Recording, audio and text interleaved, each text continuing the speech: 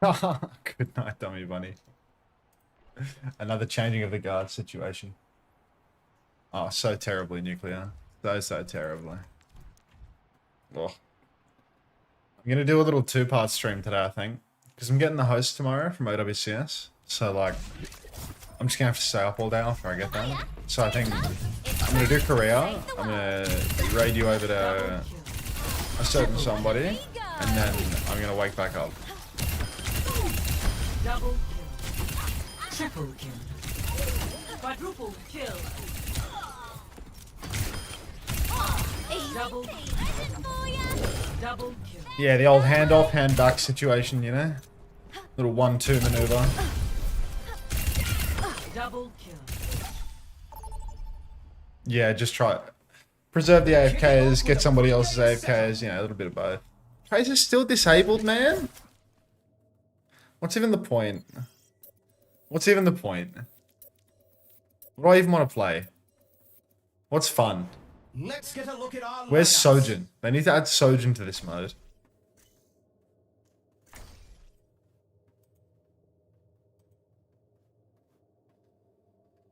Why are you so early with the YouTube stream? I've set up audio tracks so I can just turn on the YouTube stream whenever now, Jomo.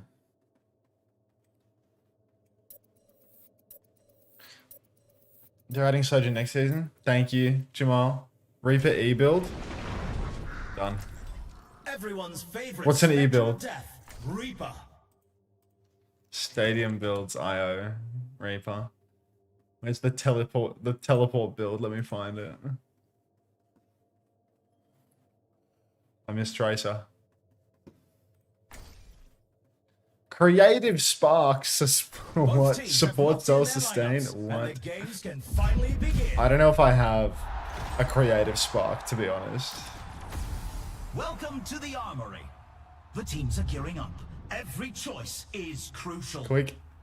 85% win rate, solo, hyper carry, Death Blossom Vampire, Kill Everyone Accumulator. could use a little help in the stadium. I'll These do are the examples creative picked by the spark pros support to start our self-sustain. competitors off on the right foot. You followed the Luca build? Where are the Luca builds? Are they here? Time to power up. Are they one of Powers these? are impactful I didn't even know there was modifiers another that page, define a low-key. build, so competitors must choose carefully. Why did I create this healing weapon power Reaper build? Dude, I don't want to hear why you did it. Like, nobody We're cares. just getting started, and it's anyone's match. Oh god. This is like a tanky build. Weapon, compensator, shield, and what is that? Field Only rations. 20 seconds left until we kick this round off. Huh. You get heals for standing on point. The objective Reaper. Where are you finding those builds? Stadiumbuilds.io. Shortly. Oh.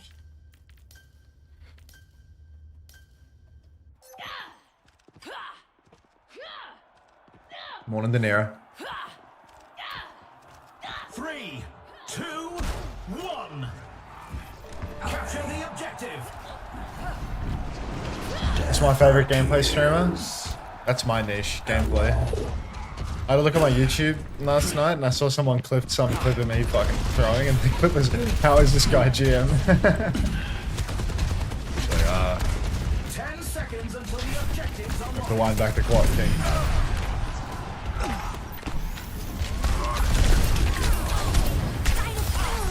Okay, she low-key ate with that, we did that.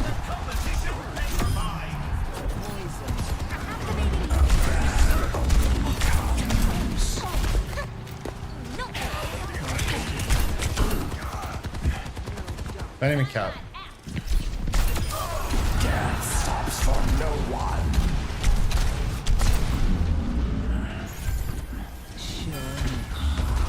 You're coming for the king and you're not missing? That's nice.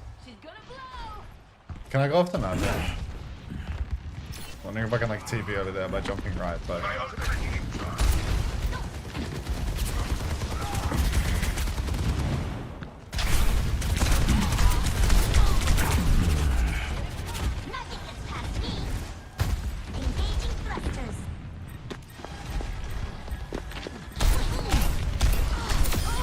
Death ignited. Flanking. I'm flacked. Spiritually, I'm flacked. I'm also dead, unfortunately. Heroes never die. Morning, X-Ray. How you doing, mate? Rain from above. Revenge. Death appears. Thanks for the scent. Hey. Oh.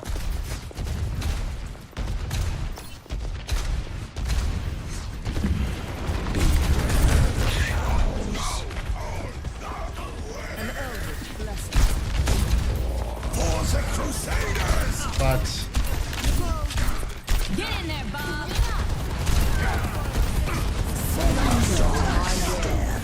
I need healing.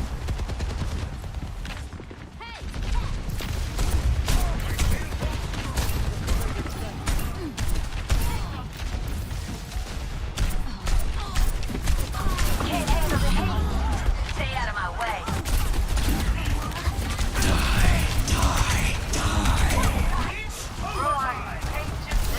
Death stops for no one.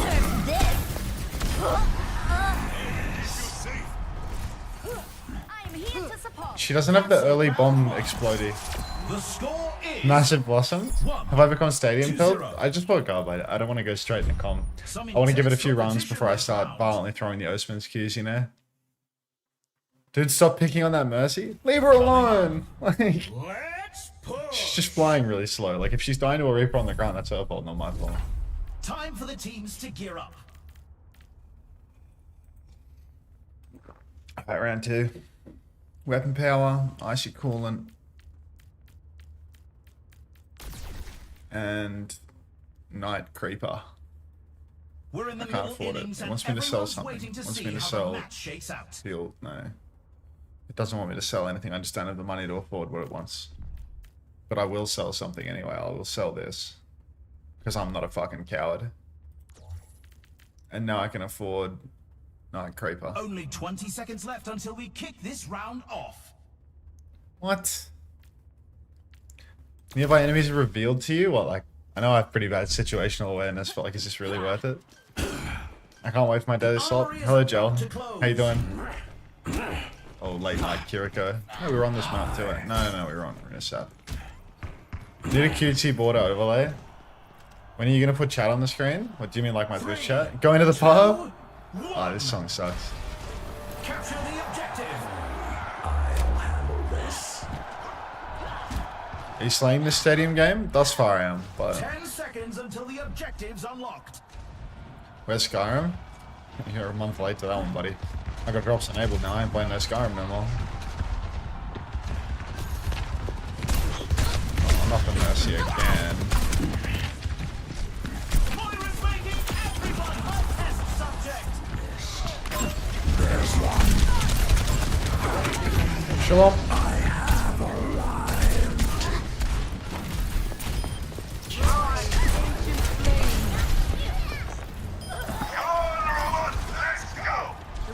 Pushing our barricade. The minus 25 Rhino Crocs transfer speaking to me like a Green Goblin mask. I was thinking about that in the shower today. I still haven't committed to it. I was thinking about it. It's like, is this just the dumbest thing in the world? It's like, because making that trade into Crocs, like, I need to keep him for his double, right? But like, surely I could do better by like going like minus 25 and having like a KSA or something. You know what I mean?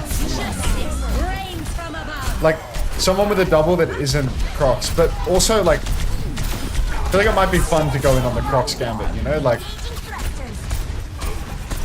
what the hell? Diva has a Hammond slam? That's fucking like I'm not trying to like soy jack over stadium or anything, but that's like that's fun. See, Wrench is making fun of me now. Lucio with a massive hit. Minus 25 into Crocs into minus 30 is gonna hit like crack in the 80s. No, I mean, because the thing about Crocs for me is I think I have to get the Crocs move because Crocs might get priced up, you know? Like that's the only rationale that I can actually have for this is like I need to take the hit here and just like beg that this Frenchman just pulls me out of the hole in the sincerest of hopes. that he gets priced up because he's really cheap. Starting to move their barricade.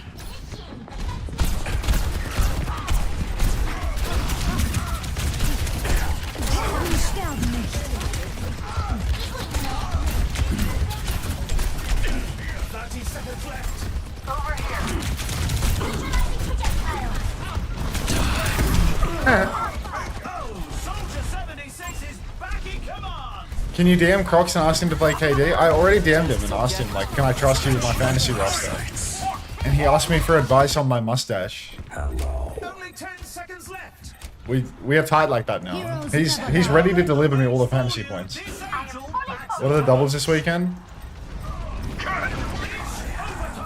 Double ducks? Is that real? Justice reigns from above. Alright, I think I'm poor forever. is 2-0. Dog, I've seen what ads in your stream. I'm sorry, King.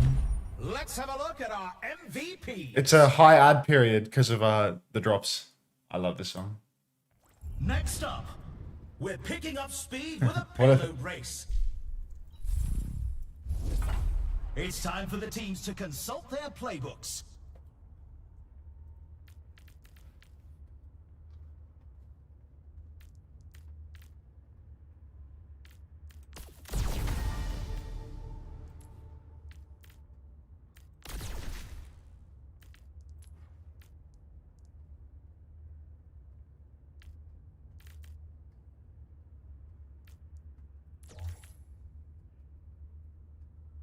Another round down, and it's safe to say the teams are in the What zone. am I missing? I think I'm just missing the compensator now.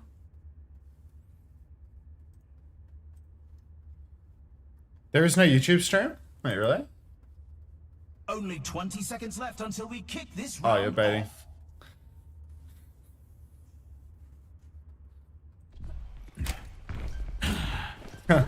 You can also help me out, Suki.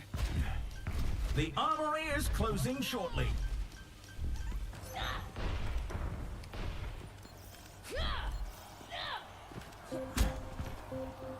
Three, two, one. You feeling a Ducks win today? Every time the Ducks play, I'm feeling a Ducks win, bro. Where the shadows.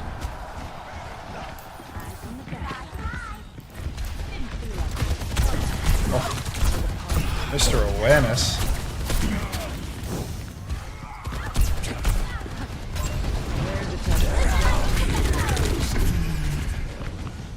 It's Mercy with a miraculous play. I died for that message. Absolutely running away with his race.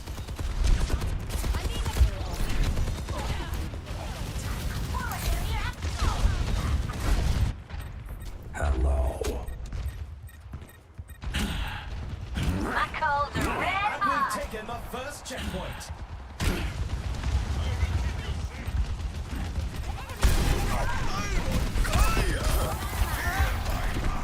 I'm the drifter right now. A tremendous play by far. It can't get much closer than this. I'm not the drifter. Justice. Nado Odiso Gurijin They cannot kill Ane. that matters. Hey. Have you figured out this game mode yet? Get in Not there, really. So many bangers in Korea today? I think Way Zeta might be okay. Like, just okay, not like banger really.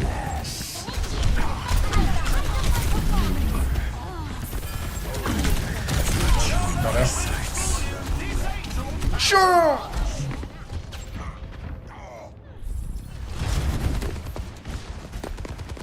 My fuse is lit.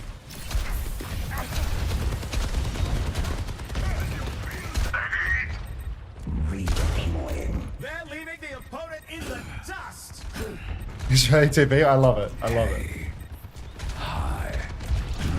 I'm actually tossing this stadium low-key though. The team has passed the halfway mark. We're winning on the objective though. Come here, Cookie.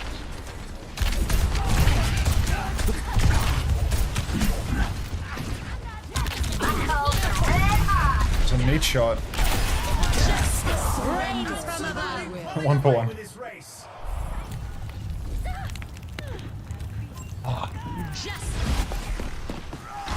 Our team's flying into the final stretch. Onside versus the old man. Shall I... Wait, is it onside versus Heroes old never ocean or die. something? What's the old man? Making everyone a test subject. That's a bounty secured. What's your professional opinion on payload race? They're leading the opponent into I don't know. chaos. I still don't understand payload race. Oh my god.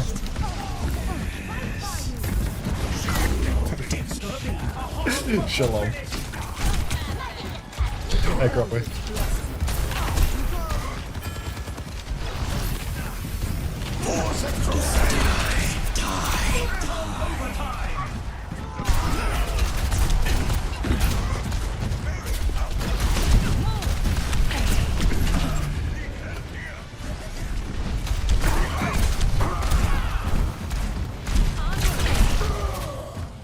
Oh, they didn't push cart, maybe? Maybe we can win? recover your strength. Focusing touring. I had it until that last fight, but I lost it. Nerf this. Oh, my Mora is so dead. Walks again. Why is it... What's Dire's shot? Can't handle the heat. Stay out of my way. Justice rains from above. I don't have that perk, do I? To my will. It was a hard fight, but they lose this round. Here's our score. 2-1. You can really tell who the Yeah, I don't have it, players right? are. Coming up next, get ready for chaos in Clash. Enjoying your slot? I haven't eaten anything yet.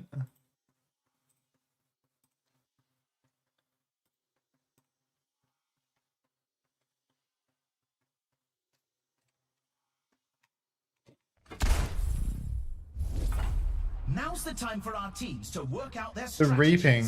Is that just my passive? Yeah, it's just my passive, I think. This is support reaper. Alright, round 4. That's where we're at. It wants me to buy Dauntless Draft, which is a survival power that I think I can't afford. Yeah. Fuck. Do I ditch the armor and just become like incredibly squishy? I feel like I have no choice. In the name of progress. We're in the middle innings and everyone's waiting to see how the match shakes I out. wanted me to ditch the armor anyway, actually, so this actually works fine. Greg, the stop sign. Greg, the stop sign. The arena is calling. Our teams have 20 seconds left.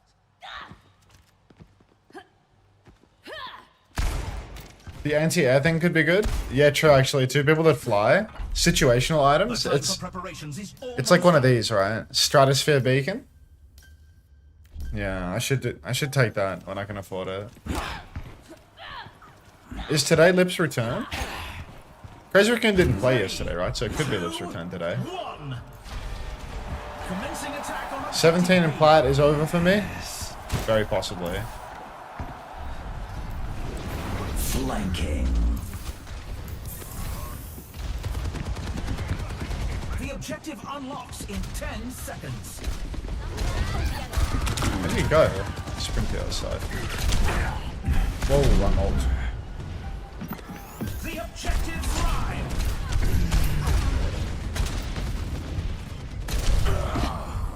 Hello.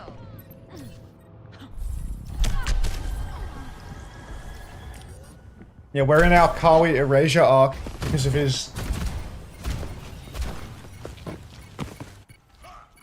Because of his TOS violations. No, they lost the point. Nice, Boston. Now falling back to objective C.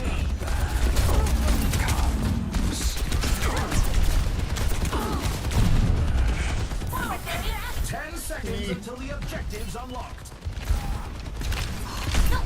Can't handle the heat. Stay out of my way. The objective is now active.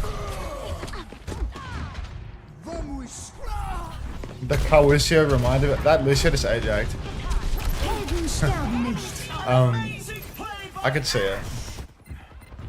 I'm not And the star student of Unter Academy disgraces his career. Yeah, real though. Surrender to my will. He's literally giving the whole school a bad name with that sort of behavior. Where am I taking damage from?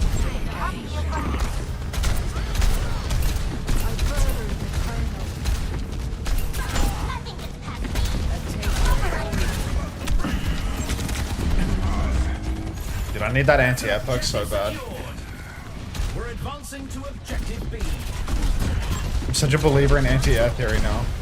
Justice reigns from above. Get in there, Bob. Fine. Objective goes live in 10. That's not a sting. Oh, it's so cummy. I should have TP'd. The objective's open.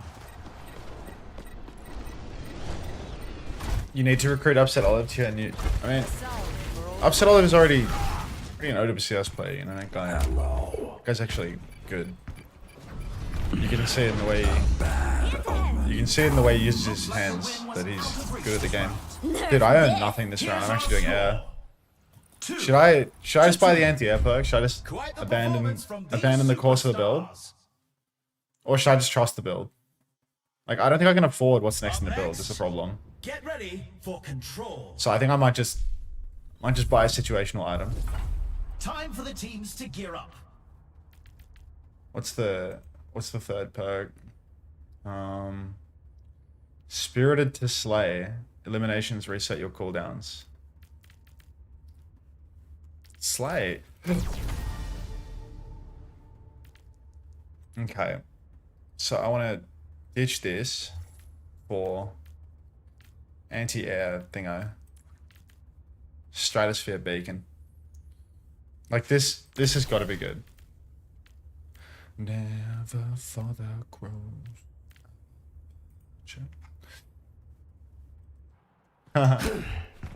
Is there a problem with it, Goose Machine? But sometimes you gotta wonder.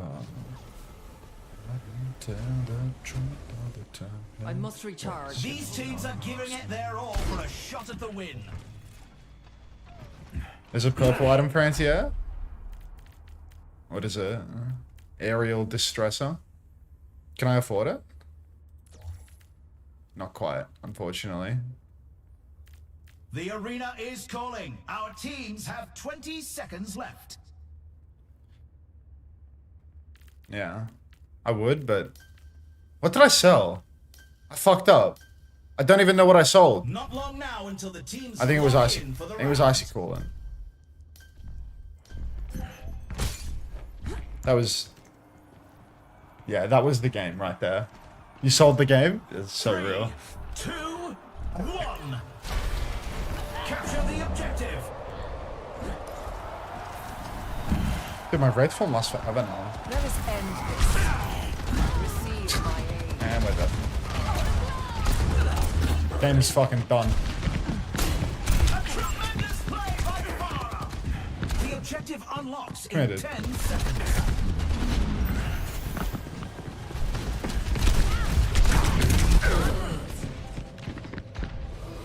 The objective's live. We're double pre-fighted by the firearm man. She's scaled. 2k damage already for that fire. It's all the damage I did last round. Thank you, Wrench.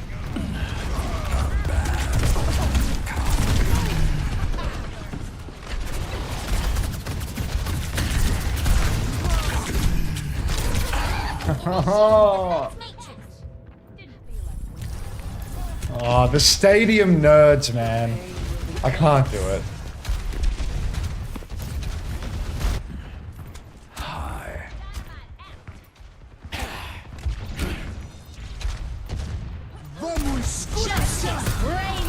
They're 3, 2, 1 beat barraging in my spawn. Oh, Lucio with a massive hit. Your end is within my reach. Heroes never die. Need a moment to recharge. Flanking. Surrender to my will.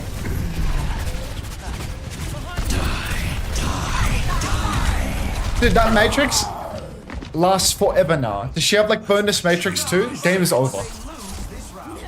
When are you becoming a full-time stadium content creator? 2 I can't even to look. 3. Let's have a look at our MVPs. Oh, nice fire, Diva. Who's ready to start the push? I just needed them to pick some fucking fat tank that I could walk What over. tactics will the teams come up But with this what I get round? instead is a defeat screen, basically. Night Creeper, Icy... Oh, Spax. Thank you very much for the community gift sub. Cheers, mate. Hitting big tonight. Appreciate that. Welcome, Mage. What am I selling? I don't know. I guess I'll like go backwards and follow the build from whatever I missed. The closer. Alright. We're also We've repeating already songs seen now. so much action, and there's still more to come.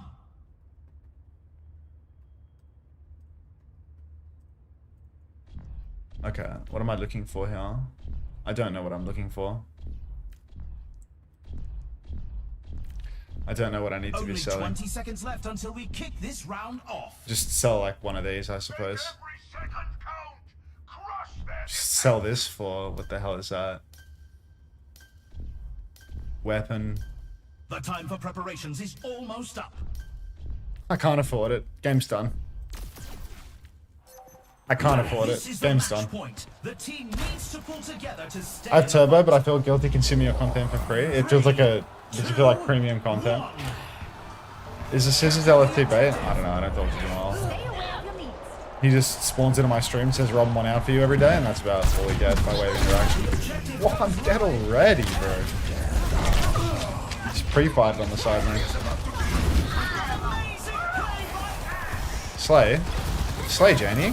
Gone. Now would you really slay or would you res me? It's outrageous thought. The robot is in our possession. That's true, actually, yeah. If you have Turbo, I get some, like, I get some percentage. It's not free. Refund that sub, bro.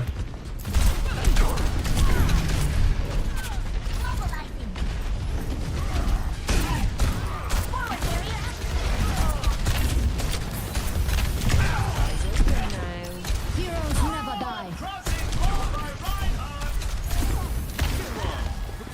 Lost the robot. Stay out of my way. Got the robot.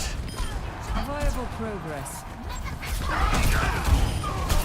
Surrender to my will. Justice reigns from above. Death has been push. Helden sterben nicht. My ultimate is shining. He's back in sit, I can't blossom now. We cannot allow them to take the robot. Are you getting reverse swept? We only went up 2, so not the whole distance, but yeah, I mean, we have been absolutely cooked since round 2. I've been doing nothing. Bob. As soon as I lost the ability to repeatedly solo kill and mercy every fight, the game has not gone very well.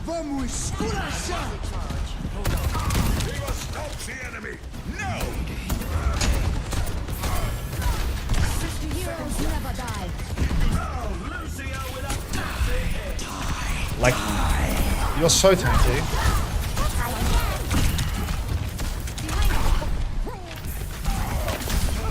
Stops for no one.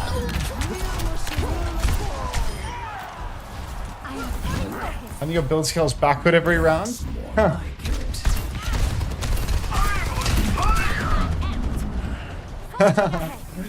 Anti-scale. I mean, it's just like, Diva eats all my damage. If the supports get a little tankier, then, you know, it gets harder for me. half of their fucking entire roster can fly.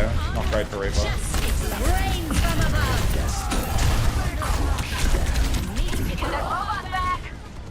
10 seconds remaining. Admiral theory is about to kick in. Admiral's push theory. 6 is back he comes. Surrender. Oh, to you're a my bot. will. I've got you in my sights. Let us end their pathetic hopes. They're moving their barricade.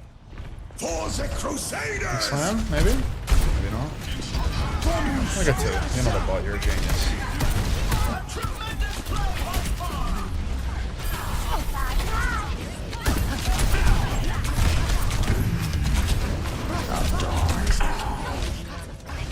Oh.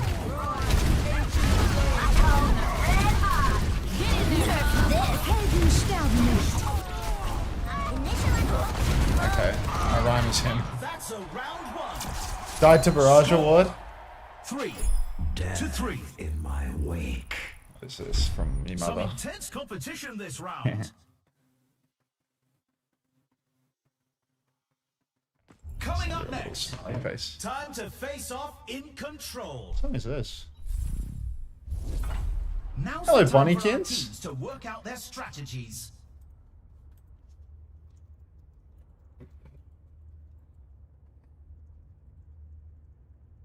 Everyone have a bounce with Bunnykins. Alright, round 7. Strangle Step. Car speed, double lifesteal. And we need to... Oh wow. I meant to have a full wall of purples at this stage, and I have 2 purples. Cried. Let's try... I don't know. I'll sell literally anything.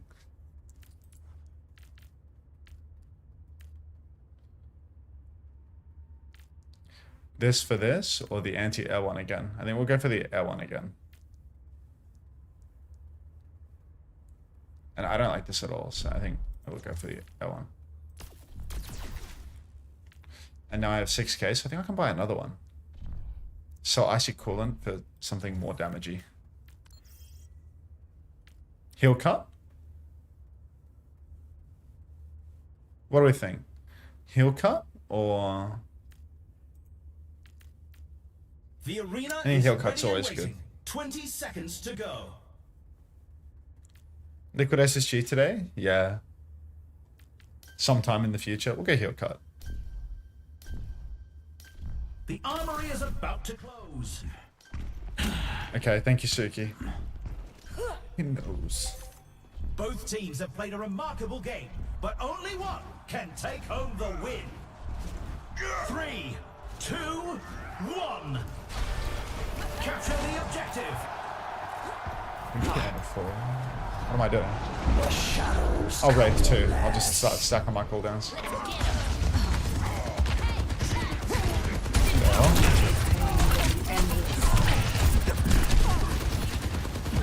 10 seconds until the objective's unlocked.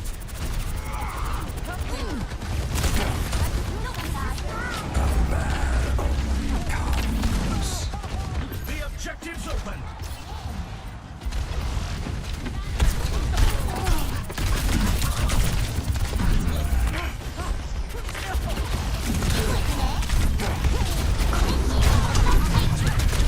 I mustn't jump.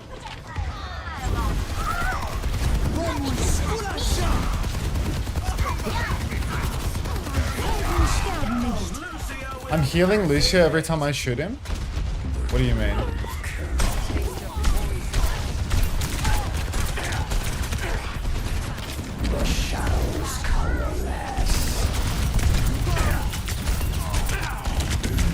Oh! Matrix on his face. Yeah, I mean, I have 1200 damage and my Ashe has 3600 damage, so I think it's actually entirely possible that I have once again managed to select Justice rains from above. the build of all time. Got my tag in there. Surrender to my will. My singular tag in. Get in there, Bob.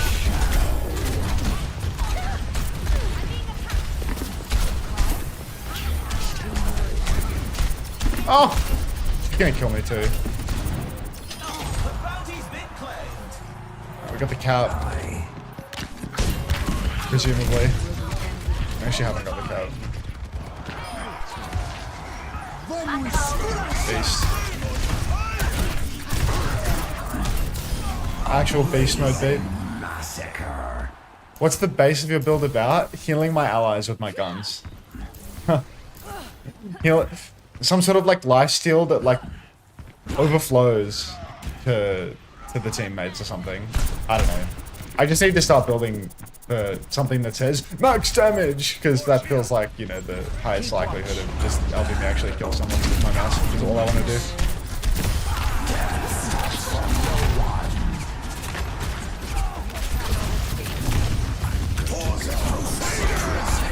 Shalom.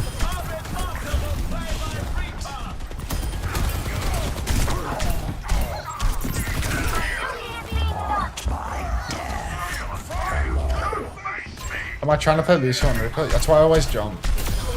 Death ignited.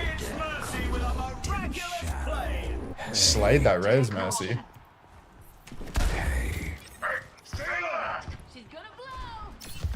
It's Final Fight territory now. Let's throw the series.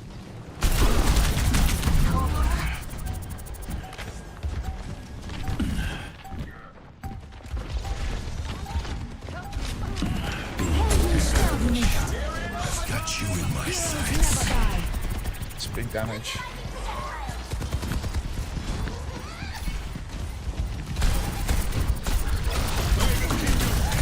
Blazing. Rains from above. No! No!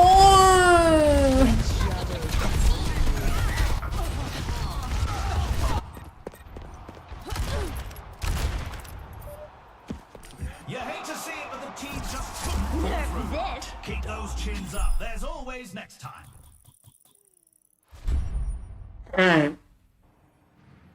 Saving Blossom for next round.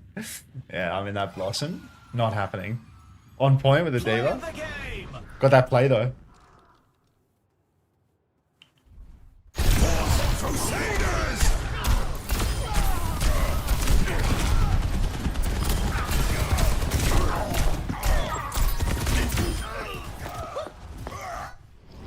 Alright. Onwards and upwards. I'm a rookie. Does the rank not even go down? Is that just like in the bronze rank it doesn't go down? After a while it starts to go up? Lights got too bright ultimately. Genuinely, it's just a classic case of bright light theory. Blinded. I've never called myself a revolutionary. I'm a fighter. Double kill. Triple kill. That Blossom. That Blossom was absolutely falling off the bone. Triple kill. It's until like Plato Diamond it doesn't go down. How many fucking divisions are there? Does it have all of the Overwatch 1 divisions? Triple kill. So much for that Jeez. carrying nothing. I mean, it's just meaningless, right? It's just like a little dopamine hit rank because it doesn't affect your matchmaking. Minor perk unlocked. Double kill. Triple kill. Wait till I tell him about that one. Double kill. It's Marvel Rivals rank. Triple kill. Can you still buy those things in Rivals? The D rank shields or whatever they're called? Double kill. Triple kill.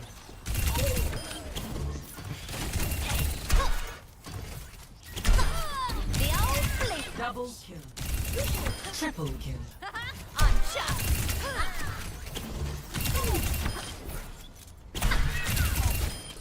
Well, that's a bit embarrassing, isn't it?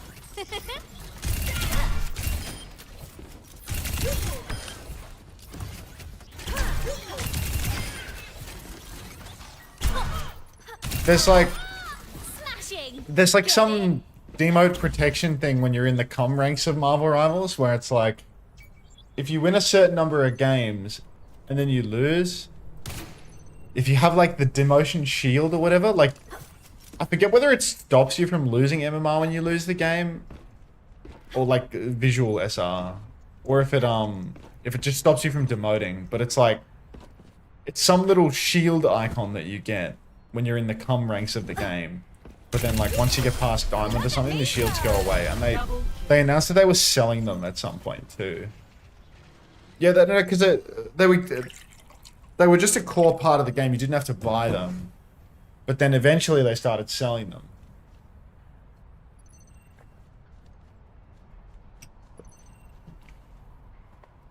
But I'm not sure if they like cancelled the selling of them because it's absolutely fucking outrageous that they're selling them or what. I don't really know, to be honest. Do the walk of life. Yeah, do the walk of life.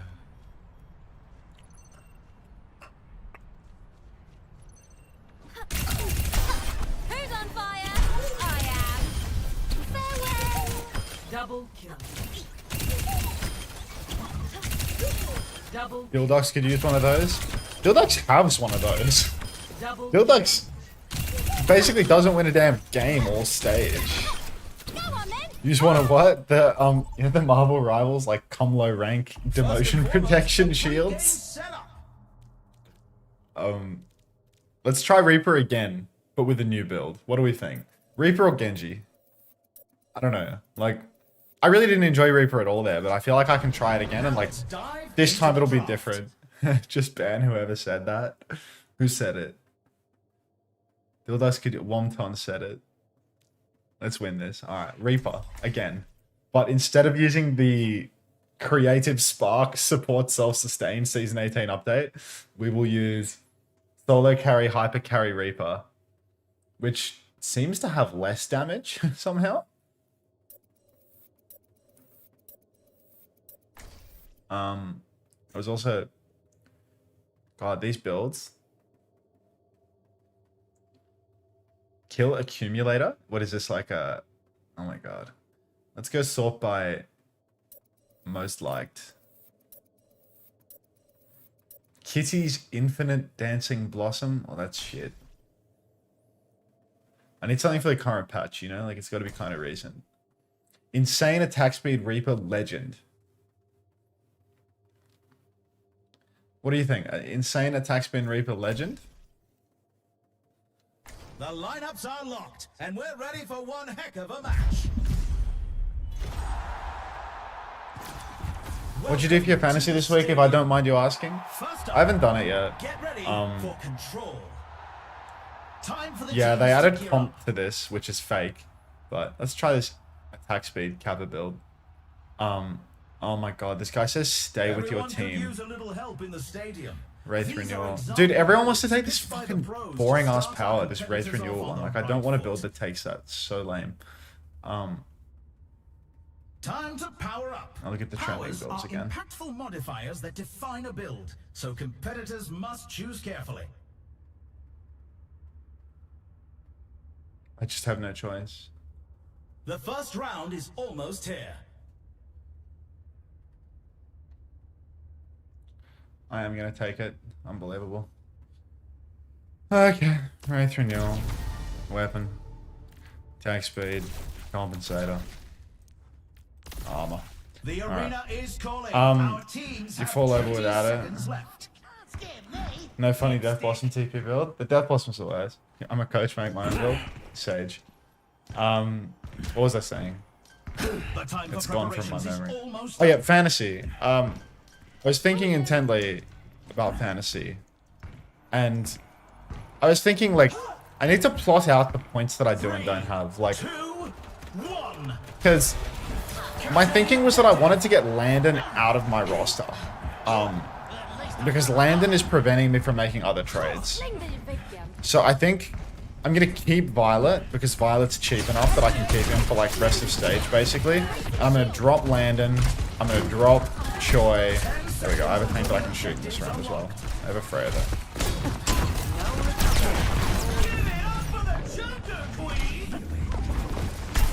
Latex Mercy. The objective's live.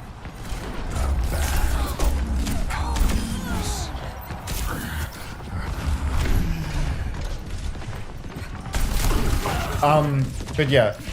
I'm gonna go minus Choi plus Zomba, minus Landon plus Z, and minus, The thing is, once I've made those changes, right, like, the Croc Scam actually becomes unnecessary.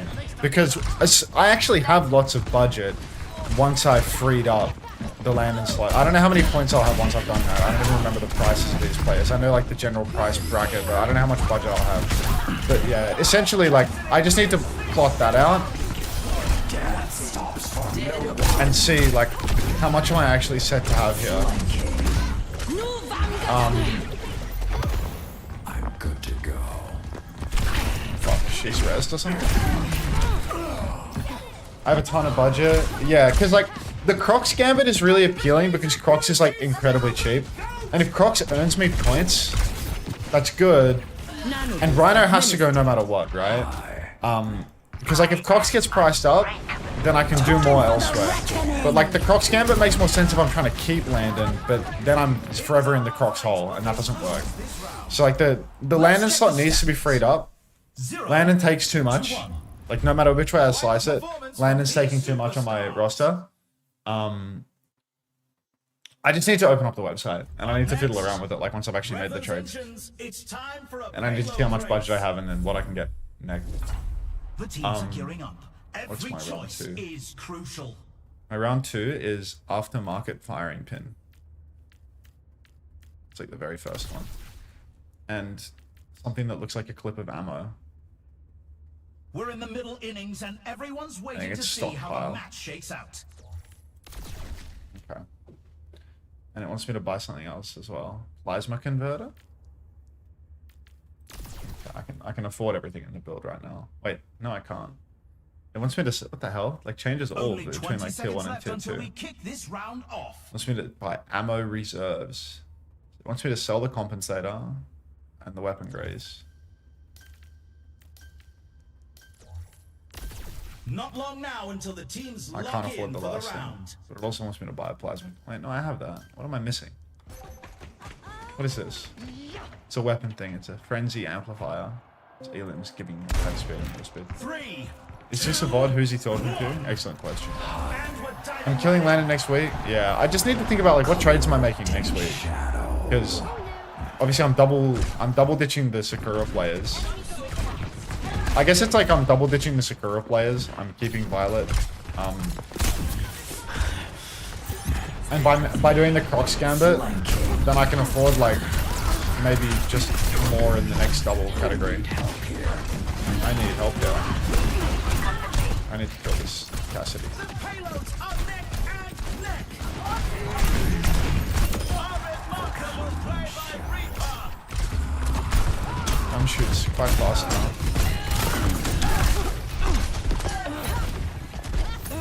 Hit him, John. And we've taken the first checkpoint.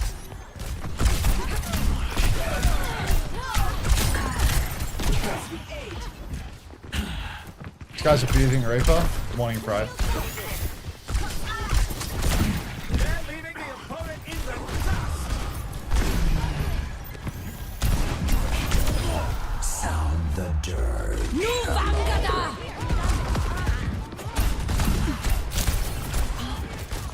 An explosive by Freya.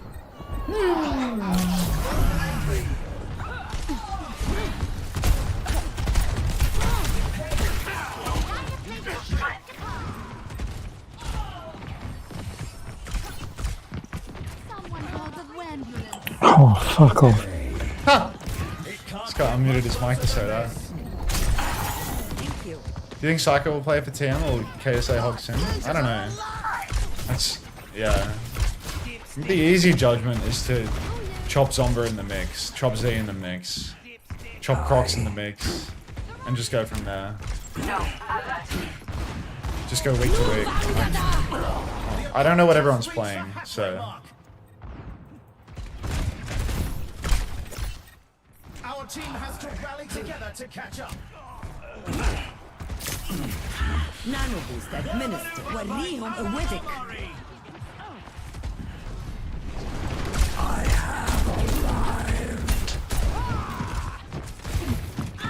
Let's drop a surge spin combo, mate.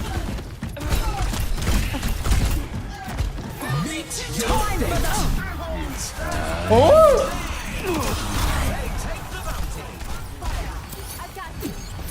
Just trying to cleanse myself. Our team needs to fight hard to close the gap. I'm pushing 5 over. He's been claimed. How did that Hanu not kill me? Zeb feels good. It all comes down to this. Why does Zeb feel good? Hey. I can't imagine Zeb would be earning more than, unless Zeb is a hog player and I didn't know that. Zeb's like an Ursa player or something. Be careful. Ursa speed, I think? Or Horse carry.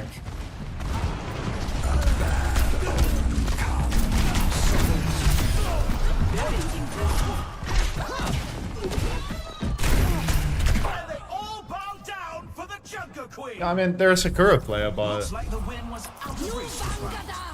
Score. even if they're a Sakura player, you know, they also have to do well.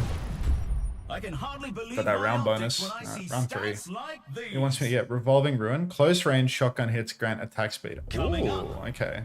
Hey, we're on match point. We're getting, oh fuck, we're getting pumped. Jeez. What Okay. tactics will the teams Attack come up with speed, this round? weapon. It wants me to have 3 firing pin, stockpile, and it wants me to have this boosted jets. What's that? That. So I have boosted jets, and I have 1,300, and it wants me to buy wrist wraps, which cost 4k. And if I sell that, and I sell that, I still don't have enough. So that's a shame.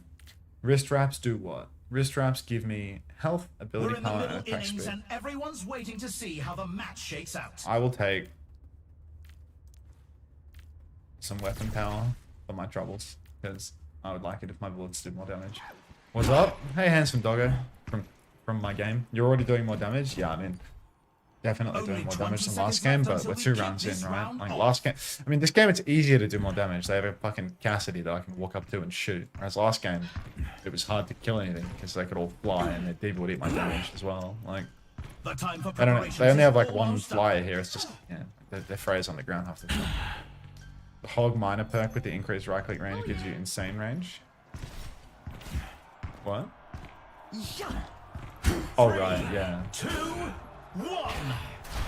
Anyway, once career starts, I'll start plotting out my fantasy roster. The objective unlocks in 10 seconds. Fuck? How's the level 5 endorsement journey going? I don't know. I'm probably never gonna get it because I'm too avoidable. We The need fuck to just put a happened to me stop there? to their push. How'd you cook your fantasy, Unter? I did it, Mum. I'm on fire. Everyone's fantasy's gone now, is that what I'm hearing? Bow down for the Junker Queen. Oh, I almost tapped over. Also sleeping and old. They have superior numbers. Jesus. SSG and TL are playing each other, so does VP and LCAT. So what? That doesn't matter, mate. Some roles just earn more than others. You can have a close series as long as the players play well. It doesn't matter whether they play each other. It's not like they cancel each other out. It's not like if one person goes positive, someone else has to go negative. Because you get points for damage, not just from your KD ratio. It's like long games. Yeah.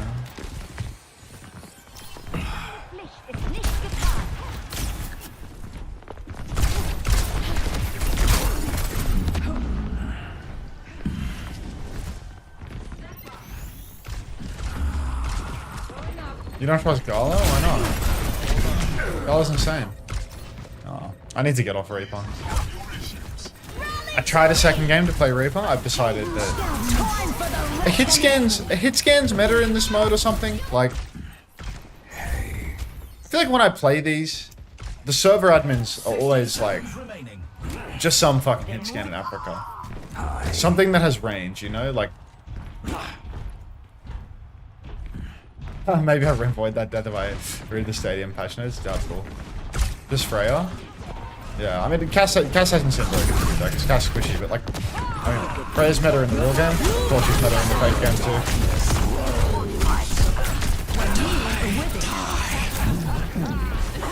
Once they got handed to 30 seconds remaining. So, That's gonna hurt. And Brigitte proves she's still the GOAT. You could go Zomba over tree, but do you want to do that? I mean, I don't know why you wouldn't have Zomba over tree as long as you can trade back and forth, because Zomba has a double and tree does not. Like, it sounds like your roster's really good, but you can't win without maximizing your investment in the doubles. It's really important to get value from doubles consistently, otherwise you can't really win in fantasy.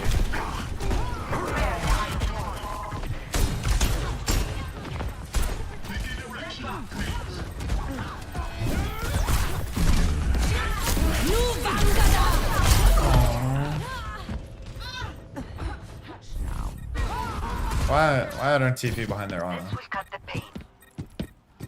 Time for the reckoning. Big rally. Latex Mercy. And get my revenge. Yeah, I'm definitely 100% I'm getting rid of Rhino.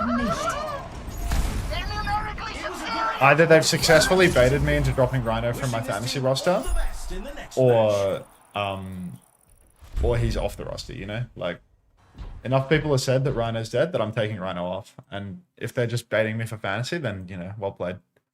We lost again. I have time for another one as well. Hi to the YouTube viewers. Poor neglected YouTube viewers. Let's queue one more, and let's play another role. Should I try Freya? Should I, like, learn the mechanics of Freya while also being in Stadium? Is that the method? Occam's Razor, they're probably not scheming against you. I've never called myself I'll start doing the fantasy as well while I'm in queue.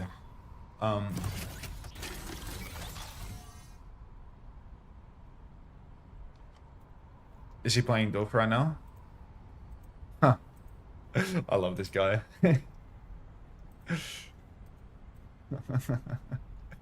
Okay, fantasy. Prayer's so easy, prayer's too hard. Seeker, best players, 0 points. What's going on here? Silly site. Okay, so here, my changes for the week. I think I'm gonna, let's get the fixtures up at the same time so we can kind of plot this out meaningfully. I think we go tournaments. I think we go NA, we go EMEA. I think this is the way that it was easiest to visualize the changes. We go Shawl matches, Shawl matches. Okay, so here, what we need to look at is weeks 3, 4, 5, 6. Weeks 3, 4, 5, 6. You see everything, right? I can make this a little smaller, right? Bring that down. What do we think of an extinction player for week 6? I think you're like a gambling addict or something if you're putting an extinction player on your roster. Like you're just mentally unwell. There's capitalizing on doubles, but doubles need to result in point earn, right? A double can be a double negative. Yeah, like you can just lose double. Games tomorrow in NA look sick. The fixtures this weekend are really good. Not for fantasy, but for watching Overwatch. It's going to be a good weekend, assuming I'm not fucking unconscious from not sleeping enough. Anyway, so Rhino's got to go. So let's start plotting it out in a way that kind of makes sense to me. So I'm thinking about Crocs, which means I'm taking someone from Good Guys, which means he has a win versus Quick. And then it's Crocs versus Twisted Minds and Crocs versus Genji. And it's like, this is scary, right? Because the alternative is I can try and buy like, you know, you look at the tank players that are available here, and it's like I can try and buy, you know, a Ziad or a Vestola or a KSA or a Tivant. Because like a KSA or a Tivant is like really appealing in this week 4, right? But I just don't know if I can actually afford it. Look at how the Peps player scored when they play Vest Quick. I'm not putting my faith in a Peps player. I'm sorry. I'm gonna learn Freya. Is that right? I think I'm learning Freya. Crocs gets negative KD when they play bad. Crocs has literally never gone negative. Look at Crocs. Look at Crocs' score. Crocs in all of his games has never gone negative. They got 3-0'd by VP. He got 9 points. Like, obviously these. Yeah, like.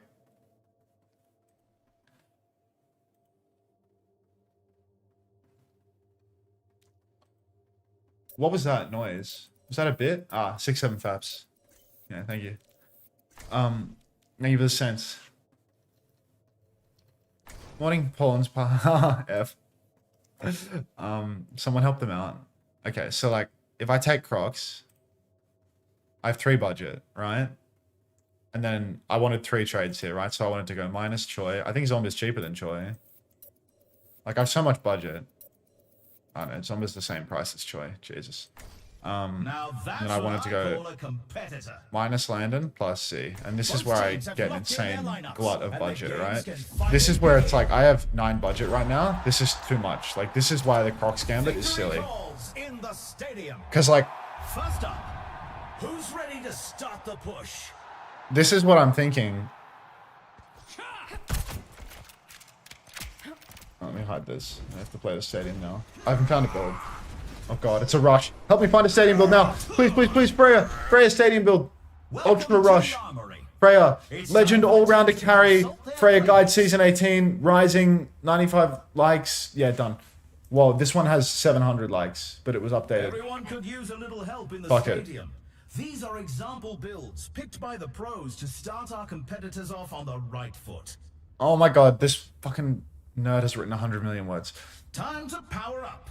Powers are impactful modifiers Okay, that I want define a build. Seeker point. Competitors must The Seeker use reference. Take aim, bolt sticks an enemy, fire 3 bolts at them. I have to aim. Weapon. Compensator. carefully. We're just getting started and it's anyone's Lifesteal. match. Armor. That's a classic round 1. Alright, done.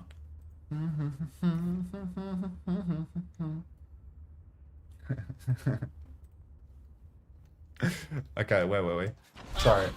Only 20 seconds remain before the action begins. Please, I love the YouTube emotes. Can we get some more of this one? I love that one. I love this one where it's like, oh, I can't look, I can't look. Not long now until the teams lock in for the round. Just hits the spot. Hello. Hello there. Oh fuck. I've dropped it. Okay. 3, 2, 1. Capture the objective.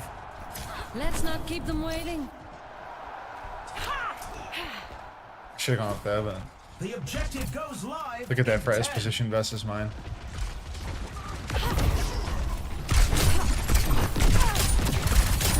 And I'm double vaulted by Zach.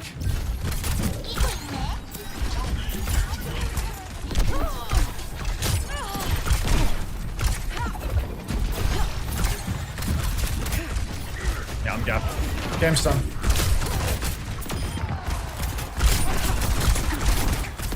I take it back, I'm not gapped. I need healing.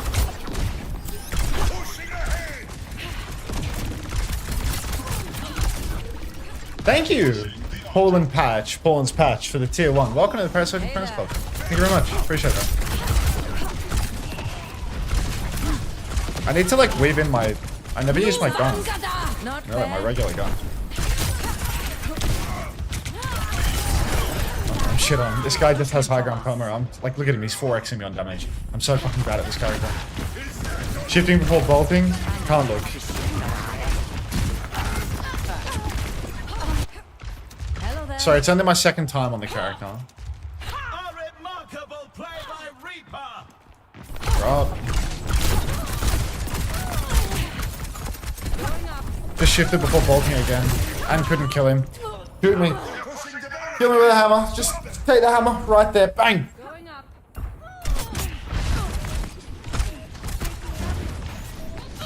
You seen Fargo? Opening scene? Or opening, you know, kind of hook?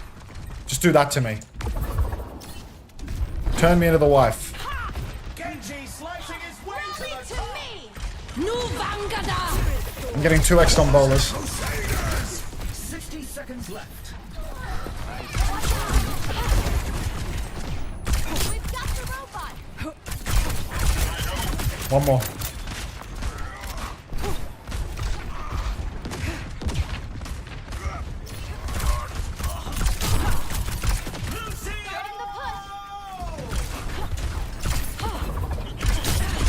No! Tango spotted. How do people play this character? It's actually so hard. Remaining. I'm far too old for this shit. Genuinely. Has that Freya died once? I don't think so. Yeah, he's 8. He's 8 now. The game's already over just because I'm so astronomically talent gapped. Hey there.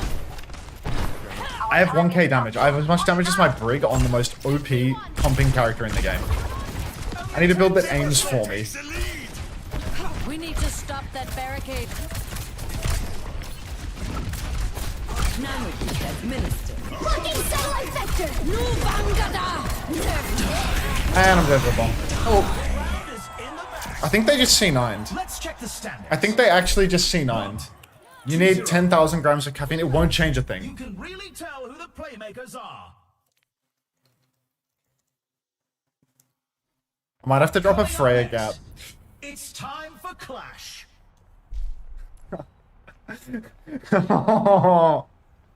Just fucking 3xing my damage or something. Just shoot tank. Okay. Now's the time for our teams to work out their strategies. Oh, it's so painful. Okay. Ironclad exhaust ports. It's a survivability thing. What is this song, by the way? I'm not enjoying. It's also over. But let's go. Queen We've of already Hearts. seen so much action, and there's That's- still more to come. That's Zach. Hi, Zach. Okay. S. Tourniquet. Tourniquet, and I'm selling fish. And where is it? What's that? What? The teams have 20 seconds left to prepare for Is the that it? round. Oh, I have to sell this too. I'm still on track with the build. Xavier's knocking me out. I have to notify my followers. The armory is closing shortly. Hi, Zach. Can you stop shooting your gun? Because I'm not shooting mine, clearly. Extinct Sundew 64. Thank you very much. Welcome back. Thanks for 6 months. Appreciate it, man. Welcome back. 2, 1. Commencing attack on objective B. I'm looking down the life of her. Hello there. Little baby. That's what I want to do. The objective goes live in 10. Wait, we're doing tank shooting theory, right? We're not shooting Zach anymore. We're giving up on that.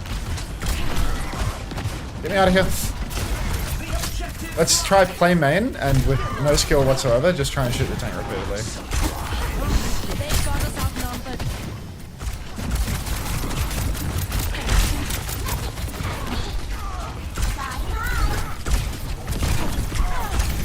Their ground Freya. I've done reviews with gold players who play Freya better than me. Like significantly too. 10 seconds until the objective's unlocked. Need healing. Short life circuits 1 up. Going to the gym, bye? Bye. The objective's open. Nu Okay, I mean, I did a little more damage here, but obviously there's no impact.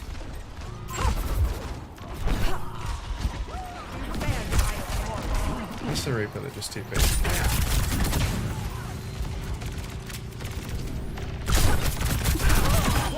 Never stood a chance.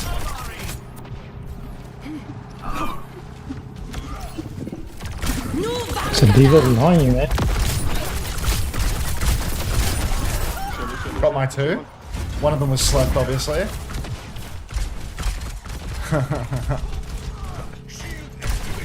It's crazy because I think I have a pretty good feeling, like not for playing it obviously, but you know, Hello. actually know the Freya tech because we had so many problems on Freya that you know I know what you're meant to do in this character. You know, like maintain your height for as long as you can, and you know do the right click D hops and stuff like that so you can stay up in all the OP positions.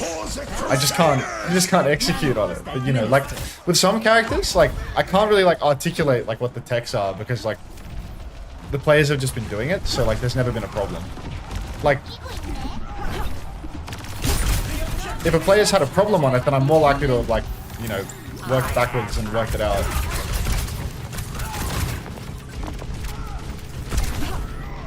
Blocking satellite vector. Nu Vangada! Ball shot.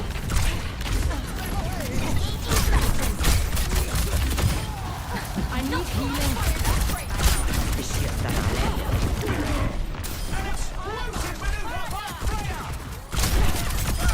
I've got your back. For now. Jelly Misu. Hi.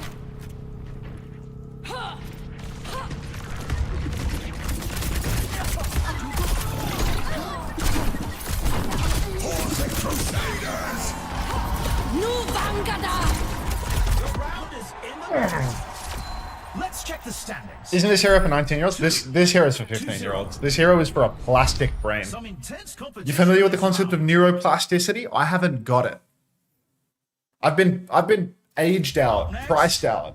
Time to face off in control. Actually, a good round. I'm learning. It's literally my second time ever picking the character, and I played it for half of one offense of getting full held on Circle Royale once. Like, you would expect rapid improvement if it's my first time ever touching the character in practice range. Like, hits against targets struck by take aim, reduce the cooldown of your abilities, and refunds ammo. Ooh, okay. Now we're cooking. So if I hit stuff, I keep hitting stuff, which I won't do, but let's pretend. Okay, weapon. I need the one that looks like a big gun. We've already seen so much action, and there's still And I more to need come. icy coolant. I cannot afford icy coolant. That is brilliant. It wants me to sell stuff or not? If I sell the compensator, can I afford the icy coolant? No. The arena is ready. Have I gone racing. broke? 20 seconds to go. I think so. I think I've gone broke. Let's just buy The armory is about to close. let's buy nothing actually. Like low key, let's invest the next round by buying nothing. Because we ran out of time. 3, 2, 1. Hello. Capture the objective. Yeah, I am Mama Hamper. Isn't it $5 million?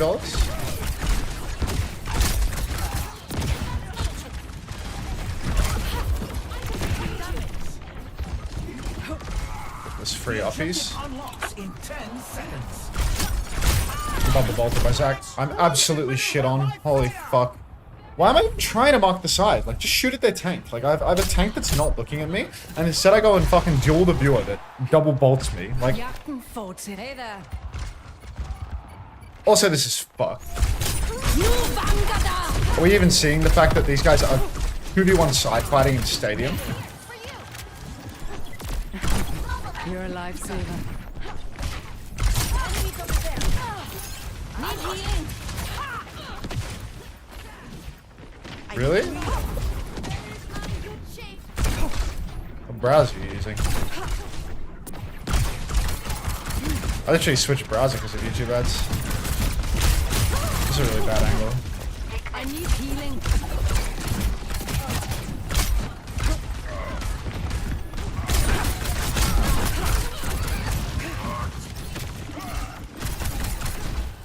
Fun? Thanks for catching me up.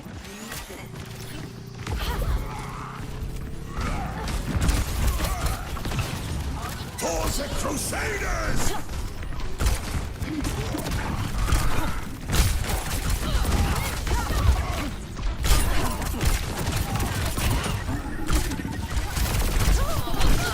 Oh. That did a lot of damage, or I just have no idea about my health. Game is on, no? Are you serious? 6 minutes past the hour, a career game is on. You're baiting. Back on my feet. My soul is alight. Nano boost administered. It's not on yet, is it? Reaper's got the competition petrified. Well, the games don't start on the hour, mate, so... Shout, I'm on fire! The Korean broadcast starts like a solid... Oh, this squire is all Nu Vangada! Thank you for the 2 biddies, X-Ray. This is another low damage round. Maybe the reason that the other round was easy was because it was narrow. They're all on stage. Suki, it's like it's your first time watching Korea. Like, what are you talking about? Like, they get on stage and they literally do nothing for like an hour. out of this 6-7. world. That's better. Thank you. Thank you, F-Rats. Can we just get... Wait, we're not getting 3-0'd. We're 2-0 up. Like, Jagten fortsætter. I'm gonna have to abandon this game. Over there. Stadium games take too long if we don't win. Close your eyes.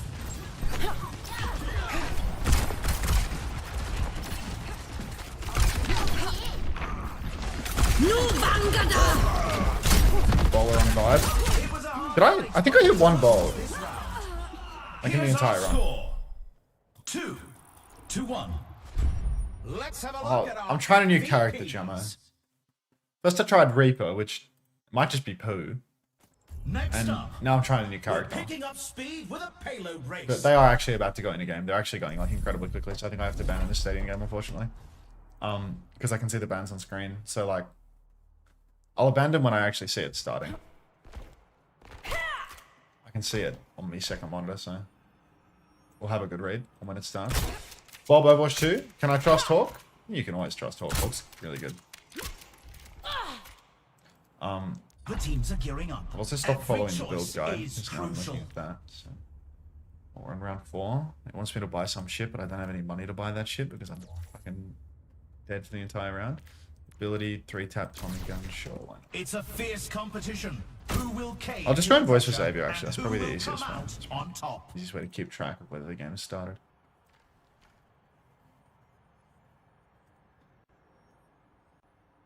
The same team at Lithuania LAN. Hello. So, morning. Only How far 20 into the seconds until But we yeah. kick this round Pre-game off. slop, are we? Go on. Bands on screen. Do they The go... interviews. Yeah. They're doing... Are they going quick today? No, it's just, I mean, this is like their new pace, you know, the stage 3 pace. Yeah, the like, 13 minutes 12, past the 13 hour minutes. pace, yeah. I think I have to abandon my stadium game then. Whoa. Shame. Okay, we just literally just got 3, music. 2, Oh, are we in? 1. Yeah, we're Yeah. going. Yeah, we're going in. I'm closing the game. All right. You know Extremer? Oh. I'm gonna have time to put this back. Where is he? Oh, I need the clean feed. Right there. You need the clean feed? Hold on, I was showing I'll every. find I was it, I'll showing- find it. I was showing the children my pictures.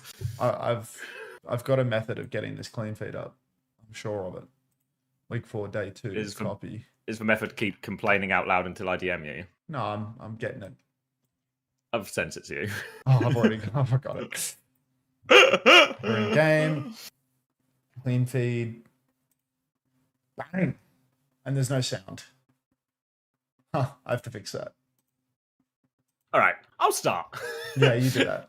Roadhog banned from Crazy Racoon as Lip makes his return to the roster. Lip and Spint on Tracer as well, which is maybe potentially the most interesting here if Spint's coming in for Tracer. Jumpin is on the ball against Ruler's Zarya as that first slam comes through, forces out some bubbles. Gaming will take a few steps forward, but they can't find any kills off that. You can see Crazy Racoon harassing from all sides, waiting for Jumpin's timing, looking for something weak, but it's Jumpin who's taken the most damage. He's been forced out by Kane, and now Gaming a bit of space, but they need kills in this moment, Gaming. When they get this respite from the ball timings, they need to take some space, find some kills. Keep going, because I still got no sound. I have to fix that. They've lost for Cap here, though, unfortunately, so Gaming are going to keep trying to rotate forward. That is Suzu out as well. And Guardian Wave low on resources as they rotate around, and that opens the door for Spint to come in and kill Univer behind. And you can see Gaming, they have to cross such big distances. Eventually they do close the distance with Shu. They've made it a 3-for-3 trade, but Ruler is out of bubbles. One more bubble hanging in there. Jumpin will take him down, eventually bled out, and Crazy Racoon have also protected the cap while they've done this as well. Crazy Racoon win the first fight and a healthy lead since they capped so early. Do you have numbers for me? Yes, 36. Just works. 37, Just works. Yeah. 38. The sound might not Easy. work, but the rest of it absolutely does. So here we are now. We've got Spint holding up on the left-hand side right now. His Shu plays a very safe angle back of main. It's going to be incredibly difficult for Gaming to contest this angle. In goes Spint with the tidal blast, looking for a bomb. Lands the pulse bomb combo, but looks to have been Suzu'd off or something of the sort, as no kills have been converted as of yet. Kitsune rush out from Univer, but here comes Lip with the EMP. It's a 5-man. Lip goes down with the ship, but all good captains should, and that is going to be Crazy Racoon cleaning up this fight. Yeah, it's so difficult for Merc Gaming rotating to this. You saw them use double support ult just to survive that onslaught, but Crazy Racoon had them pinned in at that choke, just able to throw more ultimates at them. And they have more again. Nano and Mines as they come out in this choke, and with no sim, nothing like that, it's difficult. Kane has moved on to Sombra now, just for an opportunity maybe to bait out and punish Jumbin, clear a bit of space so his team can walk. Yeah, I mean, now you can just see everyone's trying to set up for Merc Gaming, but Crazy Racoon, they never let off that pressure. Kane's already been slammed out trying to set up through the right-hand lane. Jumbin comes rolling through, but even getting hacked means nothing to the young man as he just rolls down to the point, is completely safe. Ruler is forced to tap. Minefield surrounds him. He solo grabs Jumbin, but of course, Shu, he's ready with the counter nano. Jumbin still has 200 HP. He's rolling around, dealing all the damage in the world to Kane. Kane's going to be cleaned up. Spin takes down MCD, and I mean, that's just going to be the round with ease. Wasn't close at all, was it? This is obviously, I guess in many ways fortunate for Crazy Racoon that they get to play Busan for their first map as it suits their strength so well, but also there's a huge gulf between these teams. You know, Merc Gaming currently winless, and that's probably going to stay the case today. It's really going to be tomorrow where Merc Gaming have their best shot. For Crazy Racoon, though, I think they've actually got pretty easy last week. It's this game and Old Ocean. So I feel like Crazy Racoon probably are just on for that 7-1 finish. Yeah, I mean, when we saw that T1 victory, it did feel like, you know, perhaps having a Lip in the lineup would have maybe made that series a bit more competitive. Not sure if it would have turned it to the point of actually being a win for Crazy Racoon, but definitely would have made things more competitive. And now you can see Crazy Racoon, they're actually rocking with the Spint Lip lineup. Having Lip just enables a bunch of different hero selections for Crazy Racoon that otherwise they really don't have the confidence to play.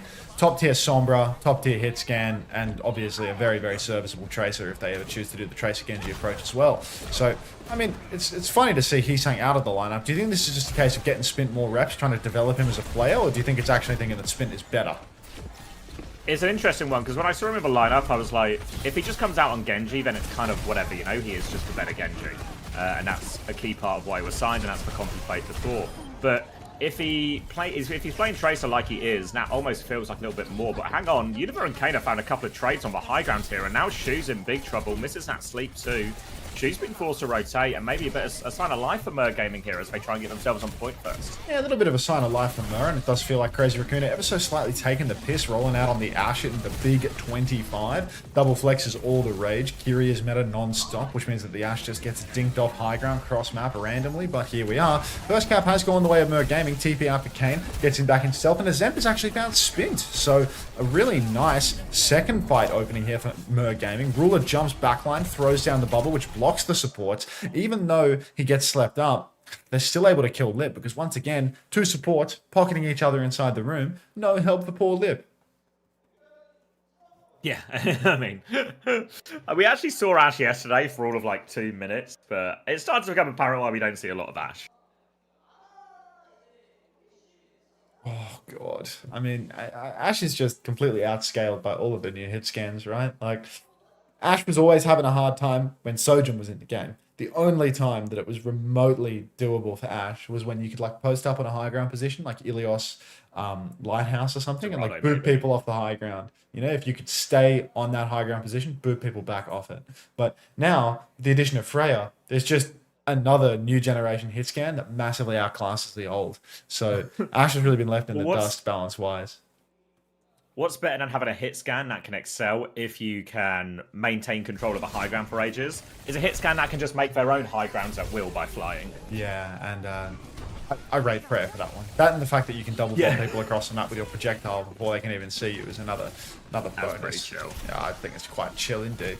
Mer Gaming, they have traded 1-for-1 right now. You can see Jumbin's in the backline. The backline for Crazy Racoon's looking a bit worse for wear. Jumbin's not getting any healing as well. Can we catch a kill? Oh, Zent has fumbled the bag. Jumbin's still going to go down, actually. So, again, Mer Gaming, significantly advantage in this scene. Crazy Racoon's backline just playing back now, trying to charge up their ults, wait for the next turn. Oh, Ruler! How has Lip been allowed to get back? Kill there. No heals for Jumbin, no heals for Ruler. Ooh, and it will rusty. be Jumbin who's back in the fight first as well. MCD's been naded, so again, Mer Gaming conceding a lot of space, and Lip has just found a way, take over, get the nano, clean up everything. The Kitsune rush is just decorative here, so feels like Lip might be back. Yeah, no, I mean, I don't want to get ahead of myself, not wanting to put the cart before the horse, but it does feel like Lip may still got it. Now you can see Lip poking away not from washed. main. Yeah, no, he's not washed. Those 3 shots he missed, washed. But those next 2 shots that he hit, he's back. A couple of shots out from main. You can see the Kiri versus the Ashe matchup here, where it's just an easy headshot every now and then, and too far away for the Ashe to actually do meaningful damage. You can see Lip constantly being poked. It's really difficult to peek from that high ground. It used to be a strong high ground, but you know what? Overwatch 2, it's done irreparable damage to Ashe players. Tidal Blast comes out onto his end. He's looking for a target in main. He finds Lip. He hits the Stomp, the Pulse. Lip, even though he gets the Suzu, he doesn't have the mobility to get away from the Pulse because he got knocked down. Jumbin actually pulls out the Primal Rage in the mix, but hasn't found anything at all. The hack from Kane prevents him from doing anything. Virus goes wide. Jumbin jumps deep now. Chirong has dropped a Kitsune Rush on the point. Might be time for an EMP here. Might not, actually, as another trade comes through. MCD catches Chirong. 5v3 situation. Make it a 5v2 as MCD is going absolutely crazy on the Wu Yang. Actually, Merc Gaming stealing another cap. That's really nice for him as well. It was on Chirong's Kitsune Rush too, so they can walk to spawn, get another couple of kills too, save that EMP, save this Primal Rage for the next fight, and they have Kitsune Rush advantage. And actually, Merc Gaming, they have all the tools to close out in this round. It's just about nailing these ultimates. Kane looking like he wants to go first from this top area now, waiting for them to walk up. Crazy Racoon, the answers aren't great. Lip has gone to Sombra. The Shu doesn't quite have that nano yet, as Kane is just patiently waiting his timing, but the backline is in here. Is he going to force it inside? He is. He's going to solo EMP Chirong. He's there. Shu is really far back, so they get the kill and they force him away. But it's a quick fight. This hasn't really helped Crazy Racoon all that much. They're still behind on ultimate. Yeah, now, Crazy Racoon, I mean, they're down to their last life for this point. Spint setting up for the touch on the flank right now. You can see his ends trying to mark it. He spies. Spint starts doing a little bit of damage to him. We're actually going to see Univer TP over to the point to try and reinforce that side. But Ruler's playing in main. He's got Primal Rage, so he can play solo. Already the overtime wick is in a case of being a real ping-pong situation. Both backliners locked up in a corner with Jumper, but Jumper does not yet have the Primal Rage to fully commit on this. Shu's caught a Zent in main, though, so Merc Gaming somehow letting this one slip. Chirong finds... Ruler finds a trade onto Chirong, but 4v4, and Crazy Racoon have stolen the flip. Yeah, the flip here is buying Crazy Racoon so much time. They don't have to commit to that now. Ruler has cleaned up Lip. Pulse bomb onto the floor. MCD will avoid that one. Taking the duel with Spin. Recall has been forced, but meanwhile, the rest of Crazy Racoon, they're just falling. MCD's going to spam them out, but now they go towards point. Jumpin has a Primal coming back, but Crazy Racoon, they're going to need a touch before that here. Support's back in main. Tidal Blast is going to go out. No escape. Oh my days. Maybe yes escape for Chirong, actually. They've fumbled the kill. They're still getting the Ankles. touch now. Jumpin is back on with Primal and the plot armor for Crazy Racoon. It's still intact for now, but they need something out of this Primal from Jumbin. Gonna pop it now, looking at the backline. Juggle is good. Suzu has been forced out. Juggles for Winston in as well. Okay. Ruler's going to die. Shu's gonna get the kill on the backline, and all of a sudden, Crazy Racoon have flipped the point. Nothing ever changes. Such a fumble for Ruler. Gets his ankles absolutely shattered by Chirong there. That was a... It wasn't a nano turn, it was a Tidal Blast push turn where Ruler has just... He missed the entire fight. He didn't even kill Chirong in the end of it, you know? After that Guardian Wave, you saw it. Like, Chirong just takes the mini, slips inside, and Ruler didn't camp out the door properly, and he managed to get away.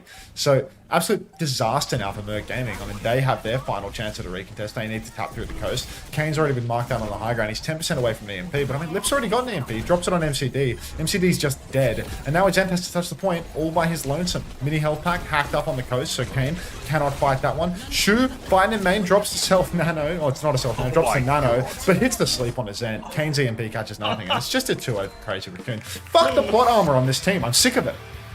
It's just outrageous, isn't it? It's like the perfect situation for Merc Gaming to close out that round, and then even that last fight, there's maybe a sign of life, you know, but then Shu hits every single cooldown and gets the nano out and gets pocketed by Chirong, and just any hope evaporates for poor Merc Gaming. Just crooked. Just crooked. Backline's too good. Backline's too hard to kill.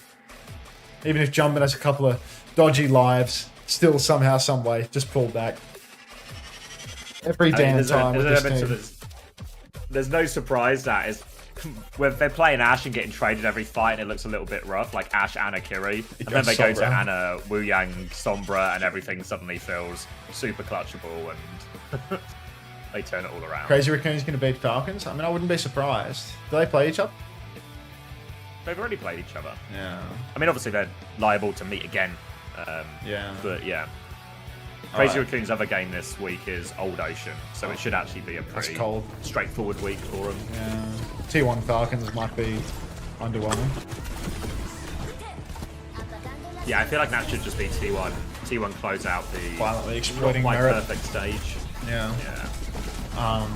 Let's keep playing fantasy. I was in the thick of it with the fantasy.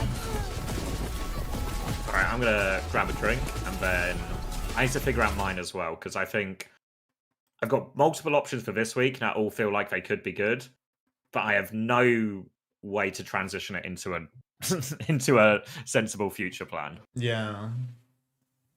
Oh, be right back.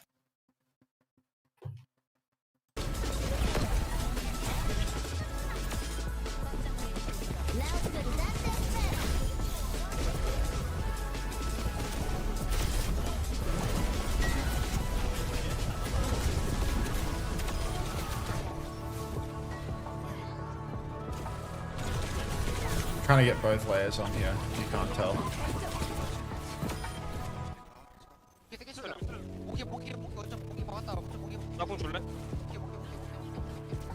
Okay. There we go. So let's play fantasy a little bit. See what we can work out. Hi Cinnabar, how you doing? Yeah, they love the crispy audio in those highlight feeds for some reason. Alright, so like, these were the trades that I was considering, right? Where I was thinking Zomba Z, keep Violet, Checkers Crocs, right? Because then I have 9 budget for next. And I can make like huge moves in the coming weeks to like really expensive players that can like sort me out with doubles. I just need to know like how necessary is this, you know? Because like for me, I think I really want Infected for the final week, but I think Infected is quite pricey. Like he's 23 cost, right? So like that would pretty much blow my bank already. You go minus 25 for 3 transfers, no? Yeah, but I think that it's worth it. I think that I need to get 25. I need to get rid of Rhino. I think that both Zomba and Z will get me plus 25. But maybe I'm thinking about that wrong, about the 25 penalty, because Zomba and Z will both get me 25, right? But if I look at what I currently have, Landon will also get me 25, I think. Like, is that even reasonable? Like, to think that Landon will get me 25 in a hard game? Like, he got 33 in the Twisted Arcade game, right? Like,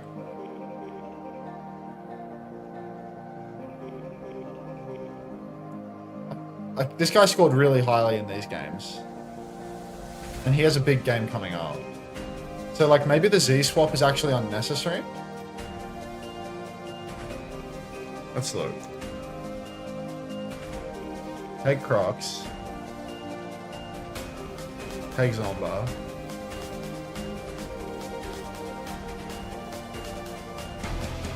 What I can do is I can take Crocs, I can take Zomba. I incur no penalty. I have 3 budget in reserve. I can trade Landon for Simple or Poniastro in the following week. I'm not trying Zeb. I'm not trying Zeb. We're good on that. We're good. And then, what does Violet have for the remainder of the season? Because I feel like Violet's a keeper until week 6 for me. Like, Vision play Quick, Vision play Peps. So, like, Violet's good for 2 more weeks for me, you know? Like, I can tank the Vision TM, because I really don't think that he'll do... I hope he doesn't do that badly. And then I can have Violet here and Violet here. I think week 4 might be the Ultraviolet double, though. I'm back. Hi. Maybe week 5 is the Ultraviolet. Yeah, week 5 is the Ultraviolet double. So I might do Ultraviolet week 5, like Violet for Ultraviolet in week 5. It's ZETA versus Way and Old Ocean versus Onside later today. Oh. I just clicked back to the clean feed. Oopsies. But I might be going cold on this point penalty thing, to be honest. Wait, why is that open? I might be going cold on this point penalty thing, because, like, if I'm committed to this taking the Crocs double... triple. Yeah, like, not taking the double from Z, you know? Because, like, how much is Z's double actually going to earn me this week, you know? Like, it could be a lot. I could be really understating the value of Z's double. Because doubles can really get you heaps. And a support as well. Like, I think I've gone off the idea of double dipping the Sakura double, but I probably will still get Z. The way that I'm thinking about it is I have Landon, right? I want to free up budget. That's why I want to get rid of Landon. With Landon being on my roster right now, 24 cost, like, he must be traded. He must be traded to free up budget. But because of the Crocs dip, I don't actually need to do that anymore. I don't need to free up the Landon budget. So what I can actually do is I can keep Landon here, not do the Z double. Because, like, Landon plays who this week? Someone hard. It's VP. Yeah, Landon plays VP. Like, that's a long series where he's going to probably earn, like, 20 to 30 points. Z would have to earn me over 40 points to be worth it because of the cost of the penalty. You know? Like, Z not just has to... Because you need to subtract whatever Landon earned. And I don't think that Z's double is actually going to be more than whatever Landon earned in one potential map 5 series. So I think this might be my keeper roster. Actually, I'm not going to incur the penalty. Now I have 3 budget in reserve and we're in the game, so we'll come back to it. Yeah, it's only really if you think you're going to transfer someone and you might then keep for the rest of the season, where it then like offsets that a little bit more or something, because you get the points every week. But if you're just going to dump Z next week, not so much. Yeah. But this is what people were hoping for. A bit of jump-in hog. It's going to be Torb Sim with it as well, a comp they've run commonly here. It was Milgaru tearing it up on the hog yesterday. Now Jumpin's going to have his turn. Lots of pressure onto Ruler already. He is going to have to back jump that immediately. And this might be a little bit of the game where Crazy Racoon just look for these aggressive TP timings, try and keep on the back foot. Univert is already low, and Jumpin has caused a bit of separation here. Can't find the hook, but Chirong with the orb from across the map will do. They've gained a few meters, but they're losing people. They're all over this backline. Spint has taken that one. That's a 2-player advantage, and Mergaming are on the run. Yeah, no gaming. Running for the hills, jumping. Once again, reinforcing my desires with the Crocs gambit, as you can see. Jumping on the hog. I mean, Crocs gonna be playing for all those fantasy points this weekend. Taking damage, healing, taking damage, healing, again and again. You know, just getting me as many stats as I possibly can. Jumping now, playing very forward, goes for the hook on Azent. Azent, you know, quick to the punch, drops the deflect, will not be caught out by that one. But no gaming, they're trying to swing back inside, they're trying to bully back Jumpin, but the Simp making things quite awkward. Final Blast available for MCD as they come out here. Kane is low though, so they have to wait for that. Ruler has got himself onto the high ground, but Lip has the TP, so he can force the TP out defensively, but doesn't get all that much else out. Now the Sim wall comes through. Kitsune rush from shoot as well. Tidal Blast onto Ruler, looking for one of those stuns. Just gets deleted by all of that damage. The Torb does so much on that Kitsune rush, and the Tidal Blast does nothing, or nowhere near enough to actually save him. That was double support off for Mergaming as they lose that fight. That's a very, very pricey one indeed for Mergaming as now. Oh, no support ultimates for the retake. Checkpoint conceded in less than 2 minutes, even though Mergaming got that initial push. Consolation prize, they found Chirong. Free fight. Little pick onto him, uncharacteristic for the man, but these things can happen to literally anybody, even the best in the world, even Chirong. Now you can see Univert swinging wide, just trying to take that side space, bully Crazy Racoon away from getting any more push, but Ruler has been hooked right in. Instant kite back from Crazy Racoon though. They've got fantastic discipline. They force a skill exchange and they just TP up to the high ground. Now Jumpman's going to drop back down to the ground, farm up some more fantasy points for that, take a breather, and step back over to the payload. Chirong's going to be back in the mix right now. They've TP'd up onto the right side high ground, trying to find a pick, but again, happy to take the neutral until an opportunity presents itself. Ruler has for Primal as they hit this dive onto the high ground. Now he's looking to juggle with Torbin. Lost a couple of 100 HP. He can still keep going, though. Looking to try and get on the hog, but the kite is good. He's just taking so much damage here. Killed for turret. Blade is available for Azent, but he's awfully low. But now more ults to throw in. The EMP hits free. They're looking for the kills, though. They're also low, Crazy Racoon, but they need to finish this one. The hog is healing through all of it. Azent can't finish the kill. He jumps into main. He gets the Suzu. There's a Molten Core out. Ends up being a 1-for-1 trade as Spin comes through with that turret out as well. Full beam onto him. No chance to use that blade. Unibel with another Kitsune rush comes out to turn the fight, but they lose MCD. They're trying to go forward, but again, Ruler just forced to back jump constantly. And it's egregious. It's so hard for Ruler in this matchup. Yeah, Ruler's getting absolutely worked in the neutral right now. Crazy Racoon. Oh, just keep on pushing it forward. Sim wall available. Whole hog as well. You try and dive deep with the Primal or without it. You try and dive with a blade, Jumpin's going to rip the whole hog and start booping you around, making things far too difficult for you. MCD with this Tidal Blast, he needs to come up huge, but the Tidal Blast combo, it's so difficult to execute versus the whole hog because you can boop everyone away. Out comes the blade, Guardian Wave, whole hog, and still, despite all the displacement and the TP, he finds a kill. Miracle from Azent, 2 for 2 trades. Symbol's up on the objective, and Crazy Racoon, despite being neutral in the fight, even on trades, they just keep pushing forward.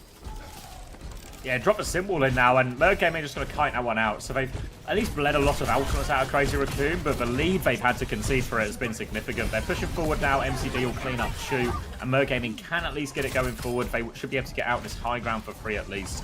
But it's a long road back from this. Jumpin is still threatening on the flank as well. Chirong now back on the Lucio to threaten that. They want to punish him here. Jumpin's taken a lot. They don't get any kills, but they have at least forced them all the way back. And Crazy Racoon are a bit all over the place. The DPS are just here right now. Azet coming from one side, full beam coming out, but Lip will get shut down. Going to be another swing from Spin, trying to get out with Jumpin, but Crazy Racoon are really trying to force the fight here in a difficult situation. Yeah, you can see now Spin rotating over to the opposite side. Lip's actually been back spawn, close spawn's disabled, but Sim's always back relatively quickly. You can TP yourself right out of spawn, of course. Right now, though, Crazy Racoon just holding the high ground position as best they can. Spin's been taken rather low. Suzy Q comes out from Shu to save his life. Dash on from Azent. He might be able to find that kill. There it is, but a trade onto Unter. Chirong's down as well, though. So, very, very winnable for Mergaming. They're up a man, and they have car control. Ew. Yeah, Zent's going to clean up Shu there as well, but Jumpin is still lurking behind. They need to go deal with this Roadhog threat. He's got 2 kills. He's just an absolute nuisance. He's going to get TP'd out as well. And Jumpin just doing everything to disrupt Mergaming, stop them getting any more meters on the board. He will keep anchoring this point, and it's so frustrating for Mergaming. Mergaming. Anytime they get a lead, Jumpin hog, they had to find a trade. Disgusting little hook comes out. Pick someone for nothing.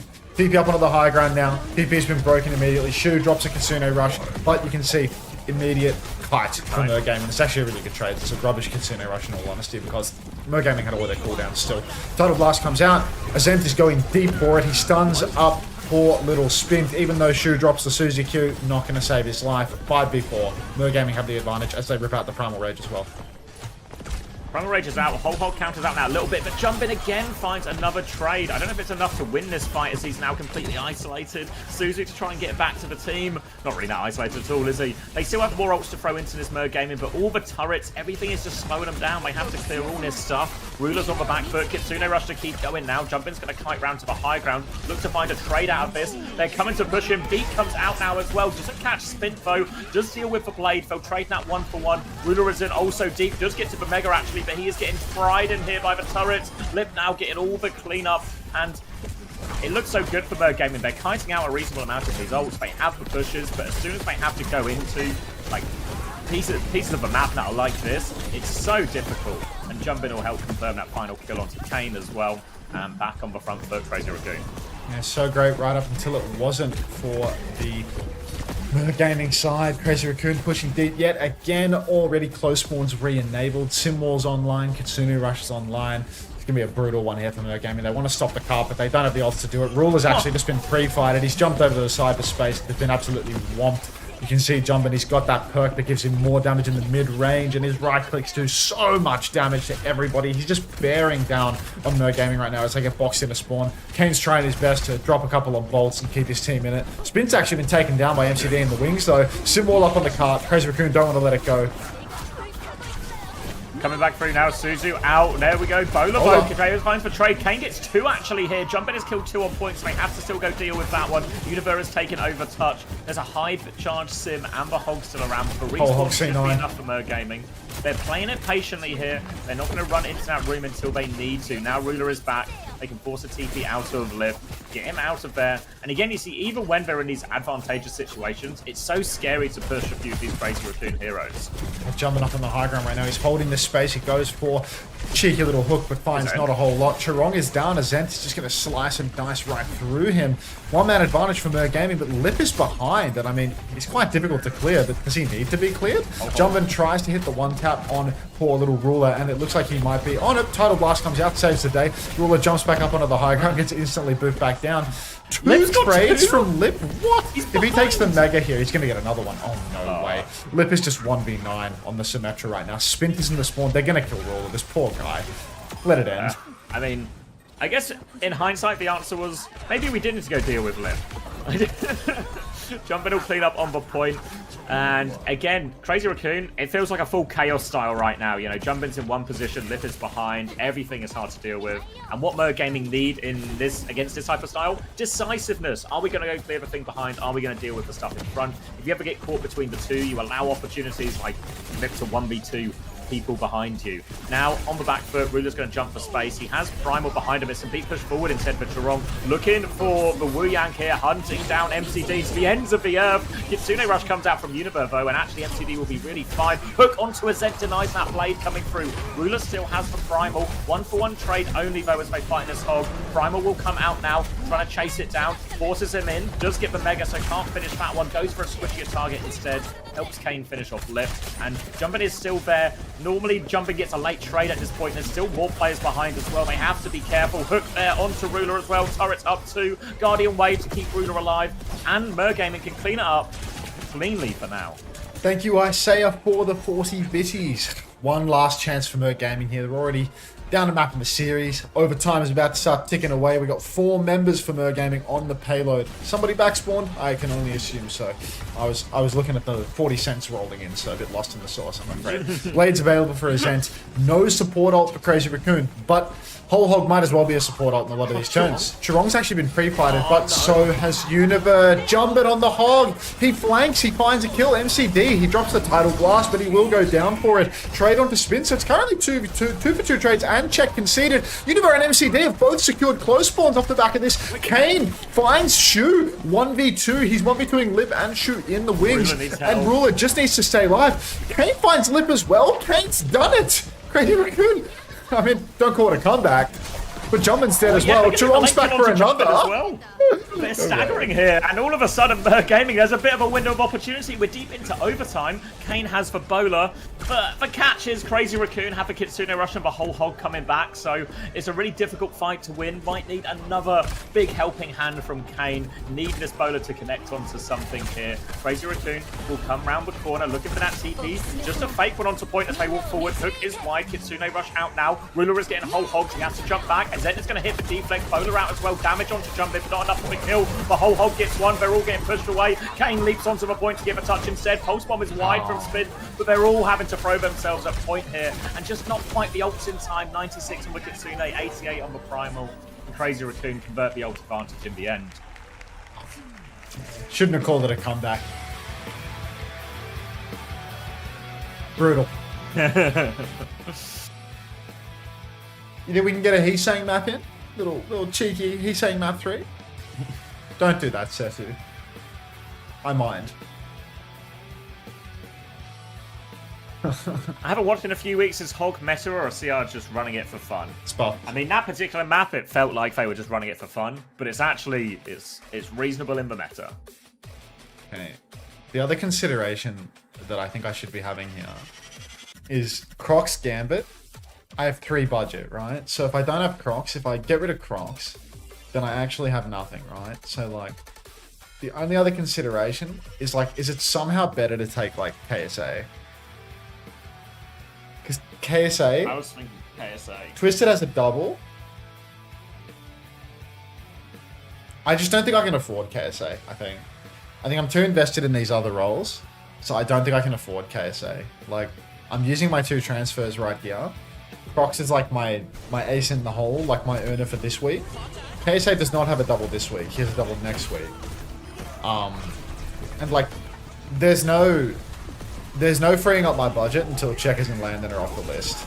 Checkers and Landon are just like definite keepers for the coming week because they have like a big match coming up, like a big long match. So like, even though they're expensive and they don't have a double, they have like a potential barn burner versus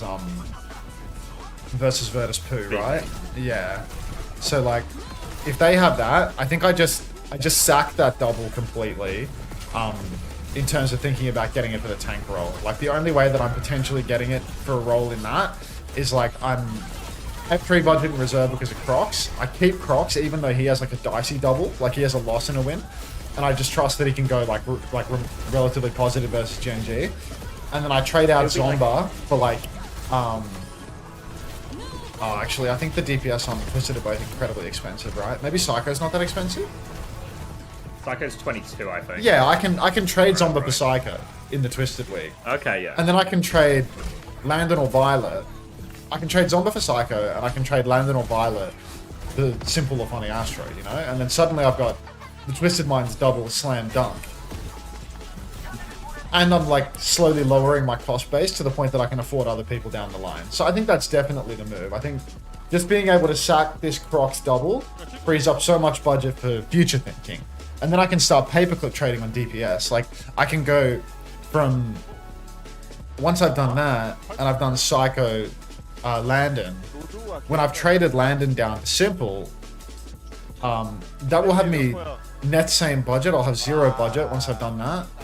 Hopefully you're following along, chat room. But I'll have 0 budget there. It's a spinning apple type situation. Yeah, you need to be able to spin. You need to be able to spin an apple in your head to understand what I'm saying right now. All right, cheers. See you never. Shin Brat Sensei 883. It's not hard, man. Not hard. I'm going to deafen for a sec because I'm going to do my FPL changes, and I presume you are very much not. Yeah, sorry, mate. No, so what I need to think about is the fact that it would be nice if I could pick up like an Ultraviolet, you know? Like if I could get Ultraviolet, but I think Ultraviolet is, I think he's 1 point too expensive. I think Ultraviolet has been priced up to 23, which means that I can't afford him. And if I want an Ultraviolet, that means I can't, yeah, I just can't capitalize on the Ultraviolet at all. And the question is, what's more valuable to me, an Ultraviolet double? Or just using... What I can do is I can go Psycho to Tree, right? I can go Psycho to Tree.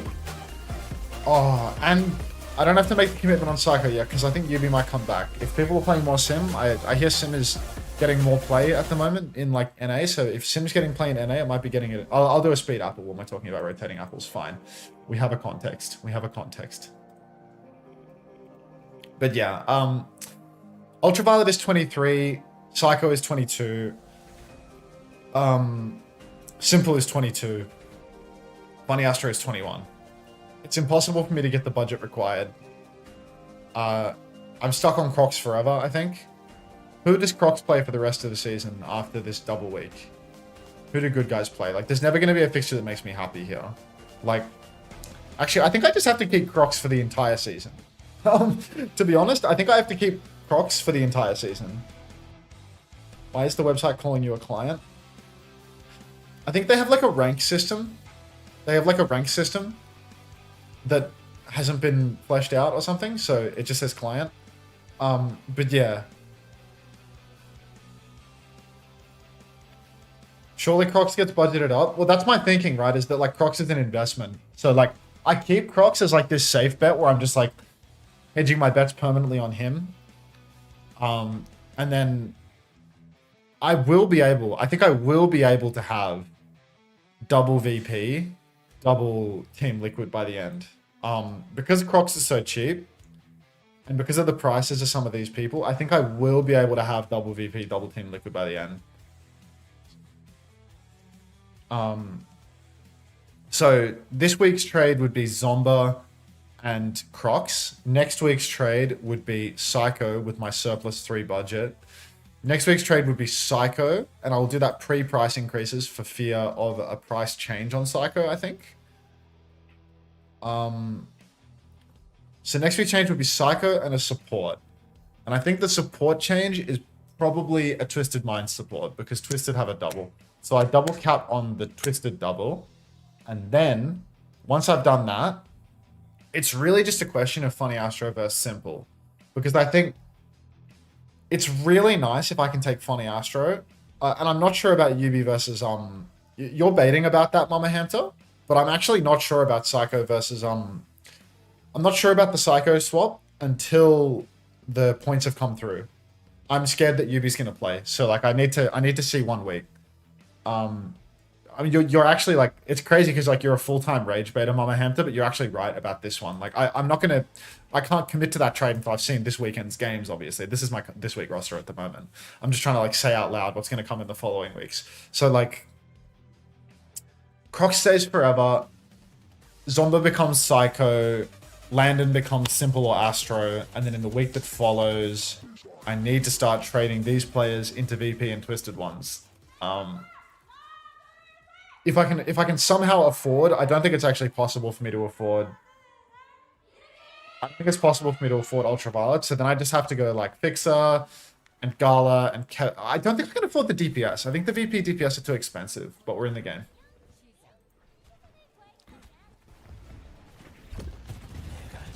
Hello? He hasn't undeafened, so I guess I'll just do this all by myself. He's left me all alone in this world. Lip has been pre-fighted. Lip is playing Sojourn in the current year. Thanks for the send, X-Ray. I appreciate that, bro. Univer, 2 kills on the Kiri. Pre-fight pick onto Lip, takes down Shu as well. The old man of Crazy Racoon getting bent over a barrel. Spin taken down by Univer as well. This guy's got the god hand on the Kiri. Mer Gaming, reasonable comp. Crazy Racoon trying to play something a little bit old school. Again, avoidance of the double flex matchup. I don't know why. I'm not sure why they're playing the Lucio variant of this comp, but go for gold, boys. Go for gold.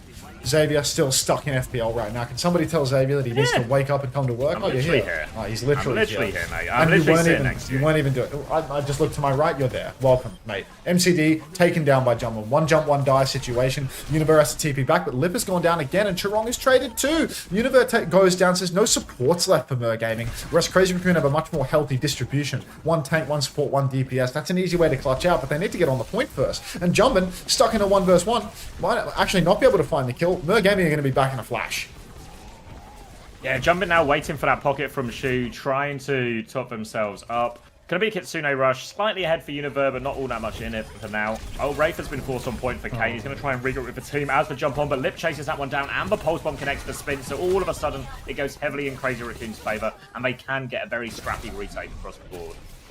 Yeah, right back into it now, as you can see. Spin, Chirong, and I think it was another spin, actually. I don't think it was 3 different people planning final blows. Wake up, man. Wake up. I'm not having another coffee, though, because I'm going to try and sleep 6 hours after waking up for a nap. Wait, can we do some numbers as well? I think I might be 35, 36, 32, 37, 33, yep. 34, 35, 36, 37, 38, 39, We're in sync. 40, Perfect, 41. perfect. Kitsune rush available for Shu. Double support ult for Mer Gaming. If Mer Gaming go quick here, they can get the fight done before Chirong can get the beat online, but they need to take a little bit of space first, and that might be all the time that Chirong requires. You can see backline for Crazy Raccoon playing far. They want to pull Mer Gaming in, and they are going to get what they want.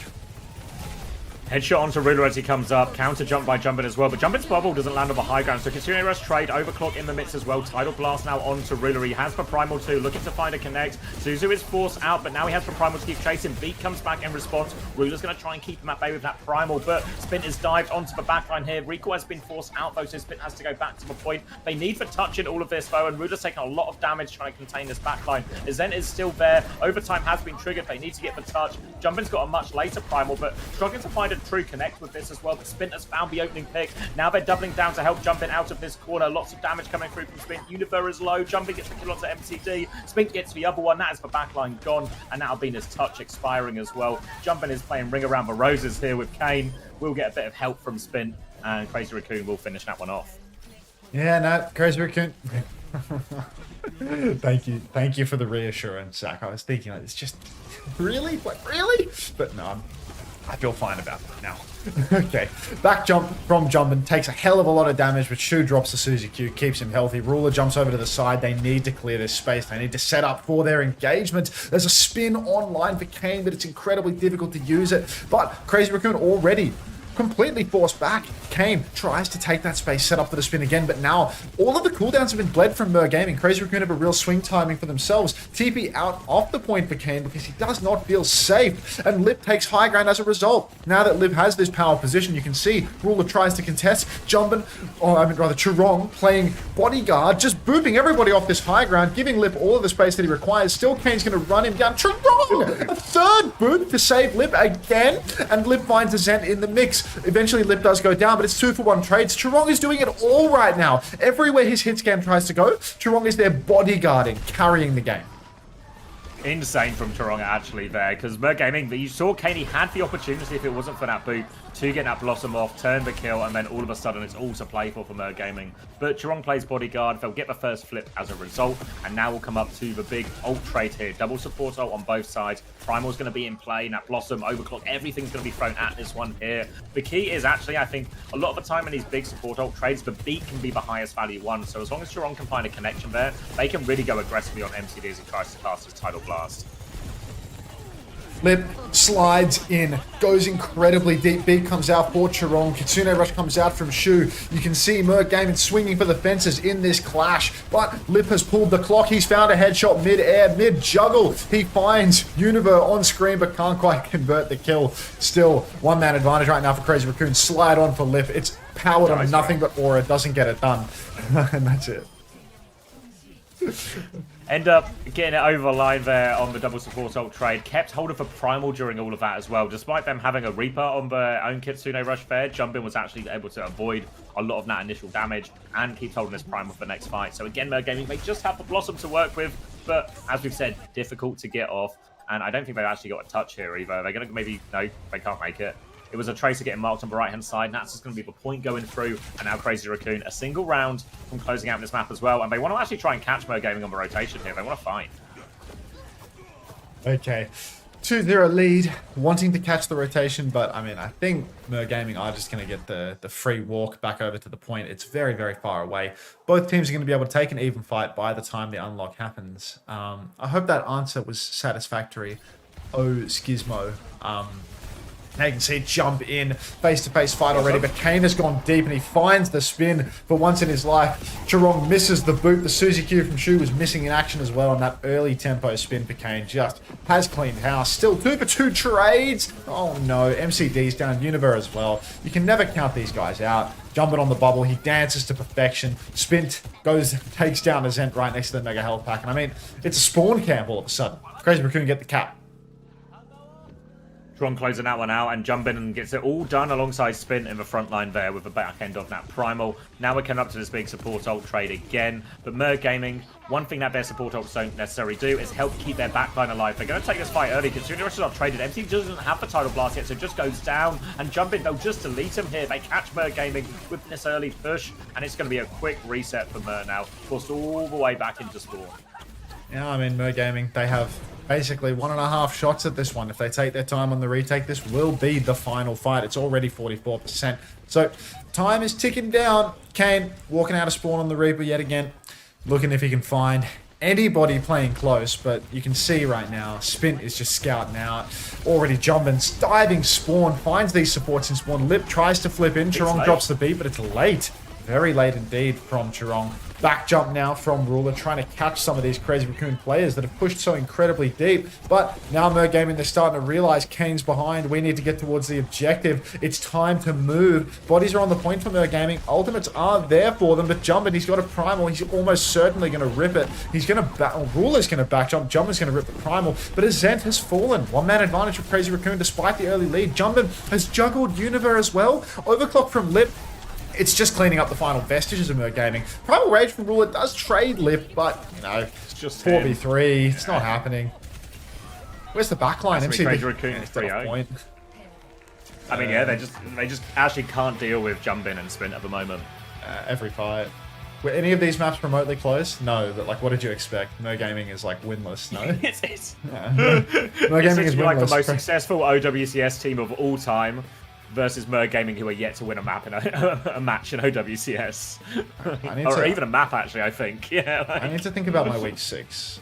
Like my week 6 is actually so hard because like right now I have 3 budget. If I get rid of Landon, I will have.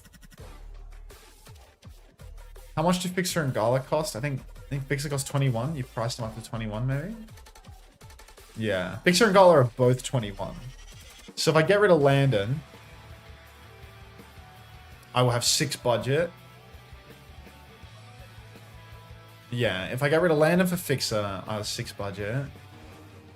If 23 stocked up in checkers, I can get Tree, because Tree's cheap. Tree's 22. How much is ZR7? I want to say 23 or 24. Oh, please don't be 24. Oh, he's 24. Jay was 24 as well. Fuck, it's actually impossible to get that double.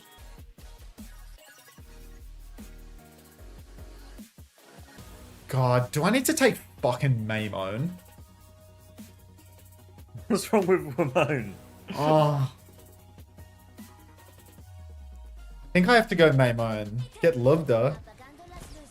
Shut the fuck up, Mama Hamster.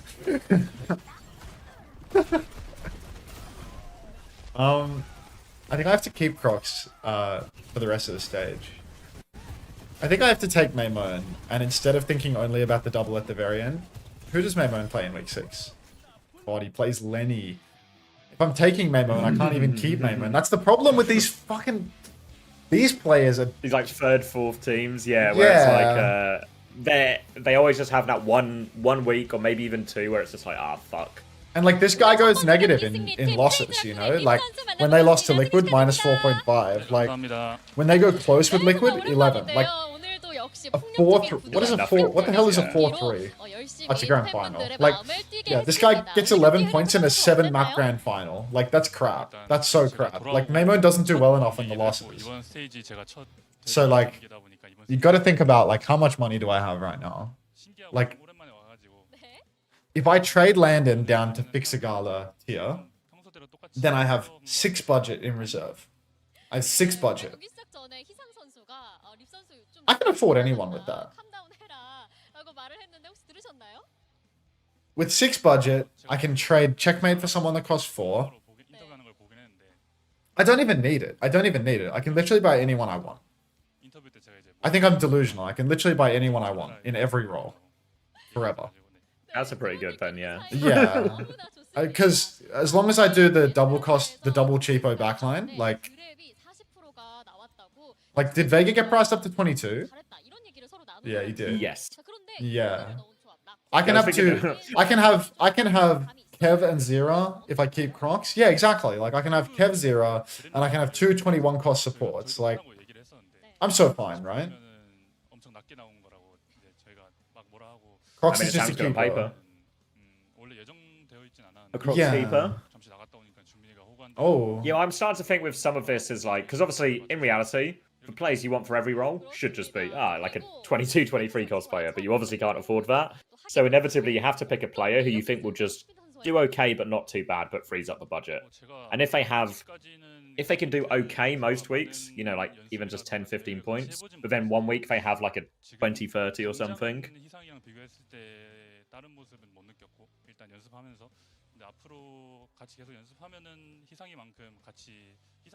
Alright, I'm going back into the FPL gulag. Gulag. Be right back. 그렇군요. 스피드 선수가 이전에 슈 선수와 가장 안 친한 것 같다라고 말했는데 최애 형이 될 수 있을까요? 립 선수가? 이미 친한 이제 적응은 다 했기 때문에 네. 숙소에서 근데 아직까지는 좀 어색한 것 같긴 하더라고요 둘이. 그렇군요. 아직까지도 앞으로 좀 지켜봐야겠습니다. 자, 그리고 립 선수가 이전에 복귀하기 전에 슈 선수가 짐덩어리가 없으니까 편하다라고 채팅 친 것도 봤고요. 준빈 선수는 이제 입장할 때 립 선수가 없으니까 시야가 탁 트이더라. 개근분이 없으니까 시야가 탁 트인다 이렇게 말을 했는데 그런데 립 선수가 자리를 비운 사이에 빼앗긴 1위였죠. 사실상 립 선수는 패배한 적이 없어요. 팀원들에게 좀 어떤 말을 해주고 싶나요?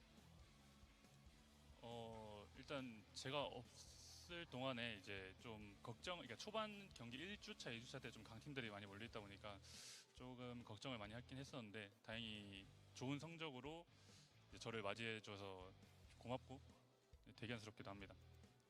그렇군요. 자, 이전까지 보았던 경기들도 있을 텐데요. 지금 크레이지 라쿤 이외에 어떤 팀이 가장 폼이 좋은 것 같은지 이 라쿤의 립 선수가 보는 관점도 궁금하더라고요.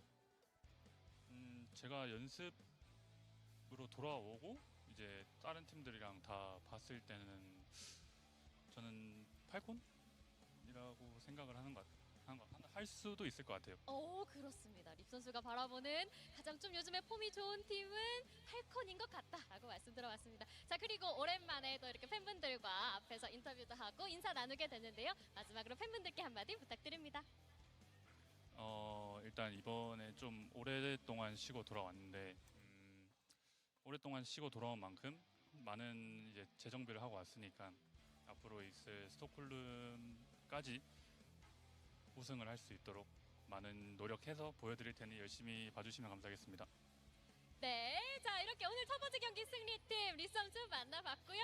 그렇다면 저희는 다음 경기로 돌아올게요. 제타 디비전과 웨이 경기로 돌아오겠습니다. One sec. Sorry, Sharon. Just got something. Where's it?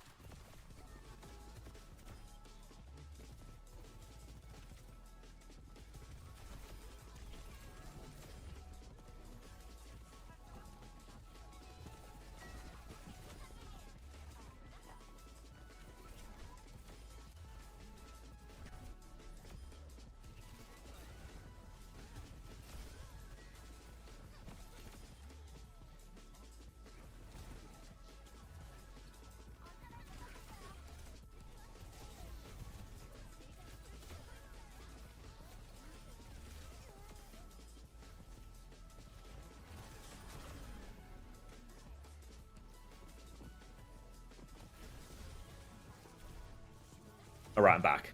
Changes sorted. Yeah, I'm also tapped in right now. They're scamming me on my GrabTap sponsorship. What do you mean? There's Did you finish the GrabTap sponsorship? Mine wasn't a campaign. Mine was just a here it, you know, use it if you want. Did they pay you base with nothing else, or did they pay you the commission as well? There was no. It wasn't a campaign. Okay. It was just, do you want to sign up to this service and promote it? And I earn based on what people play. Yeah, I've not cashed it out yet or looked at that part of it. Because they paid me a base campaign and they haven't earned me Yeah. they haven't paid me what people played. Like, Oh, okay, I'm with you. and like the guy that fucking signed me up is out of office for like a month. And I emailed them and they're like, Is it oh, not? they're like, your bonus hasn't been paid. And I'm like, no, I'm not talking about the fucking bonus. You know, I'm talking about the commission structure that is fundamental to every fucking sponsorship here that you haven't paid the me. whole, yeah, the whole Yeah, idea. like the whole fucking point motivation of to doing actually this get- stuff is encourage people to play the game. yeah, exactly. Like it's fucking ridiculous.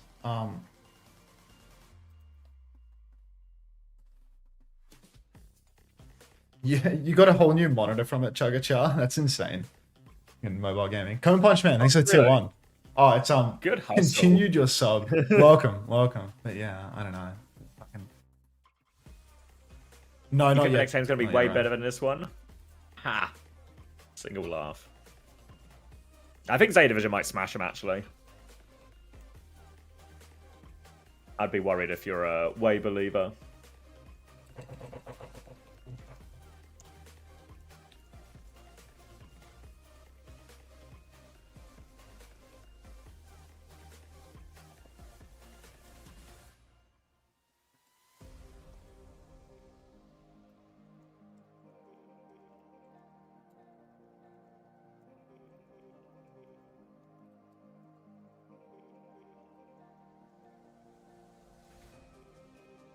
Would ZETA have a throw in them? Yeah, of course they do. Hold on, let me cover board what I'm thinking.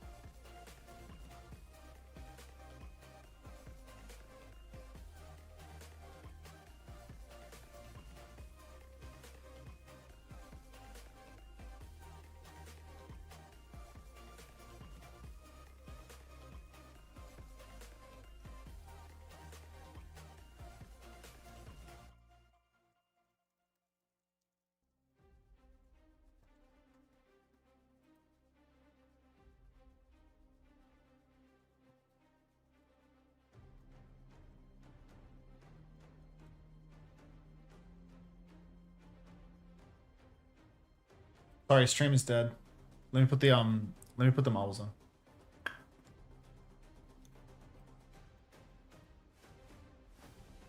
The kids need marbles. Oh yeah.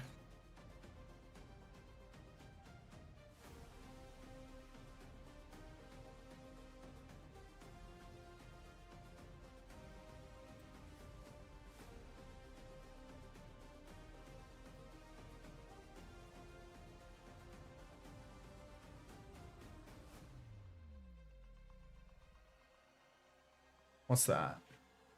Rich Mitch. Lovely. Okay. Let's get some marbles going. All right, I'm now considering the ideal one actually is to double tap the Sakura. You Double. think so? Yeah. Does this work? No, the problem is I'm just trying to think is whether I go Crocs or KSA, right? Like the shift looks very different based on that. 60 that seconds decision. to race. Need for Frothy Philly double. I feel like Frothy Philly won't be the play. I mean, to be fair, if there is a week to get Frothy Philly, it's now. But all Frothy Philly does is create this same problem of like, I have to just all my transfers have to be to just solve the Frothy Philly problem next week rather than to actually do anything to strategize for the future.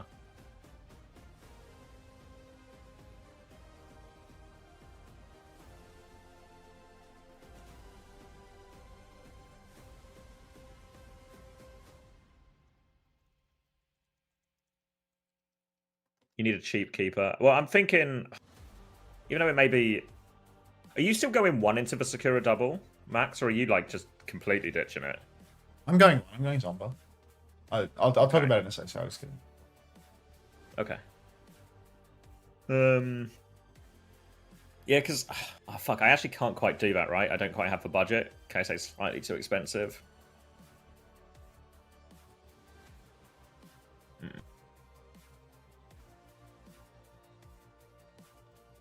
Like, it doesn't quite work.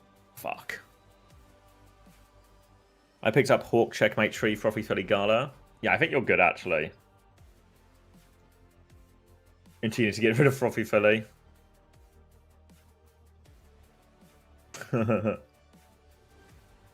Need a cheap keeper. Yeah, this is where Crocs comes in, right? Because if let's run the same thing again, and I just get let's swap this back to all people. Let's get Crocsy Crocs, and then I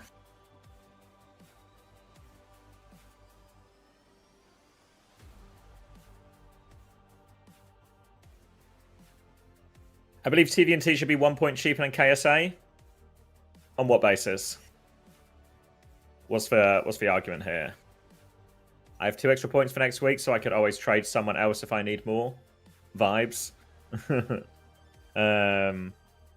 less hand. It's 2 less hands. You don't get any points for hands. I guess maybe you only get points for hand. Really? Taking Sakura against the Ducks? You will live to regret it. No messages from Nog Friend, though, so...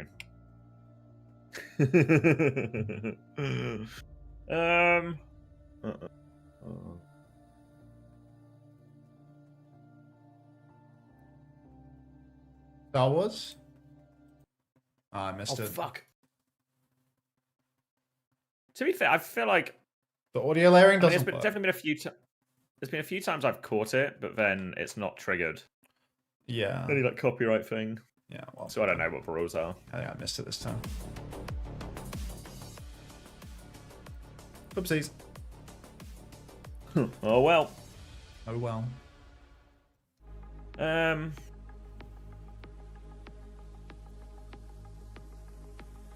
Because I could just go Kevster, because that's like the most immediate dopamine. But then I've just got myself stuck. Unless I just commit... If I commit to Crocs and just keep Kevster the whole time, is that a system? That's basically... That just feels like your gambit with an extra step. Let me get the fixtures up. Oh, yeah, I mean, it's just because, like, I look at my roster right now, and it's like, if I have... Oh. Cat, you've won! Nicely done. A marvel's victory. How's it going, oldie Unter? It's going alright. Let's go back to this. I mean, it's... Or I just get Psycho, and then that means I have money in the bank. I mean, the way... And then that means I can turn Skyle into someone else, into like another like decent support at some point. Look at yours. This monitor has inherited the XLX monitor. You have Crocs, Lenny, Psycho, Vega, Sile. I mean, I'm looking at your roster, it's like... You just need... How much budget do you have right now? 2 budget with this version. Yeah, I mean, how much is Sile? 20? 20, yeah. Yeah, I mean, you can just trade Sile for one of Funny Astro, or... Like, you can just trade Sile for a Twisted Minds player. Like, if you have like Crocs... a simple player. Yeah, if you have Crocs, then you have, like, unlimited flexibility, essentially, for, like, every other role for the remainder of the stage, you know? Like, Crocs is so cheap that, like, all of the other roles are really affordable no matter what. You've got Lenny, like, you started with Lenny, which is, like, a really expensive person, I suppose. And you probably don't want... I think keeping Lenny's just dumb because, like, you can get a Kevster or something else, you know? Like, Well, I do want to swap him to Kevster, but the problem is, like, when do I have a free transfer for that is the problem. Well, you're never going to transfer your tank role. You don't need to transfer... Like, do you have Psycho right now? Is this your current roster, or have you used trades for this? No, this is with 2 transfers. What are with your Crocs and transfers Psycho right now? coming in. Who's Psycho So replacing? it's Choi and Rhino. Why would you trade in a Psycho this week when you could just go Zomba and then Psycho next week? Or are you trying to... Like, who do you want to get... Who do you so badly want to get rid of on this roster in the following week? Well, I think it'll be the secure. If the secure players come in, they have to go next week. Yeah. This is your transfers used or not used? Used. Yeah, but you're only doing one secure. You're only doing one secure player with what's happening here. Like, but if I get Psycho, then it's just he's locked then for the next 2 weeks, and it'll be like crazy score. I just mean, like, why you're not trading Vega at any point. You have no rush to trade Lenny because you're not trying to maximize doubles in that role. Like, the only, like, I look at your roster right now and I think, like, the only people that you, like, particularly want to trade are Psycho and Siles. So, like, what do you care if you're using a transfer this week on Zomba and then next week on Psycho? Because you're not trading Vega or Lenny or Crocs anyway. Like, if you're not trading any of those 3, like, yeah, who cares if you have 2 transfers? I guess in my head I was gonna kill Crocs.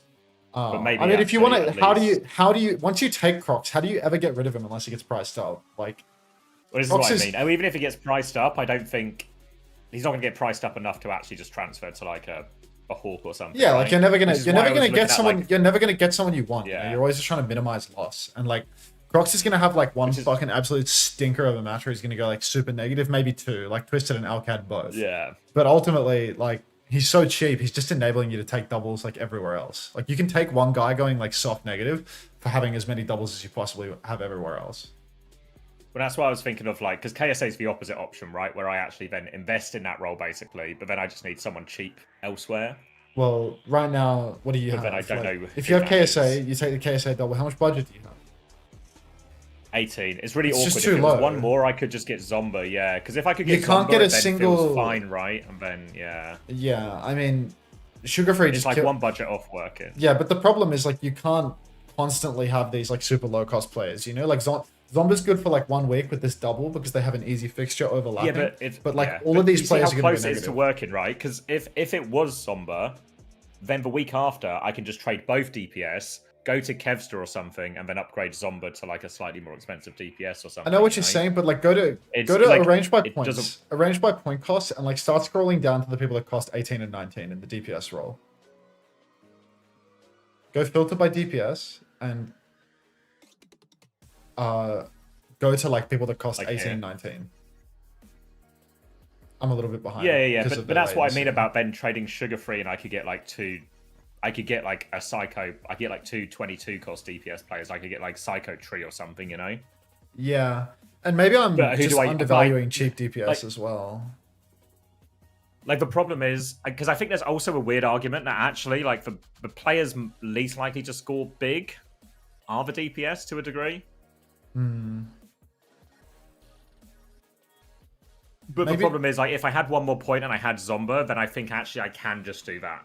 But it just doesn't it doesn't quite work. Yeah. But I feel like I really can't keep Choi this week. Maybe am I overreacting to that? And I'm Like, just does not, Choi have to become the person I tank? I just don't think cheap DPS are much chop, you know? Like I just don't think cheap DPS are worth it. Because cheap DPS, when they have hard games, it sucks, you know? Like, you need a cheap DPS that has an easy fixture, otherwise they get shit on. As soon as they start getting shit on, it's Yeah. actually chalk. But that's you what I know? mean with Choi. He's just gonna get chalked, right? Like I was watching Choi fucking like struggle against the good guys. Yeah. Like so, my faith for him to handle Twisted Minds this week are super low. Yeah. Whereas at least with like Skyle, because obviously I could take the minus 25 and go Z over Skyle. 서로에게 정규 시즌의 마지막 경기가 다가왔는데요. 이번 스테이지 3 정규 시즌 즐거운 승리의 순간도 있었고 I mean, that's the other option is I commit to the triple. I just go double Sakura. Let me do the math. 아직까지 조금 저희가 부족한 부분이 많다고 느끼고 있고 또 저희 스스로도 경기력에 조금 Does Z outscore Skyle by 25? 때문에 네, 조금 I think really possible. 돌아보는 시간을 좀 가지고 있다고 생각을 하고 있고 네, 더욱더 앞으로 발전하기 And if I do 위해서 that, I have one budget. I take the minus 25.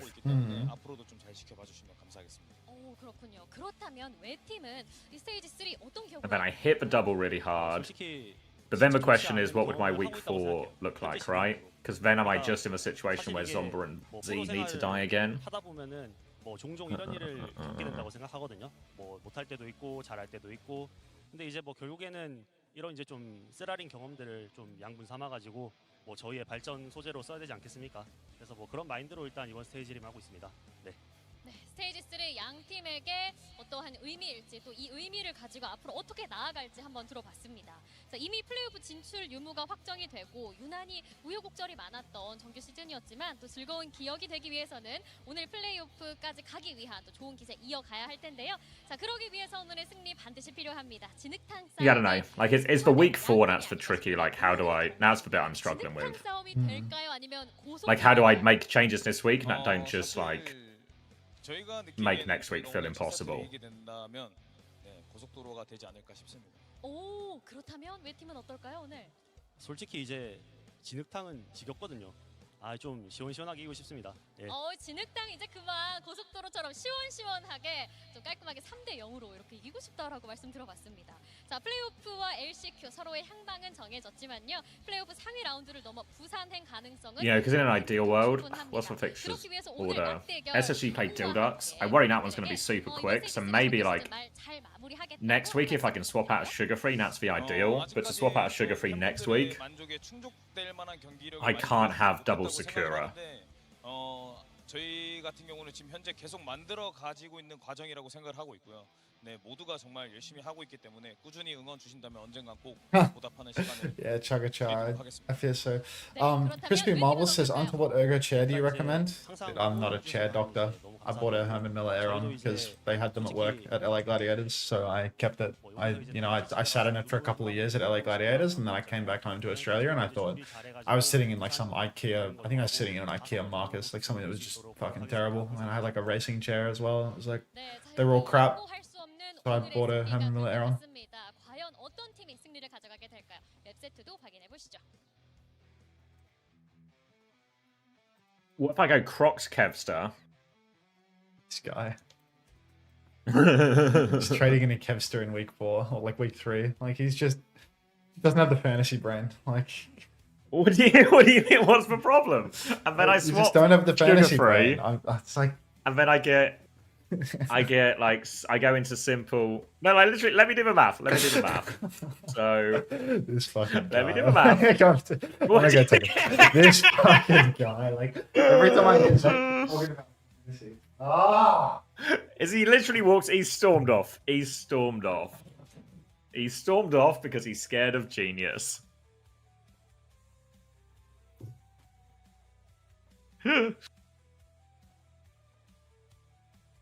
Just premature on Kevstar, but it's Sugar-Free I want to swap.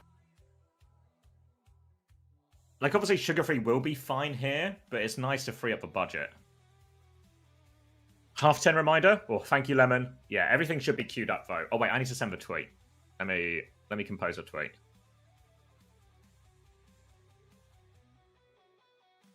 Good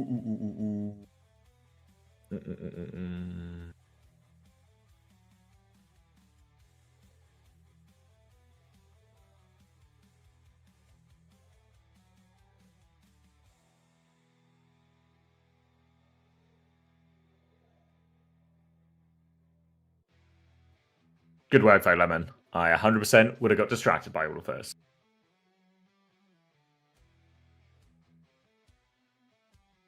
Let's just use the text from the last one. Then I need the link still. I need to change that to EMEA out of respect as well.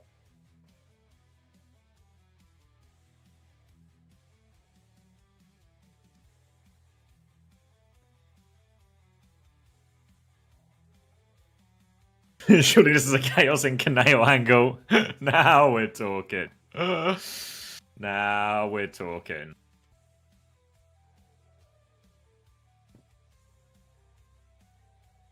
Hello. Have you cracked the case on your fantasy yet? No, I'm preparing this tweet instead. What's the tweet? It's just announcing that the EMEA highlights are out for OWTV. Lovely. Well, in 5 minutes they are. Ah. I sell it.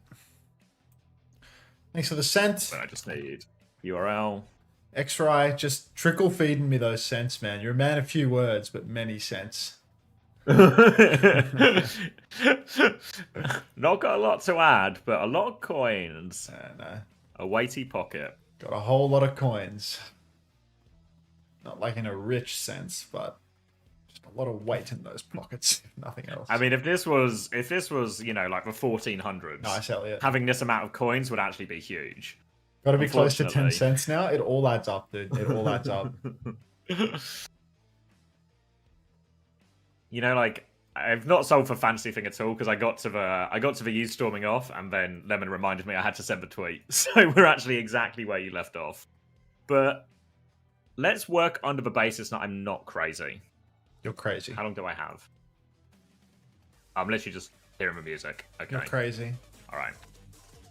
You're just upset because I have Kevsa and Sugar Free, and I've actually made the exact roster a 10-year-old would make. You've got the iShow finance, like I'm hitting. Yeah, but what if Crocs is for finance? For Nuka, you know, like Crocs is for finance. It's a French finance. Funded roster. They're good with money.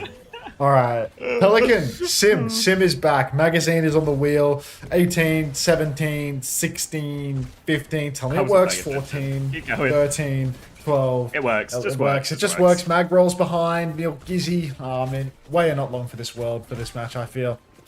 They've had so much trouble with this double flex matchup where Aid has no longer been able to carry on the hit scan, and now ZETA Division, they just get to play double flanker again. Sombra's available, and he can use that to camp out Aid, who's playing hit scan wide at the moment. But Aid, for the meantime, has played coast and gotten a whole lot of damage in. He is being dived, and Sonjin is actually the first to fall. Nice opening dive from Wei. Like I was saying, they are going to make this series competitive as Pelly's going to go down. Really expecting an immediate Sombra swap here.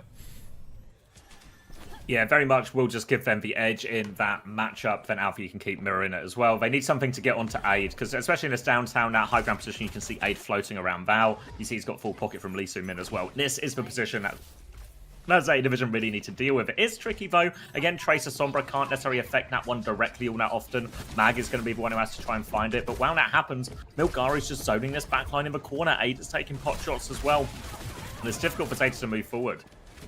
You can see right now ZETA Division rolling around. Milgar is incredibly low, being poked super low, and oh, he will go down actually. Pelican just finds that kill right away. This Sombra swap makes things so hard for Wei because he can target both ends of their comp. He can make it difficult for Milgar, but he can do the same for Aid. So low on the coast right now as Blissey drops a Guardian Wave that's going to take down Lee Soo-min, and the flip has gone through. Now this is where the real struggle begins for Wei, because even though there's lots of high ground space, again, it's so difficult for one of Milgar or Aid to find value. One of the brothers is going to be camped out by Pelican in these fights.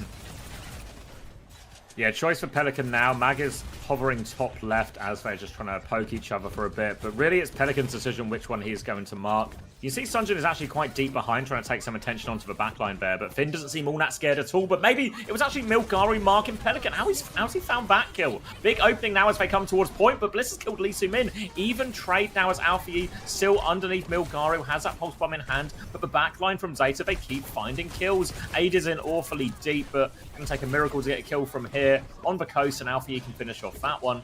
And started well for Zeta for Wei, but couldn't convert that into anything.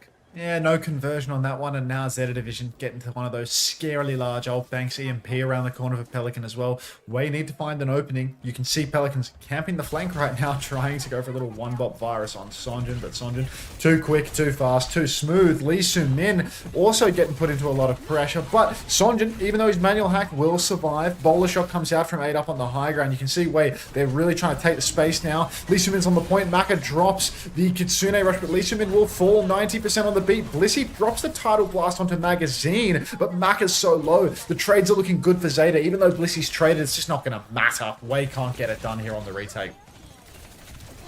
Gonna have to back out the choke now. Hack and Virus to clear him, and it's gonna mean one more attempt for Wei. They do have a beat to answer this EMP if they can get that one off successfully. Aid also going on to the Sombra now as well. Just not being able to survive, not being able to have the impact he wants on that Freya. But again, decision-making goes over to Pelican. He's going to get the manual hack onto the ball here. Alfie is right there with him to force him all the way back as well. And now Pelican's actually going to push this side. EMP coming behind Wei right now. Look at Lee Soo-min. He's caught in it as well. Lee Soo-min dies with the beat. And that'll just be it, I think. That's 3 kills already out of that EMP. Perfect from Pelican. And Wei had no answer to this Sombra. Oh, so tragic for Wei They there. flipped? Why did they stole the car? Yeah, fuck it. Lee Soo-min comes back with the beat. Hoonin. Yeah, he's too slow. Do it, Lee! I don't know, mate. Like, Sombra swap comes through. Lee Soo-min can't get the beat online. By the time he has it online, he's in main and he's caught in a 3-4-man EMP. Just an absolute unmitigated disaster right there for Wei. Pause comes out. Some time to think in the scoreboard. Time to send a tweet.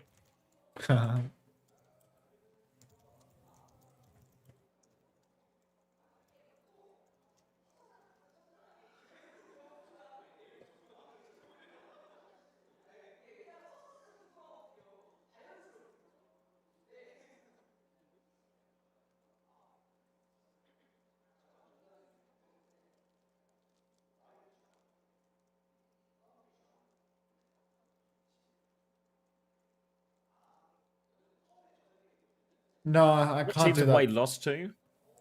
All the big teams. And also Onside Gaming. No offense to Onside Gaming, of course.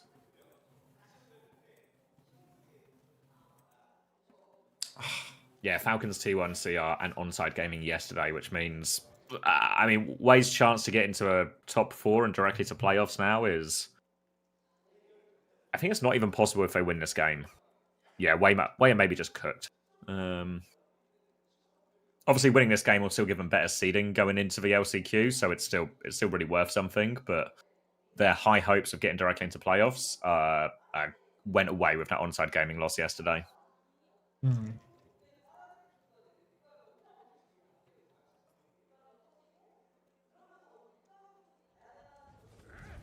Oh, and we're back. Yeah, we're right back into it. Magazine rolling around in spawn. Wei making the swap over to Winston now for Mecha Base. I mean, it's a reasonable choice. There are some nice chokes that you can block out. It's a little bit more awkward for the wheel. A little bit harder to snatch up Mega Health Packs on this map. There's just not enough of them. But no, Milgari is actually going to stick it out on the ball. He's changed his mind. Forget about the Winston. Die on the sword. Maybe he could see what Pelican had picked in spawn. He knew Pelly was on tour. So maybe he's ahead of the game because ZETA Division's comp makes it really hard to play Winston. Yeah, there's going to be so much damage on as well, so we'll be alright on that one. Sombra from Aid might actually be quite tricky in this here. Might be forced to play a little bit more through Mag instead. You see that first hack going on to him as well. They've cleared the turret, they're on the back foot, and now Pelican's just swinging far on his right-hand side. Going to run straight into him here. Pops that overload, forces for Sombra all the way back, and ZETA Division right now taking control of all of this high ground. Yeah, ZETA Division have huge high ground control right now. Point touch is on for Way. You can see Aid starting to hack up some hacks as well, trying to make life a bit more difficult for Magazine. Zeta have great long-range poke though, Torb Sim. Engagement comes out onto Pelly though, and he's actually rather low. He gets the Suzu on the low ground, but now it's Zeta Division touching the point first. So, Way need to find another target. Milgaru, intoxicated, I'm afraid. TP Suzu comes on actually from Maka. That's a great judgment. It's rare you see that hit on a ball. And you see Alfie dropping down, trying to bunker up inside. Zeta Division in the 4v4, they have stolen the cap. Stolen the cap now, so they're going to drop onto Pelican and find the trade actually. And Maka again, crucial kill for him. Maka seems to be getting it all done for him on this mecha base, and now it'll be Zeta Division having to concede the flip right back. Huge aggressive plays from Maka in all of this, and a late kill onto Alfie too. Pretty good situation. Look at this Kitsune rush advantage too. Huge Kitsune rush advantage now for Maka. He can throw that down early on in the fight. Aid's also getting quite close to the EMP. I think playing the Sombra in these mirrors, it's just guaranteed value. Always make life more difficult for the Wrecking Ball. Have an incredibly potent ultimate as well. Torb Sim, they TP in. They take wide space. Milgaru's rolling through everybody, but he's been caught up on a wall, taking quite a lot of damage. Not enough damage to kill him though. So Milgaru, he might just be able to roll back, take up, and doesn't even go to heal. He just goes right back in for another turn. But Maka has fallen in the meantime. The Torb Sim, too many survivable characters, and they just win on Way's engagement.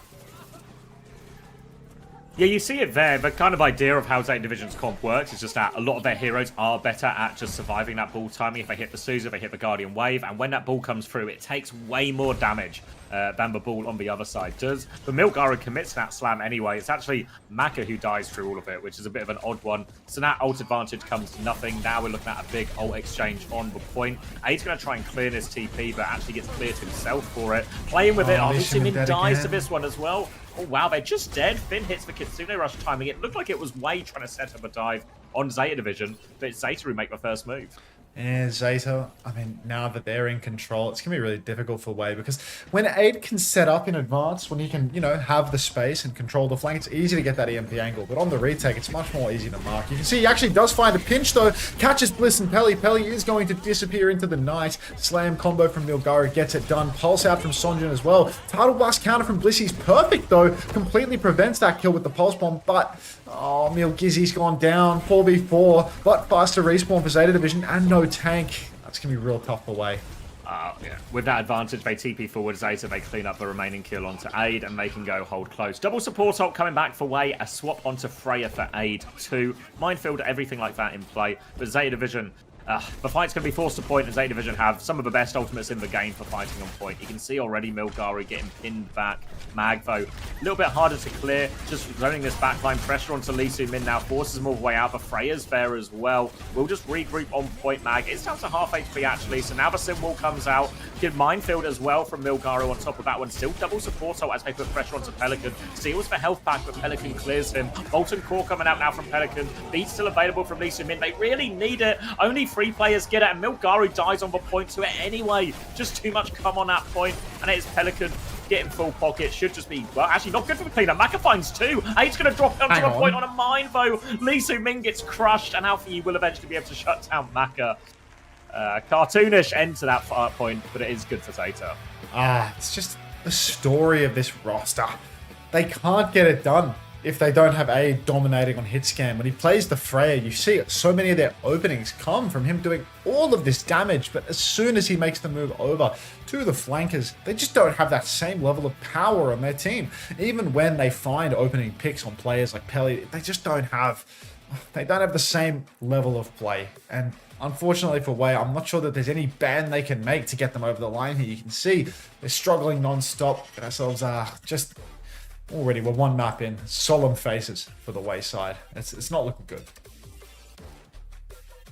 Yeah, you can see the sort of problem they're facing, where Aid plays Freya, then it feels really bad. So he goes to Sombra, and then he struggles. So then he wants to go back to Freya, and he's just struggling on Freya as well because of the nature of the hero in the meta at the moment. And it just feels no good option for Way to get their star man into a position he can actually be the star man for this roster. And there's been a pretty strong correlation between that and Way's downward trending results. Oh, heavens. Fantasy?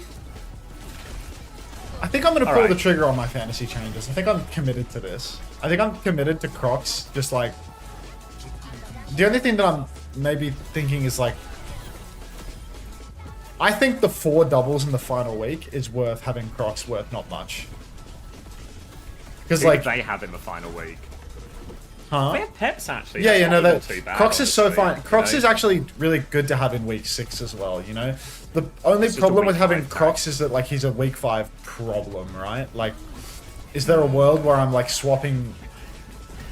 I just don't think there's a world know where I'm what- swapping Crocs You know out what someone suggested? because it prevents me from getting doubles elsewhere. What did someone suggest? You know, someone suggested a way out of Crocs potentially is week 5 take the Team Z double and put Astro in. Who do But they as for play? Team Z double is Sakura and Nightmare. So it's not a great looking double, That sounds like but a it's, double negative it's for better me, than mate. Crocs' single. Yeah, so that it sounds like a double depends, because negative. obviously as soon as you... And actually Team Z have Extinction in week 6. So the biggest gamble is, do you actually think Team Z are going to win these games against Sakura and Extinction? That's like the real... Obviously Nightmare they're probably going to lose, right? But if they win, if you think they're going to win the other two, Astro becomes like a really reasonable option. I'm just not a believer. Cinnabar, I know you're here. I know you're listening. I'm just not a believer. I just don't think it's happening. Yeah, I'll just take the Crocs. I'll just take the Crocs, I reckon. Like, the only way out of Crocs is Just tank it for week well, 5. The only way out of Crocs is like a single 1 week trade, but I don't think I have the trades for it. Is the problem? Like, if I go, wait, let me get my theme of Bob up. Go to the right. I'm grabbing a drink. I'm grabbing a Diet Coke while we do this, and then I'll Grab the Diet Coke. continue to get myself out of a sugar-free Kevster situation. Not gonna happen. So like, the times that I want Crocs off my roster are like week 4, which is completely impossible. Like I can't get rid of him for week 4, so I'm just keeping him for week 4, and then week 5. But my trades in week 5 are setting me up for week 6. You know, like in week 4, in the current week, I'm going to this. In week 4, I'm taking 2 Twisted Minds players in the support role. I'm taking 1 Twisted Minds DPS and 1 Twisted Minds support. By week 5, I have 0 pre-positioning for the final 2 weeks. All of these players have got to go. Checkmate, Zomba, Violet, Landon, they all have to go. So if Checkmate, Zomba, Violet, Landon all have to go, and I'm dipping into the double Twisted Minds, then I have no room to take an Ultraviolet or a Maimone or anything like that. Because I'm taking points here for the Sakura. I'm taking a Sakura point here. And then I'm going Twisted double. And then my next double is in week 6. And that's my whole plan. That's the whole stage done and dusted. And if those are my trades, then I don't think there's a single movement that can help me. Because, you know, to get rid of Crocs, I'd have to take a cheap DPS, like a Zomba tier DPS. I'd have to take like a Choice A1. And there's just trades across the board for that. Why kick Landed? Doubles. Don't you get like... How many trades do you get in playoffs? Don't you get like... I don't know if it's unlimited trades, but like I'm pretty sure you... Yeah, I'm pretty sure I'm fine on trades when playoffs come around, right? And you get like more budget too. I think playoffs becomes more about like... Do you get anything for winning? I think the person who wins gets like 100 quid or something, but I can't get it because I'm too insider knowledge-y. I came like 5th or something. What did I come last stage? How do I look at the leaderboard for last stage? I think I came 5th last time.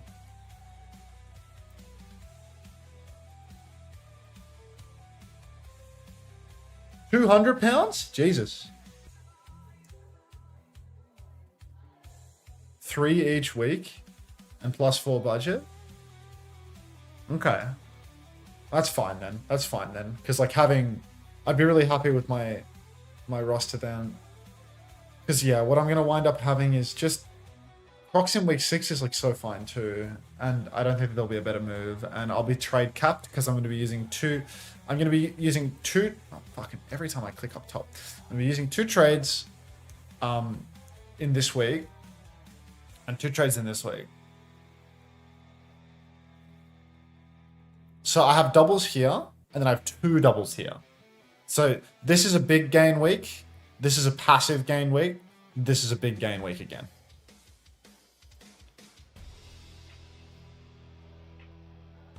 You could take the GK double in week 5 and then hope they score big in the SSG series in week 6. I think there is a case for that. Like there is a genuine case for that, but only with Ultraviolet.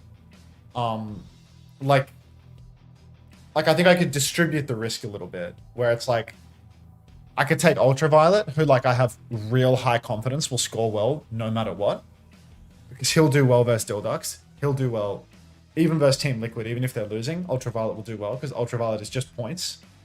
Yeah, Ultraviolet is really expensive. And then I could sacrifice one of the double players in the final week, right? Like, I don't need to hit everyone on a double in this week, but the problem is if I take UV, I'm stuck with UV. I might have the money to do that, though. I can just see how that unfolds when the week comes, to be honest. I don't need to think that far ahead, like locking it in. But, like, GK is really expensive. Like, I'm not taking Maymone, you know? Like, Maymone does not score enough points in games where they play close. He simply does not for me to justify that cost, you know? Whereas, like, this final week for Team Liquid, like, Sakura Dilducks. The thing about this double, the Sakura Dilducks one for Team Liquid, it could be a really underwhelming double, you know? Like, I do wonder, like, Sakura Ducks, am I just going to get fucking... Am I going to get cucked by the Sakura Ducks? Because they actually, like, are not good point-scoring teams. Like, they're just going to fuck them. Which one, sorry? Are you talking about Sakura versus Ducks? Yeah. I know, Ducks have... The Ducks is like, they have one good map in them normally. And then that's it, you know? So it'll be like a... Yeah. Like, I got screwed last week because SSG, like at Esperanza, Sugar Free scored like 4 points, and I think Hawk scored 2 points because the Esperanza was just over in 4 minutes. Yeah. And then, like, here, I'm taking simple... I'm taking no Z. Z's dead now. Z's been ignored. I have 3 budget in reserve. I use this 3 budget to get Psycho and Simple here in Landon's slot. Because I think Violet will score more than Landon. In week... well, I can make the decision when I come to it, I suppose, but... I think Vision Violet... are fine until week. Like, this Vision week's play bad, quick but then in week... 4 and 5 are good, I think. Vision will play quick in week 4, Cat will play Peps. Like, these are both stomps, and Violet is like Mr. Scorer, you know? Like, he's just the best scorer. In those so ones, yeah. Yeah. So, like, in this week, I'll free up the Landon budget for Simple or Astro. I haven't decided on who yet. And then, yeah. Should I submit my roster? Am I ready? I think I'm ready. I think I'm not making any changes. Elliot, congrats on the Marbles win 2 maps ago. I was gonna go Z Zomba, but I decided against doing it just because of a limitation of trades. Rah. Cheers, Elliot, mate. Alright. Way have made the controversial decision of taking Zeta Division to their best map. They banned Zarya, at least, but Banara's just going to play Diva instead. And Way... I don't know about this one. I mean, historically, Way have been a team that are shit at the draft. And we'll see if this one pays off for them here. It looks like Milgara's going to play Winston. They're going to go Hanzo Tracer into this. We've seen Hanzo obviously do a lot of work on this map in particular before. But Zeta Division, more than comfortable here. Pelican's going to be starting on the sim in that usual position, marking the hotel. And it will be on Way just to create a little bit of space. Additionally, A does just have access to this high ground already, so they can just start playing a little bit slow for point, try and force that. You can see Sunjin already playing for this early touch as they try and get a position top right as well. Yeah, it's top right now, just chipping away with as many arrows as you possibly can. PP comes down on the high ground. You can see space is being taken by Way, but Zeta Division are ping-ponging around to try and make sure that it doesn't stay that way. Way now touching the point as well, but Points being, you know, adequately contested by Burner for the moment. And I think Wei, this is a really hard task for him. You see Milgaro's taking heaps of damage. This first point Winston going up against the Sim, it's deceptively difficult. Sim and D.Va both, heaps of pressure against the Monkey because of all the fast rotations, and the D.Va that can always counter-dive you. You see, they keep getting progress towards this first tick, but they're never actually able to get that first tick over the line, so they're not actually gaining in too much capture progress during all of this. They keep harassing them. They go for another point touch here. But again, Milgaro just already down to half HP, forced back, and no real progress. Trying to get in deep on this left-hand side is Sunjun, but he's poked out, and Bliss is just getting loads of free damage here, actually, keeping everyone at bay. Now the jump comes in behind. Aid's going to try and walk forward. Most of that Matrix pushes for the kill. Lee Sin is actually able to find it. They have taken this top right position. Now if they can stabilize, now they can start clearing all of top, but they have lost Sunjun in main. Yeah, it does look like, you know, for the moment, everybody's stable. Aid's chipping away up on high ground, but two players on point right now for Wei, and they are about to secure a tick. You can see the contest comes through for Burner, though, right before the tick is going through. Aid is taken very, very low. He's face-to-face with Burner, but Burner's taking a beating. He shifts back onto the Mega Health Pack, snatches that one up. Milgaru, he's in like Flynn and out like Trout. He takes all the damage in the world, though, and Burner, up on the high ground, starts poking away. Milgaru has been healed back up to full. The Guardian Wave is good for it, but Milgaru, I mean, he can't get anything done. He's just being marked everywhere. He's dead. Yeah, Burner's eating him up. And that's going to be a continuing rush on trade, but with no tank for Wave, they're going to have to slow it down, hope someone can find a pick or a trade or something. But Burner doing a very good job of maximizing his uptime and his output while not getting caught or demexed or into any scary situation. And ZETA Division will reassume full control. Oh my days. High ground for ZETA Division. I feel like, starting to feel like Wei maybe shouldn't have gone to ZETA's best map in the entire pool, where they can consistently always win even versus T1. Burner marking the Tracer from behind. You can see Sondra trying to work his way in, but having not much luck at all. Dragon comes out now, though, trying to clear the high ground. What? Where is that Dragon going? It's going into a ceiling that nobody can play in. So, yeah, apparently Aid is completely lost in the source. Milgaru jumps backline. Blissey, he dropped the Tidal Blast, but he will go down. No kill converted. Aid actually stuns up Burner, but Burner is face-to-face with a Hanzo, so Burner's probably happy to just clean up that kill in a moment's notice. 1-for-1 trades. Finn goes down as well, though, so one-man advantage now for Wei. Bomb comes out from Burner as he will resuit. Pulse on the point goes wide, but Sonjin is chasing out Alpha Yi. Unfortunately, though, for Wei, they are far from out of the woods. There's a definite recontest on the cards here for ZETA. No ults for ZETA, though, so they're going to have to just try and do it dry. Aid is back on the Venture, and Milgaro has this Primal. So once that backline steps up, there's an opportunity. Pulse Bomb is a miss from Sunjin, and they've lost Lee Sin Min actually during all of this. They're all over the backline. They've just killed it. Milgaro still has the Primal, but they had no chance to go. ZETA have just been able to retake all of the space easily, and now Milgaro will be popping that Primal, looking for more kills. Aid is going to dive onto the high ground. He loses out to Pelican. Milgaro needs more with this Primal. He's trying to chase down the Kiri. Kiri is low. Will be able to confirm that one onto Finn. The trades do favor the attackers, and as second tick and counting, Burner is going to get the first touch before TPing away. Now the blink onto point as well. Alpha Yi taking over responsibility for the touch. Recall has now been burned. Touch increasingly difficult. Alpha Yi dies from this one. It's Pelican who takes over. He's going to die as well. And Wei do get it over the line thanks to Milgaru's trades. Wei managed to get it over the line, and oh god, we're on Ram for Pete's sake. Is that going to change it? I'm not too sure about that one. I mean, Ram is... It's good for second point. It's a flat point where D.Va struggles, Winston struggles, Zarya can be walked over potentially as well. But I'm just not a huge believer in block swap anymore. Are we out of sync? 204, 3, 2, do not come. 59, yeah, I think I was 58, 57, oh wait, maybe you're 56, slightly ahead. 58, 57, 56, 55, 54, 53. Yeah, we're on. 52. Okay. There's a rush available for Lee Sin-min right now, but you can see Wei, they're just taking as much free push as they can. Burner not even trying to fight close because there is no high ground for him to ping pong from, but now that he's got himself a corner and he's got some high grounds that he can escape to, this is where ZETA Division are going to play for the hold. We also know that they're famous for conceding all of the space on second point, so there's really no surprise that they're giving it up here. Goodbye, Emmys. Pelican's actually super deep behind now. He nearly has a sim wall as well, but just going to keep moving the payload forward. Eight's going to look for a bit of a burrow underneath. Eyes on the backline, wants to force this TP out of Finn. Alpha Yi in big trouble as well. Actually just dies to this. A Kitsune rush from behind from Finn, but Lee Sin-min can match that now. Player advantage as they try and focus down Finn. TP has been forced out. Sunjun wants to hunt down that kill. Can't find him. Both Pelican and Burner are all still behind, so why are you going to keep this payload moving forward? But ZETA have a bit of an unorthodox surround. Yeah, right now. Zeta, they have good positions, but we know they really do struggle with contesting on second point. Now you can see there's actually, I think, a few too many people behind.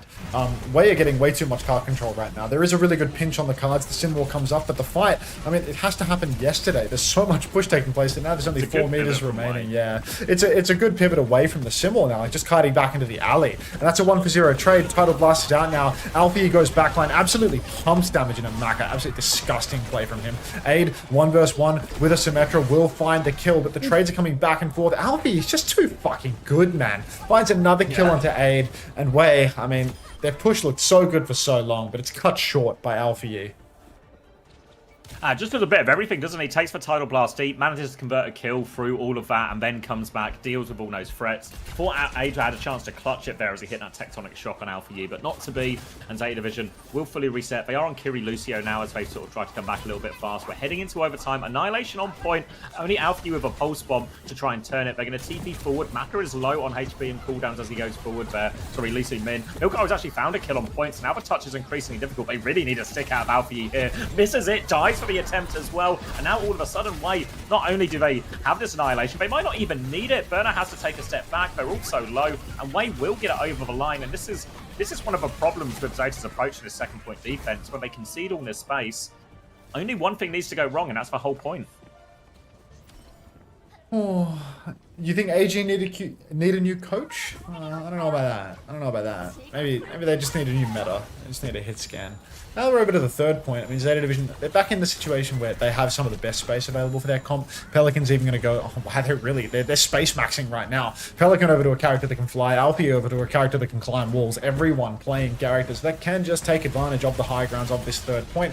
And now Zeta, they can really get the surround. They can really control the high ground space. It's going to be so hard for Aid to ever take a good angle, because anywhere he goes, he's going to have to deal with the Diva, the Echo, the Genji, all flying at him one by one to finish the kill. Burner holding inside his signature cutout cupboard. Kitsune rushes mirrored in main, but Milgaru, he goes down without using the annihilation. The picked tank. Disaster start for him as well, and it doesn't seem to be able to survive no matter what hero he picks, you know? On Winston, there's an excuse. It's hard against some of these heroes. But on Ram, with an annihilation, really feels a little bit inexcusable, but you can see some of the problems that way you're going to run into, where they just can't contest that high ground. A's actually going to go onto the sim now, so now all of a sudden they can actually get their Ramatra onto this high ground. They can play to clear that space before they go, but this has brought Zeta Division valuable time to get some more ults online. Tidal Blast and Copy both pretty close. The TP is just a fake actually, but Lisa Minas got a pick onto Finn. There's the opening. They're going to clear it on point. The slow has been eaten, but the pulse bomb was not. Sanjur's going to find the kill. Burner's going to get D-Mech here, I think, as well. He's so low. Self-destruct has been forced up top. I think he can get back into the mech, so he can keep stalling out, but Milgaru's still annihilation, and they're threatening checkpoint.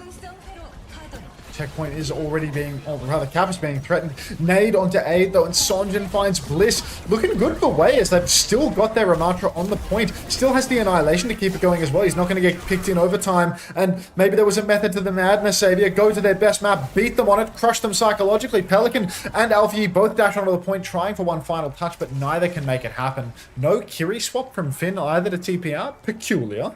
And that's going to be Wei capping the map. Yeah, that's actually really reasonable. It felt, you know, if you ask me how many fights did Zeta win versus how many fights did Wei win, I'm pretty sure Zeta won more fights across the course of that attack, but Wei get the full cap, so really can't complain about that. And again, we saw it a little bit yesterday when Zeta Division played this map as well. Now, you can see a lot of space. The same kind of happened on third, right? Like, they lose 3 fights, maybe across the entire defense, but lose the full map. So now they have to do the same. Obviously, they did the same last time, right? They pushed it fully and then won in the overtime as well. So far from out of it, Zeta Division on their best map. But Wei, maybe a little bit of sign of life here. And it did feel like, for the most part, it could get Aid onto some of those heroes a little bit more. But feels like he is going to be starting on the sim here on the defense. Ram as well, actually. Hang on one second. Yes, Vis, we have been seeing some Roadhogs. Jumbin's been playing it. We saw Milgaru play it a lot yesterday, so we'll see if Milgaru's got it in him later in this series as well.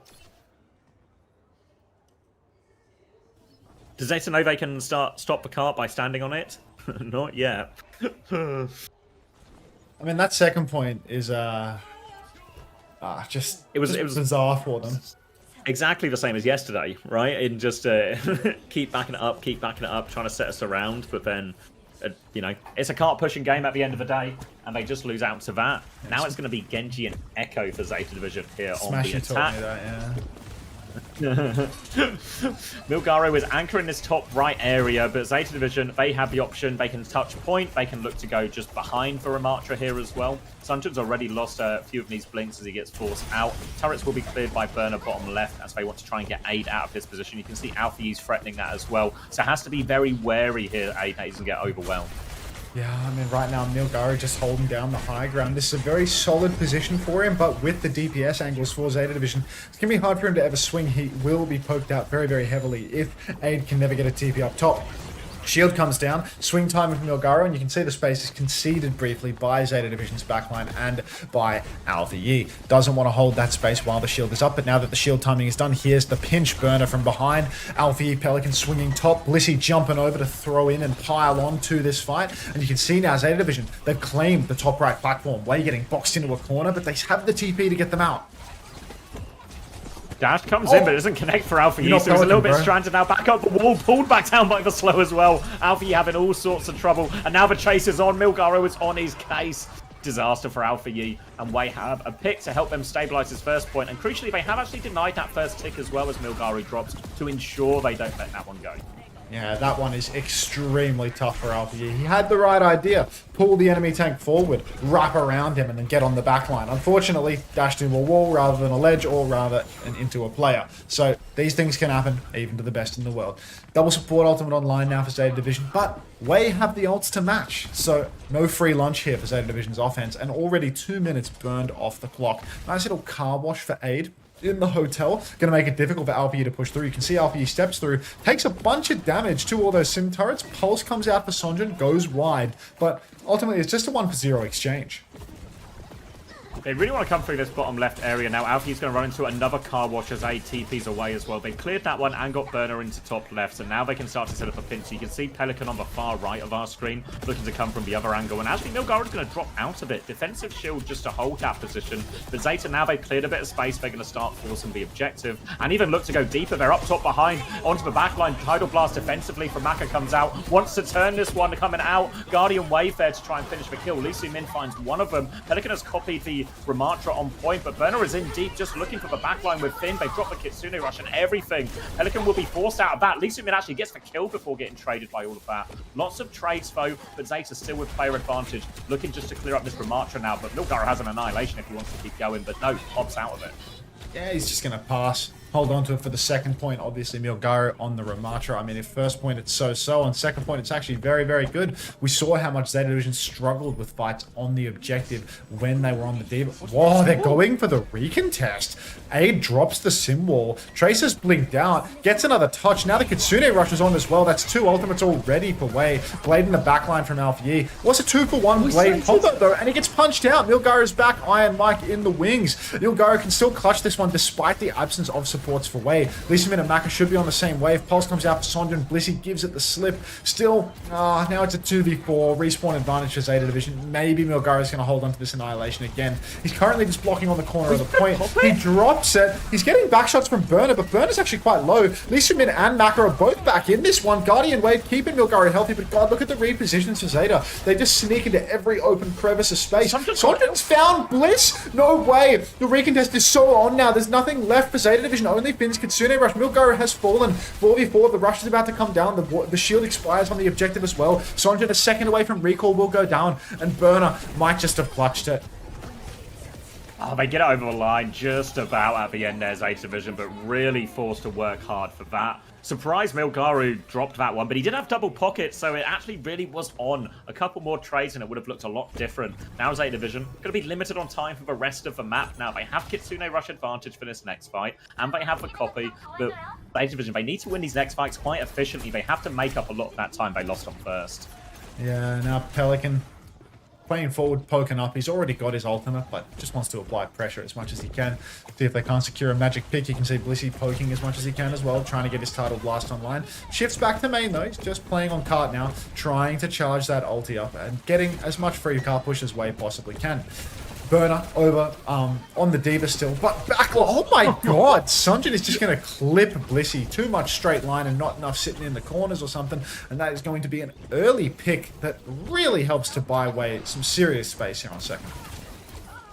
Pelican under a lot of pressure now as well. Does have the copy if he needs it, but manages to avoid investing it for now and goes back to playing above the rooftops. But that pick means a lot of easy push for Wei. They're just going to try and steal it out. But Alfie in the backline, important trade. Now the rest of ZETA Division can walk forward a little bit. Milgaro is still there on point, but they're surrounded a bit now. Trying to just get out of this. Pelican's enclosed on an angle as well. He's going to fly above as Burner goes in. Self-destruct available. He kills Hacker for that one. He's doubling in that one. He will have to use the bomb Burner, but they're getting all the kills. Sunjin's hopeful for a trade. Cannot find it though. And ZETA Division will keep this payload rolling. Yeah, quietly optimistic Sunjin doesn't get what he desires. And Wei now, one last fight for the second point hold. So many ultis online for ZETA Division, and Alpha Yi, I mean, you've got to be concerned when this guy gets a tidal blast on him. He goes backline, he gets that overshield, he's unkillable, and he just seems to hit everything. We see some other Tracers, they patiently play to get the stun off. Alpha Yi comes into the backline, and with the overshield, he one-clips you before the stun even goes off. Now you can see Kitsune rush out early from Finn, but it's going to be instantly matched by Lee Sumin. They can see they've got the neutral advantage. Suzu's out. Alpha Yi tries to catch the exit of the TP, but finds nothing with the stun. No value from that tidal blast. Simwall up for aid now. Copies out for Pelly, but Burner's already lost his suit. 18 seconds on the clock, Xavier. This is the final fight, and the tank for ZETA Division has already fallen over. They're going to be forced all the way back here. Milgara's chasing them out. Late kills here will be brutal. Finn TP's away. They're trying to set up one final touch. Pelican's copy has been forced out. He manages to live, but Sunjin, he's going to keep peeking both on top. He lobs for Pulse out for Tracer there, finds nothing. Age trying to mark in this top area. Alfie gets one more touch. Age going to push this one out. Finn has to TP away. Who can get the touch? They blink on it. Alfie has done so well to keep this point alive, and Burner is back on Hazard, but Milgara with Annihilation to finish the job here. They have all the tools. Annihilation will be popped. 1-for-1 trades. Both Traces full, but Milgara with the Annihilation on point. Just crushing them. They have no choice but to go forward, ZETA Division. They can't get the touch hiding from the Annihilation. And Wei are going to win the map. Absolutely unprecedented result, in all honesty. I would have thought that, you know, this is meant to be their best. This is meant to be where ZETA Division really get to shine. They won on it. And Milgara's won the map playing bloody Ramatra. Like, do you think it's the absence of a hit scan that's hurting them more than anything? Like, every time they're making these swaps, they're going over to, like, double flex. You know, they're playing Genji and Echo constantly. But, like, Hitscan is really good into ramp. You know, like, you just shoot him everywhere he walks. You just match his rotation and shoot him in the face. Match his rotation, shoot him in the face. The reason that block slot is so dead now, like, it's not just because, like, everyone's playing Tracer Genji or whatever, but, like, with the armor nerfs, like, you take so much damage on Ram now. But with Genji and Echo, you cannot stop the Ram from walking, you know? Like, they're just posting up a Ram on cart. They need the skip, that's what I'm saying, yeah. Alpha, you can't play. Well, there's no way Alpha you could play. Even when they lose these fights, Wei, you'll notice Milgara is always the last man standing because they actually just can't really fight him or poke him out or clear him or any. If they do, they're just wasting their time. You know, Milgara can just win those types of matchups, so they're forced to go behind them, and it just means they're never really able actually just to. They can only win fights by actually killing all of the backline first, which just slows them down massively. And then you factor in Wei had a couple of clutch retakes on first point to really bleed out the time. And yeah, a lost King's Row, a big miss for ZETA Division now, who, I mean, they do love getting dragged into a dogfight, ZETA Division. It's kind of been their MO this stage 3 regular season. Looks like they might be forced into another one here as well. Just brutal. This is the mental damage you were talking about as well, right? Take them to their best map, beat them on it. You know what we need now? We need a mag map where he loses. Yeah. Mag where he goes ball and just gets hooked by Milgaro on cooldown. G'day, Jasmine. Let's get a mag map with a Sombra ban, Milgaro on ball, Aid plays Freya. Like, where can we get all of those ingredients cooking? Well, the problem is it's ZETA Division's pick, isn't it? So they're not going to protect DPS. They're going to go to a mag map. That's their theory. ZETA likes to pick for that. It works for both sides. Or something, maybe. Yeah. Mag's good on ball. He just needs time to develop and a better team around him. We love an opportunist king. Oh, they're replaying this Alpha Yi bit. Oh no. Anything with the Alpha Yi bit.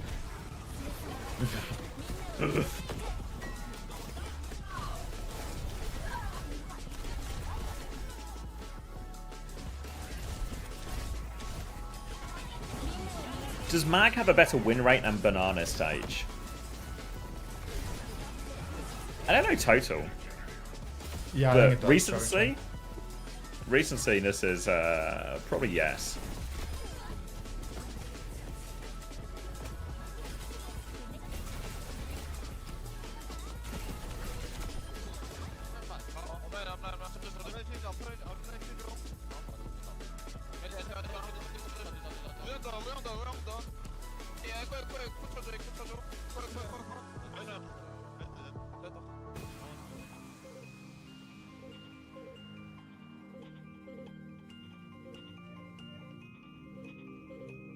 Mag is taking his seat. Good. To be fair, Mag won his map, like, comfortably. Like, really comfortably. Yeah, I mean, as much as you can maybe make the argument, you know, who would you take on ball, Mag or Milgaru? They actually won that map fairly convincingly, really. Yeah. Milgaru is sneaky flexible. I will push this agenda until I die. I mean, Milgaru is not inflexible. Milgaru's got a Hazard, a Ball, an okay Winston, apparently an okay Ramatra as well. Like, Milgaru is a new era tank player. Yeah, like, yeah. He's a good player.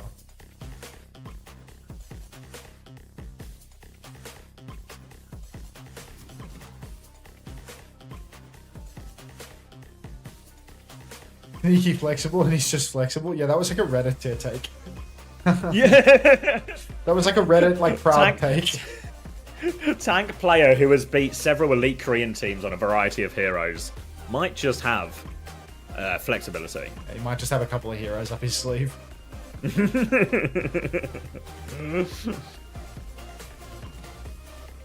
What do you think about the cold kebab? No, I always, if I ever have leftover kebab, I'm always a reheater. How do you reheat it? Just in a microwave. But it's full of lettuce and stuff. Like, it's full of vegetables that don't microwave well. Oh, well, what I do when I get a kebab and I get the salad on, I always make sure I eat all of the salad so there's only meat remaining. Oh. The other option would be, it depends how, I guess, shuffled your meat and salad is. Is the salad still just predominantly on top, where you could remove the salad, reheat the meat, and then recombine them at a post-microwave date? But I'm not a doctor.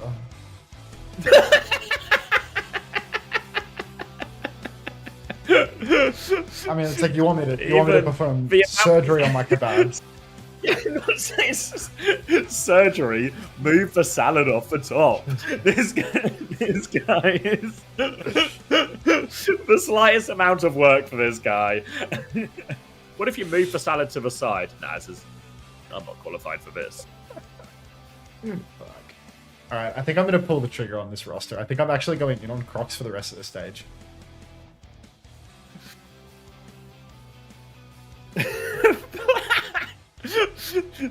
Ryan says Plato and Socrates discussion. Are we pulling the trigger right now, Xavier? Is there budget being wasted? I think not. You're talking to a guy who was trying to fit Sugar-Free and Kevster into his team, so I might not be the financial. Because it's like, there's 3 budget here, there's 3 budget here. I need this budget to get... I need to add 1 more to my DPS so I can have 2 24 costers. So I can have like 2 24 costers. And then in the support line, if I have 2 24 costers here, that means that I need 5, 6. And that is the 6 right here, if I have 2 21s. And I probably don't actually have 2 24 costers, because I might just go like tree and that, and this and that and the other. So, I'm done. Crocs, Checkers, Zomba, Violet, Landon, Trigger, pulled, submit roster. Don't let me down, Frenchman. Crocs, Checkers, Zomba, Violet, Landon, submitted. Didn't even have to pay the penalty. Get to keep my position on the leaderboard right up until this weekend's. Alright. I've not solved the whole problem, but I've had another idea to fold into the mess.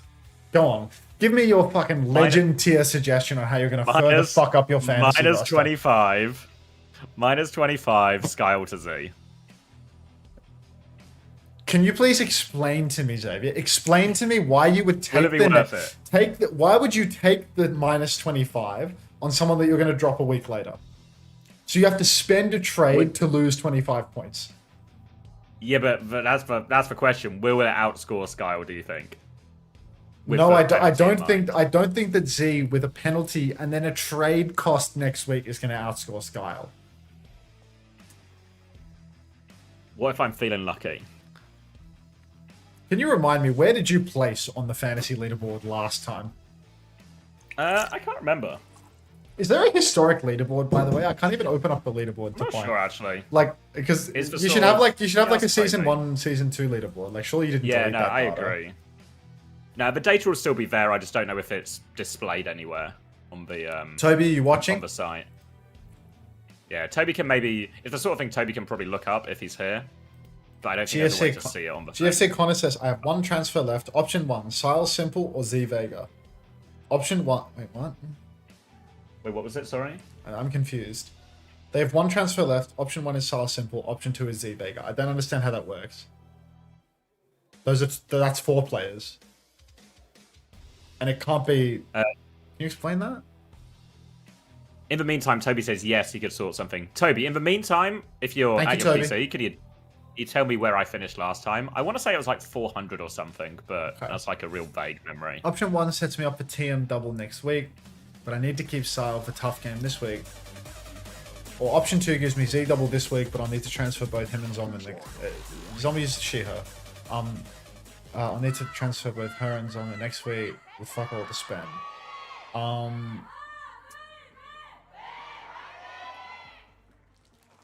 I think I ditched Z because I didn't want to transfer her twice. I didn't want to put her on the roster and then take her out afterwards. So I would keep Sile because at least like you don't need to drop Sile every single week, you know? Like I'm keeping Violet for that reason. The same reason that I'm keeping Violet is why you should keep Sile, I think, because they have a difficult match this week, but then they have like other wins along the pipeline.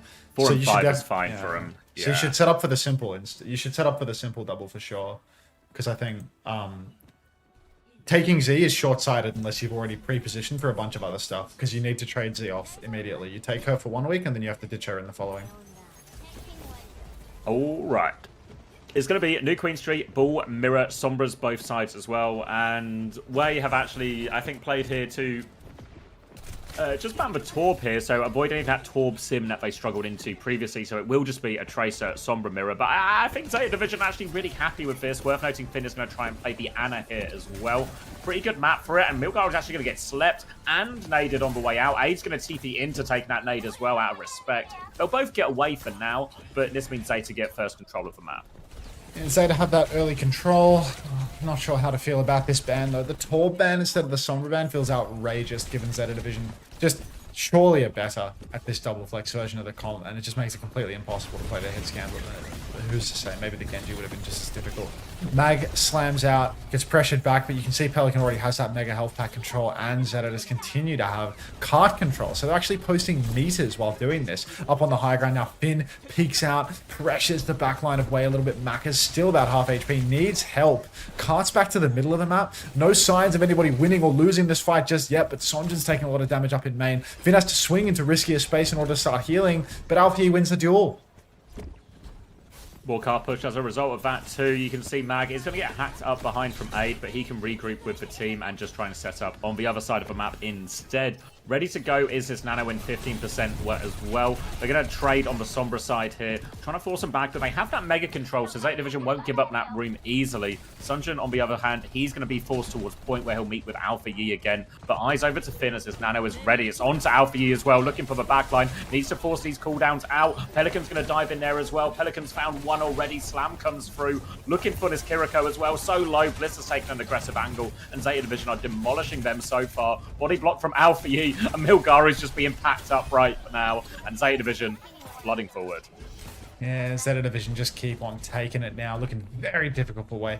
Shades of map 1. a classic Mag winning his map situation, a real trend. I love the way these players play in pitch darkness. All right, Blissey holding the side with Alpha Yi right now, just poking as much as he can, giving Alpha Yi the pocket constantly. You can see Alpha Yi now has received the title blast. He's going to go backline.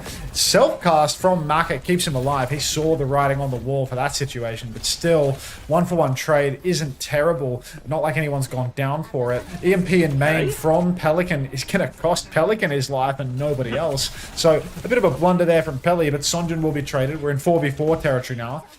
Pulse bomb out for Alfie, catches aid, and now there's no DPS for Wei. Milgaru's sleeping on the job. Early optimism with Peli's EMP fading away. Oh, so yeah, backline's now really trapped in the corner here. Mag goes for a slam. The meters are again still going up for Zeta Division as all of this goes on. Wei do get their backline out through that alleyway in the back, and you can see Lee Min actually still trying to fight in that area. TP forward as Milgaru looks for the backline. Aid does have this EMP ready to go. Looks for it on the inside onto Bliss. Virus is good. Will confirm the kill. Aid will get his one and get out with that EMP. Now player advantage as Finn is poked out as well. Milgaru not slept up trying to kill Finn, but here's Alpha Yi. Gets the trade on this at least. Messy fight. Will favour Wei actually being able to stabilise through all of this, but it's a long road back still, and they really haven't completely controlled the point yet still. Yeah, no point control for Wei. They finally start pushing it back ever so slightly, but I mean, what does this really accomplish for them? There's a mountain to climb. Milgaru over to the Winston as well. I think the Winston is really not a bad shout. Just a bit of an awkward map for it into the Tracer Sombra because it's so easy for them to slip away. Milgaru can carry though because he can contest. A lot of these little tight chokes he can throw down the bubble and his team can brawl with them. Sonjin's found Alpha Yi early on. Close points have been disabled and now it's Magazine who has to tuck tail and run. So hack out onto Sonjin, but it's not going to prevent another push from Wei. Pushing deeper still and Milgaru cleaning house with the bubble turn. Nicely done. Going to shut down a lot of Finn's value as well. All of a sudden, these positions where Finn wants to play. Oh, the pulse bomb trade from Alpha Yi, just as it starts to look up for Wei, unravels a lot of that good work. And Wei going to have to play slow, I think, now. Just wait for Milgaru to come back. This gives Zeta Division time to set up again, get a bit of a surround going, look for their tidal blast and nano timings.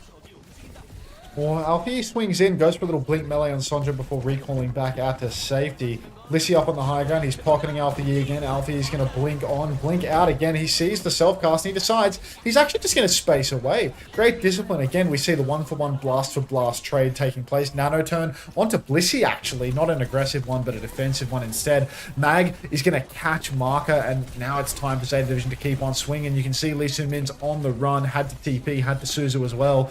Two-man lead for Zeta Division, and they're going to push the cart right back into the enemy territory. Yeah, Sunjin's going to get caught on the way out too. No checkpoint. Going to be EMP versus EMP in this next fight as Ronaldo Wei are just trying to get everyone out alive so they can set this up properly. Eyes onto both Sombras as they look for it. It's really been solo target attempts from both Sombras with their initial EMPs. We'll see if they look for a similar thing.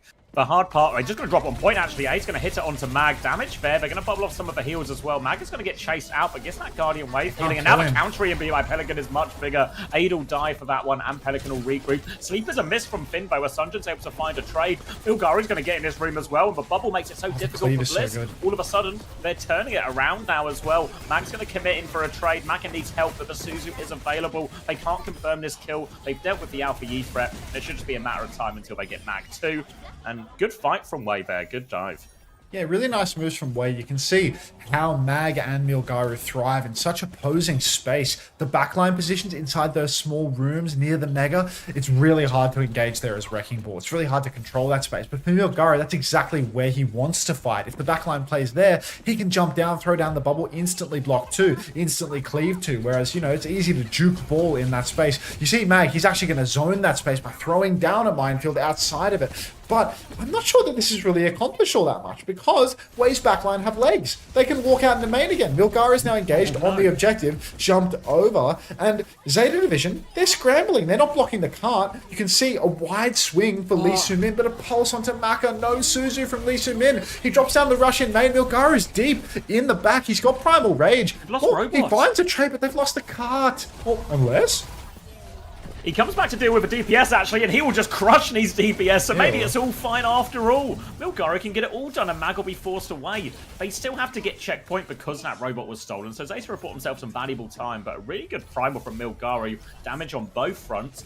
They can maybe contest before checkpoint here, but it's going to be Alpha Yi to go for the first touch. Mag is still with them as well. Tidal Blast available soon for Bliss. They need to get rid of Alpha Yi, but again, Mag is stealing this robot, and you can see there's a constant frustration. Tidal Blast out now for Alpha Yi, looking for the backline, forces it. Suzu out as well. Max out of that one, actually doesn't commit for that one as he doesn't have recall. So they've stabilized, and now Milgaro jumps in. Another bubble turn pressure onto Alpha Yi. Lee Su-min takes care of that one too. Milgaro needs a little bit of help in main, but they're getting ever closer to their ultimate. Sunjun's going to force this Kitsune rush out as They well. conceded check. Reaper, but Blissey has died. For checkpoint's gone. It's all falling apart for Zeta.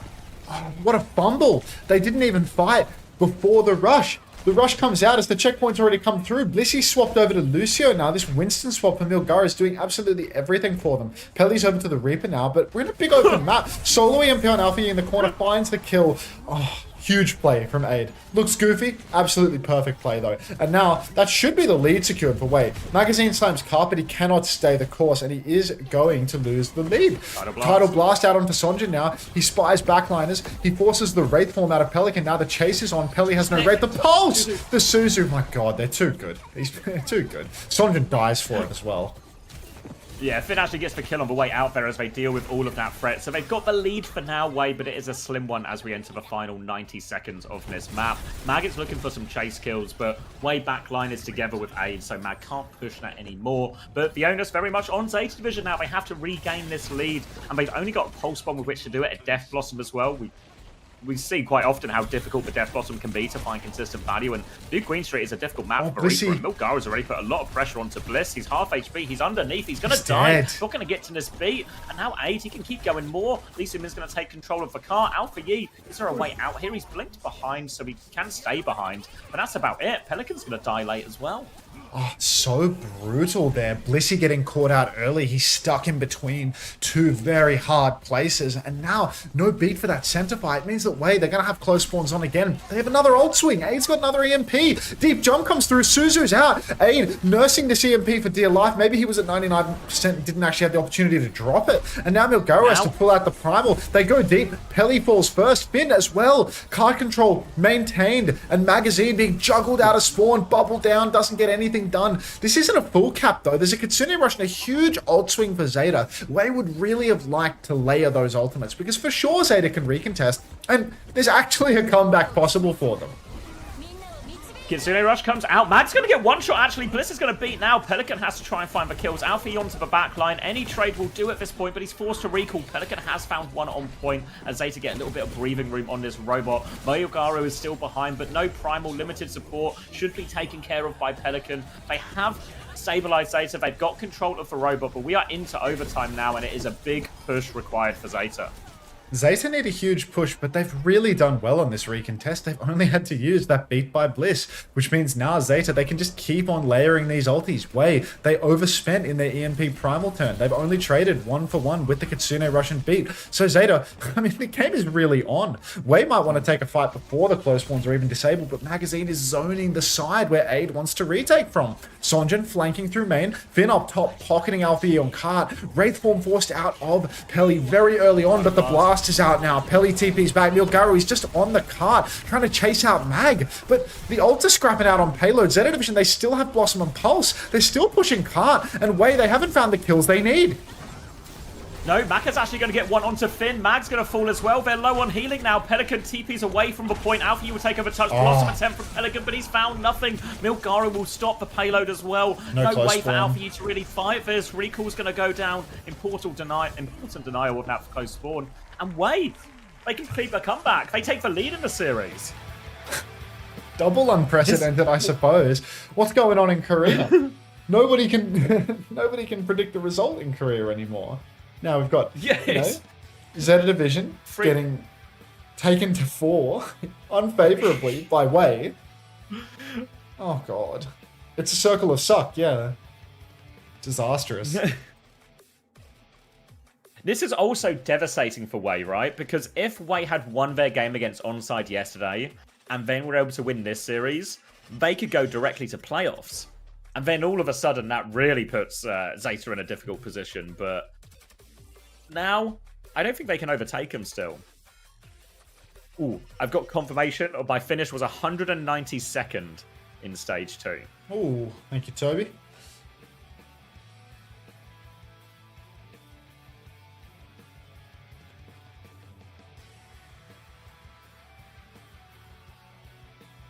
Imagine having Pelican and Alfie in a double flex meta and still being this fucking shit.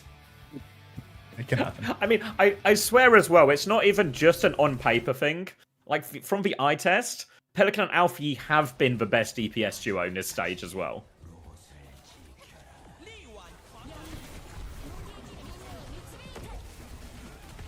But unfortunately, that doesn't translate into results much beyond map 5 dogfights with mid and lower table teams. You're asking me why was Finn's ult bad?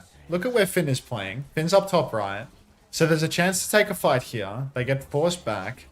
And then where his ult winds up coming from, it's top right down to the cart down here.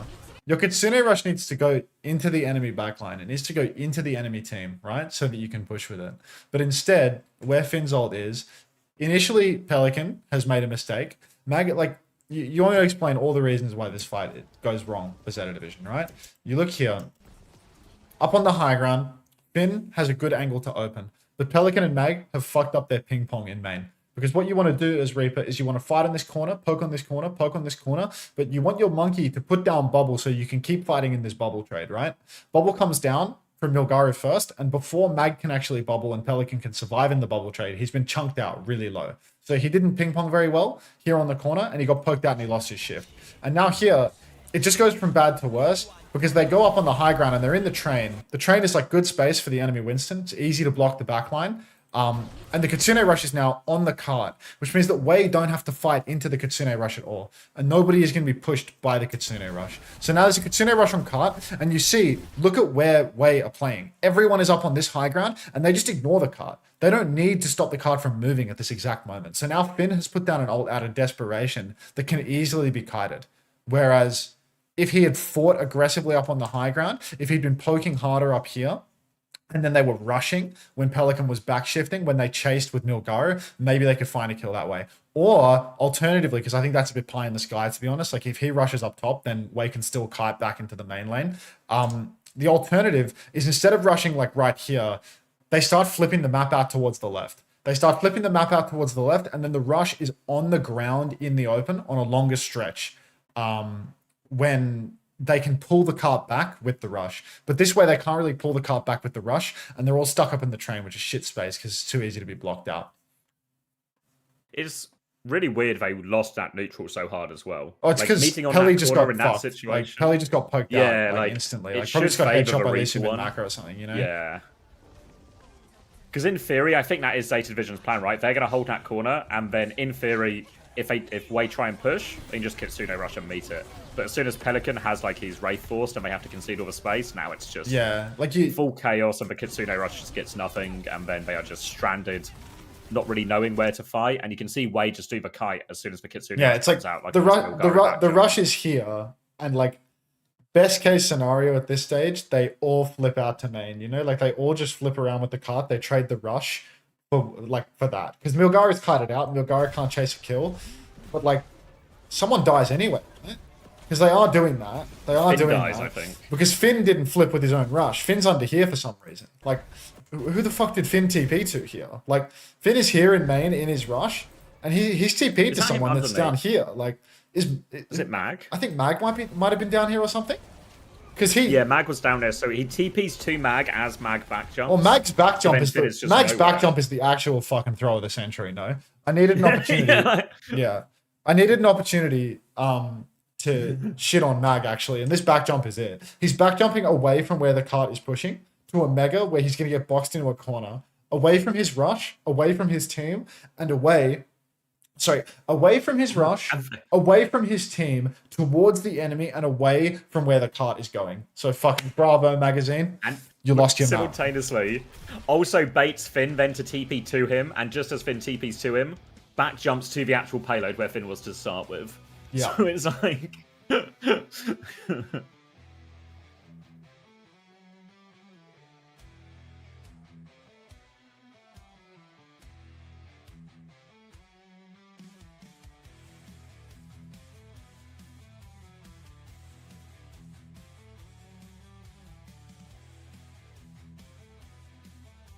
Alright, Suravasa now, Bull ban, Sombra ban, all still open here. Probe is in. Huh. As we had a Suravasa. If they on Diva, they win that, no? Pavo, just let Magazine lose his map, okay, bro? For Alpha E as well, are they going to ban Tracer then? Unfortunately, just a little bit too much piss being taken right now. I mean, there's empty bladders on one side of the stage.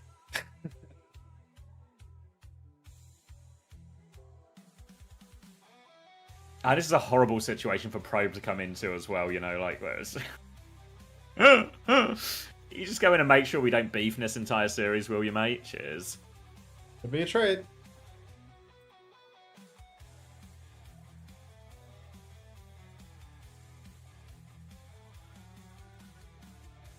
Proby wins his win. You think Proby wins his map? I think taking one of Pelican or Alpha E out is the most insane thing in the world. No worries Also, that I met you. If you're way here and you see the hitscan guy comes in, you know, like how we see in EMEA, a lot of the time teams just pretend double flex DPS doesn't exist and just both teams play hitscan, and you don't ever see some of the problems hitscan has in this current meta because the other team isn't running the double flex DPS. If I'm way, I'm just like, yeah, fuck it, we'll just play a hitscan matchup if you really want.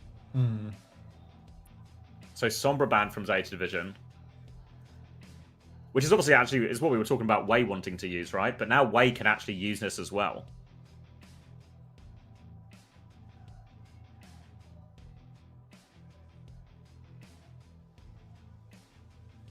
We're going to ban Lucio. Yeah, I guess it makes sense. In theory, I guess you force Bliss onto a less comfortable hero, but I actually think Bliss has been playing really fine on the Wu Yang so far. I feel like so his I'm not Wu sure Yang if this has actually been, hurts. his Wu Yang has been more than serviceable. Yeah, Zeta so I don't Division- think Zeta are actually that bothered by this. Yeah, Sombra ban, but I suppose Sombra ban is kind of good, you know, like.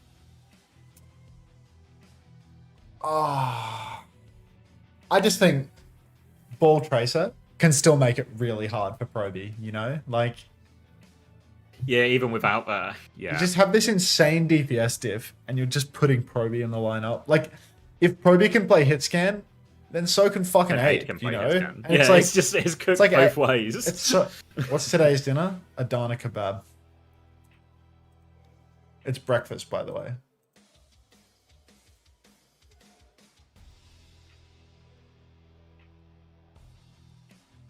I'm actually having kebab for lunch as well. Yeah. Zeta subbed their Tracer player out on the Ball Tracer map, GG. Yeah, I mean...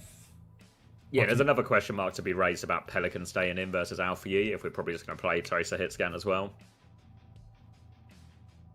Because I'd keep Alpha E in. But... Until when did you last see the sun? 3 days ago, I think.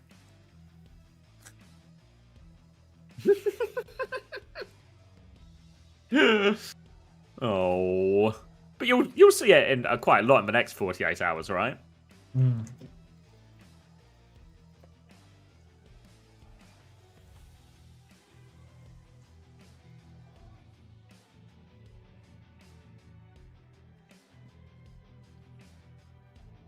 Could just run the Torb Sim here actually as well. I guess we've seen Zeta Division doing that before, but I don't really know how Probe fits into that. Maybe he's the best Torb in the world. He's probably not. Euros and doner kebab are just different things. Like, it's not like the same word for, you know, they're not like different words for the same thing. They're different things. What's that? Euros and kebabs. Oh, okay, yeah. Yeah. Cried Salama. Right. Yeah, alright. You're permabanned from the chat, Primrose. That's the one.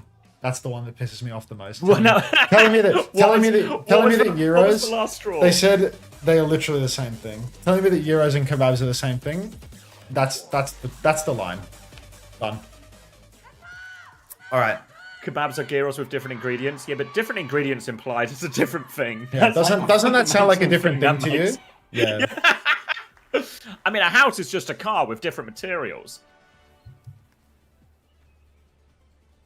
Boost homosexual. CBA. Okay. Hog for Milgaro. All the marbles. Probe in. To They finish put the hit scan player in, which means the hog's going to take a bunch of damage, and now you play the hog.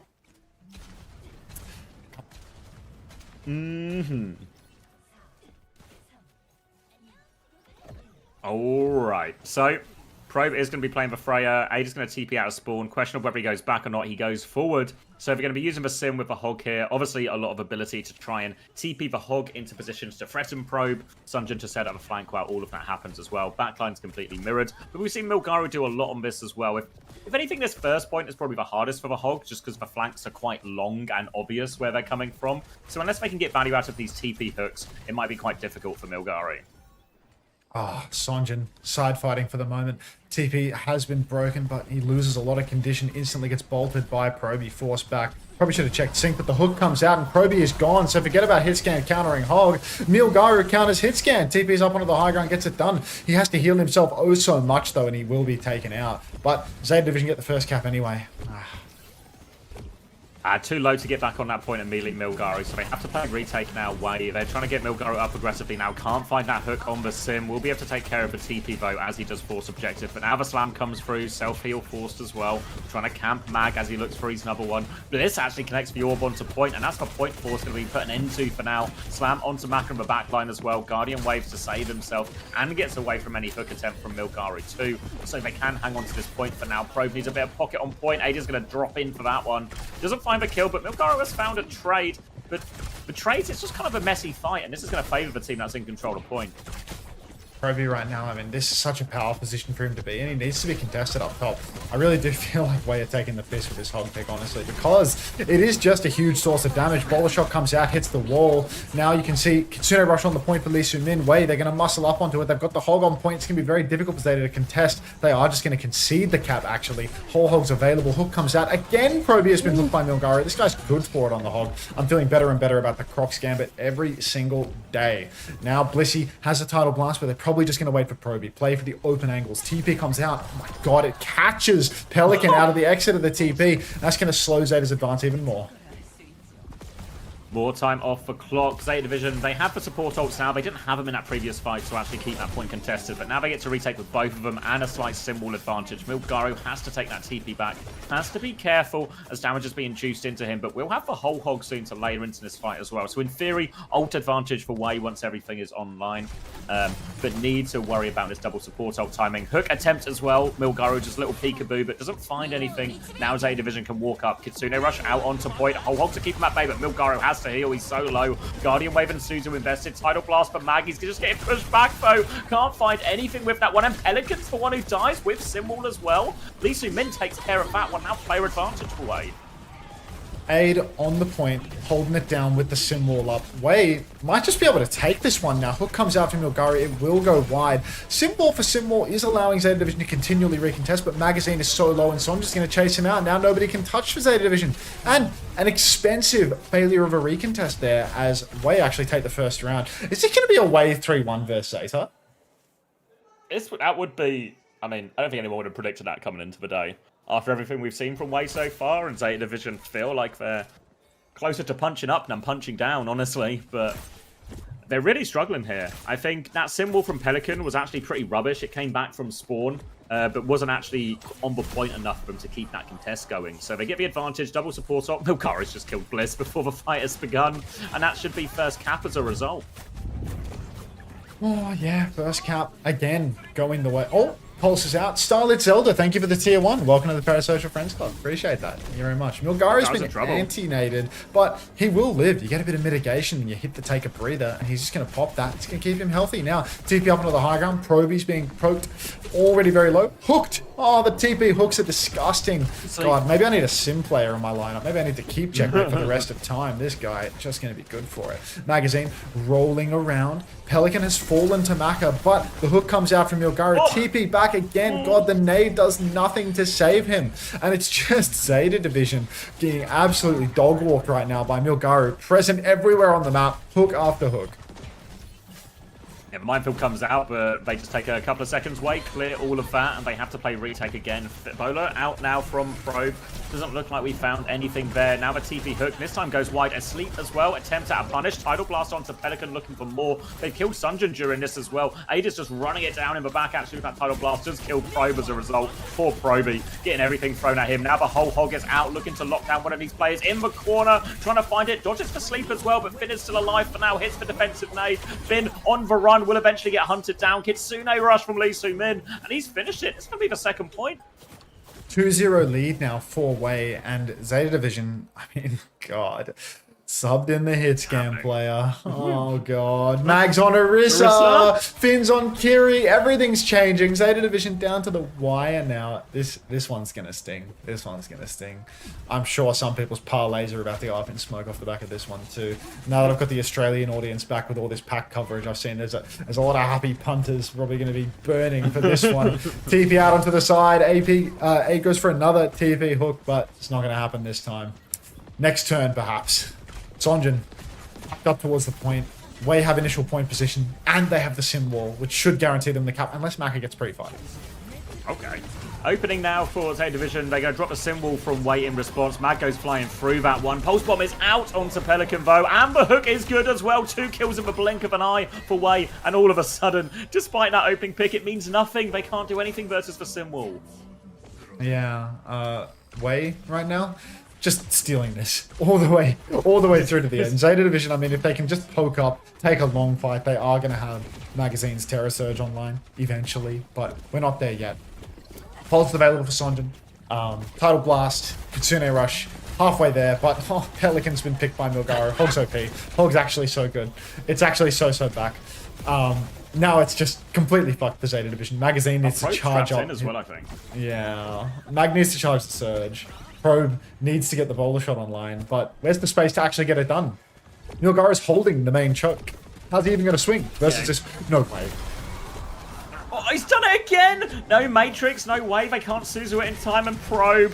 Oh, but you're glad you got subbed in now, Probe. Last fight for Zeta Division. They have no choice but to try and make it work. They TP through to rotate. They want to try and clear that out. They walk into a pulse bomb. Damage is mitigated though. Another hook also mitigated. They're on the back step here. Maka has the Tidal Blast defensively. Lee Soo-min about to have a Kitsune Rush as well. They're going to get onto the point. They have the Terror Surge as well. Maka, Tidal Blast comes out to save Milgari. They're trying to pocket him through all of it. They really want the kill. Terror Surge pulled in. Does eventually kill Milgaro as a result. Zeta have thrown everything at it, but it might just be enough. And Sunjin's got to kill him in the back. Full beam aid on the point. Takes care of Mag. They're not out of it yet. Sunjin more kills in the back. And Wei are just going to sweep him on Suravasa. Wow. Just 4 ults thrown into Milgari's face, and they only get the kill by the skin of their teeth. I don't know. This is an unreal result, honestly. Maybe Hog's better than we all thought, you know? Like, that's the secret ingredient. He just pulls it out and absolutely dominates. Like, holy shit. You could, yeah, I think you were talked about how it might be a bit difficult on first point, and you saw some struggles there. They maybe got a bit fortunate at the end, but as soon as we get to these other points, you know, when it's just these like little rooms on the right, little doors on the left. I mean, they rolled really high with like the points that they scored, because like the other 2 points on the map are like the long angle ones. The first point should have been good for them as well, but like high ground angles and long angles, where it's really difficult for the Hog to actually flank and find value. But on the 2 points that they got after first, it was just so easy for Milgaro to constantly pop in and out of these different flanks and find kills. Like, really did so much with it. And, I mean, even on the points that have high ground and longer angles, I feel like the sim is kind of breaking that element of the pick. Like, Milgaro on the bell point, I'd say that's a pretty good point for Freya. And it's hard for Hog to actually flank because the flanks are long. But that didn't matter.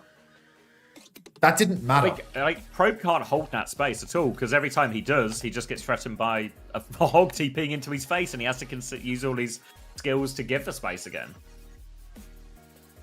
Milgaro with a thumbs down for the player of the match. He's not happy about that, folks.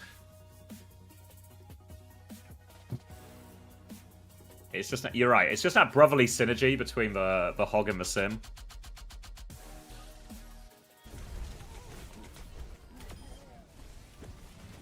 Milgaro actually had a great series. Like a couple of these primals as well, like big moments on King's Road 2.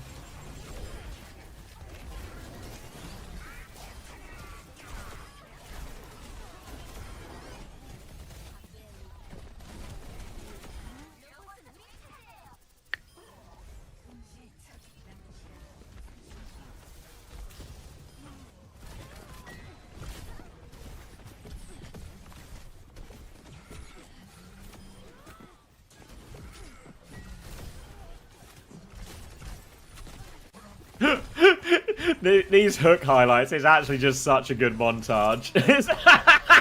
They've actually just made a hog frag video with these highlights. I mean, it's so OP. Every time he's just constantly popping into these flanks and finding a kill again and again and again.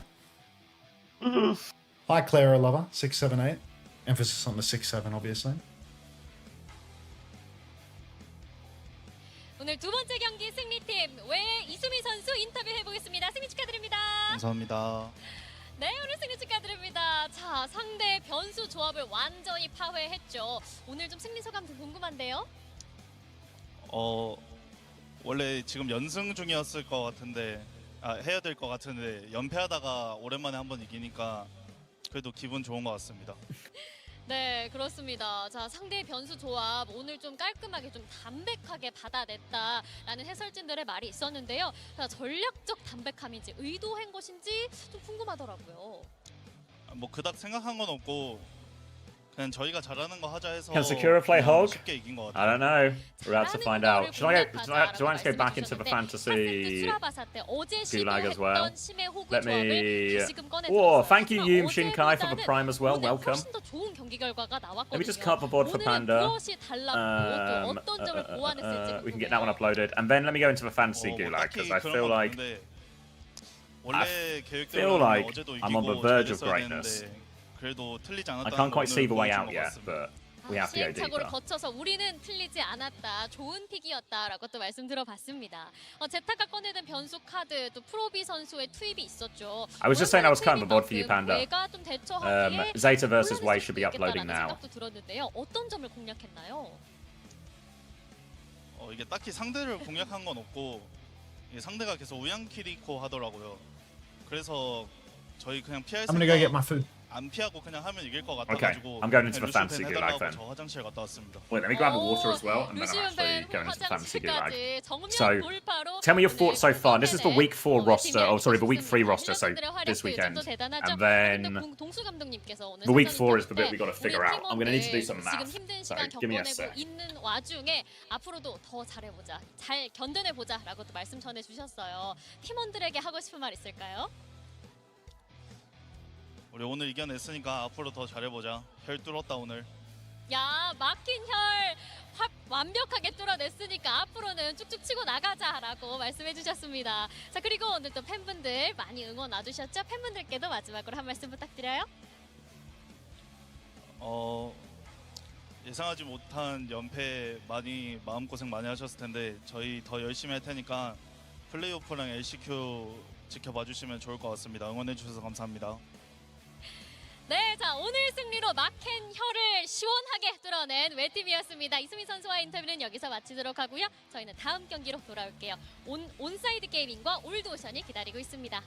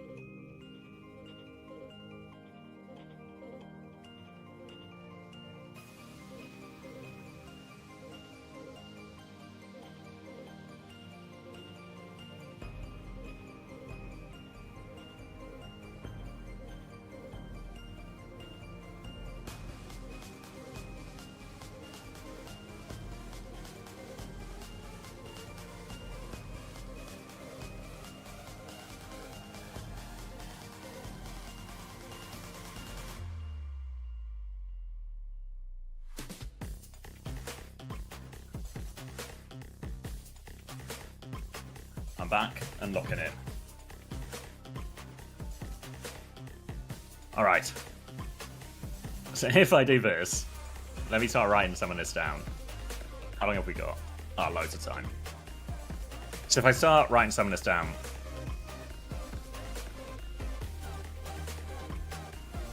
I cannot fathom how a Pelly, Alfie, and Bernard team can do this bad every time. Yeah, I don't know. It's just...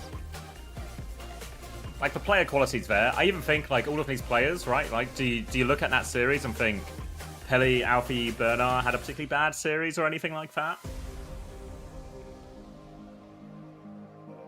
I mean, maybe part of the problem is there was no Alfie on that final map, and Probe, you know, what impact did Probe have other than being a prime target for Milgaru? Hello. Hello, hello.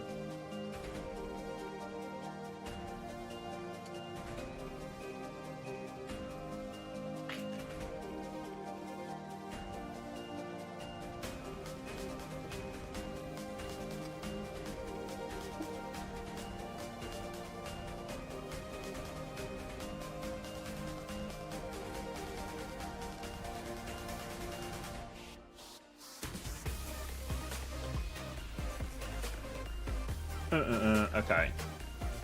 So then week 4 is the big, like, this is the Twisted Minds, one above everything else, right? There's nothing too much. In North America, it's just a big teams against little teams, set of fixtures. Vision is really fine, so there's no huge motivation to get rid of Skyle. It's just if I think like maybe Simple or something would be better. Because I could just go... If I do that, and I'm over budget, but if I do that and then go to Psycho, I'm in budget. Did I miss a Star Wars? I know we're in the Star Wars section. Oh no. No, I just came back to it. Oh.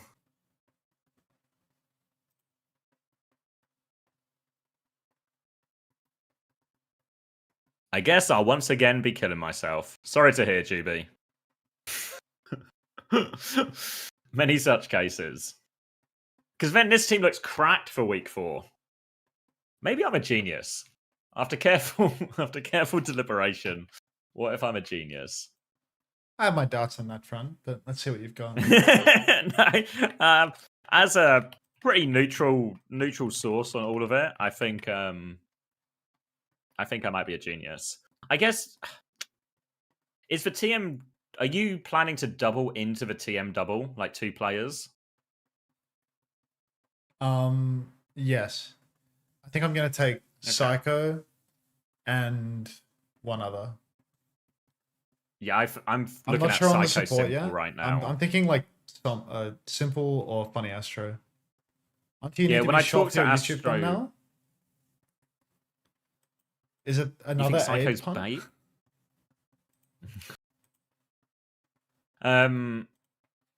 Good.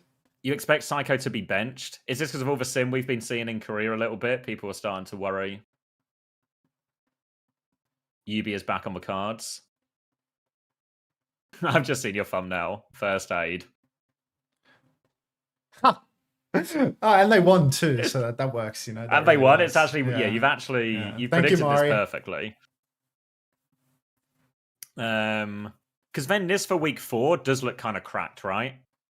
Like I've got Kevster is playing against Psycho and Simple, so there's maybe a bit of anti-synergy there, but I think it might be fine, really. Because I think there's a chance now that TMVP is a long series, and then all of these players might just score well as a result. And then TM have a banker against good guys as well. Again, there's maybe a bit of like good guys are playing TM as well. So this week 4, a lot of my players are playing each other. But I think the doubles will help relieve a lot of that potential, I guess, anti-synergy. Then for week 5, it's still fine for Crocs, if I remember right. That is the... No, week 5 is not fine for Crocs at all. So I guess, is there something to do with Crocs? Or am I just... TM have Gen G, so TM should be really fine there. I think TM against Gen G as well is just a great matchup For Twisted Minds, and they are favourites anyway. Is there a double in North America that becomes appealing? It's a GK double, but one of them's against Liquid. And it's a Team Z double. Oh, this is where it would be like, do you want to gamble on Astro? But I don't know about that one. I want Team Z to be good. I like a lot of their players, but I'm just not convinced.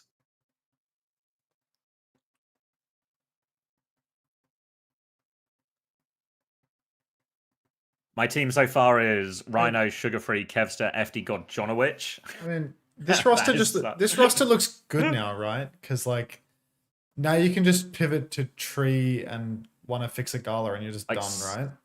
Psycho to Tree, and then obviously I can only have 2 Team Liquid alongside Vega, so it would be like but I could just do that, and then do I just do that on week 5 even potentially? It just depends on who they play in this following weeks. Like I'll just look at it like week of to work it out. Yeah. There's also, there's maybe an argument over which way I go, because this weekend's game will give us a pretty good indication, right? Like if Team Liquid and VP smash Space Station and Alcacia respectively, then all of a sudden those players are like lock 100%, you know? But then maybe that changes. I can also see who scores point-wise as well and make decisions based off that. So maybe I could do that, and then my week 4 is really strong, and my week 3 is okay. But week 3 is okay, but I do miss out on the Sakura double. Whereas I think you've still got Zomba, if I remember right. Yeah. One second. I have Zomba, Violet, Land, and Checkers. And like, I think that the Checkers Landon is just like good earn for this week because they've got like a hard game, so it'll be like a long one. Violet, and it's like the Tracer and Kiri player as well. And I think Violet might be like my last person to trade out, just because I think like Violet's a good earner in all of these like low ones, like the same as how you have Vega that's like 5. not going to move, right? Like Violet stays for 4 and 5.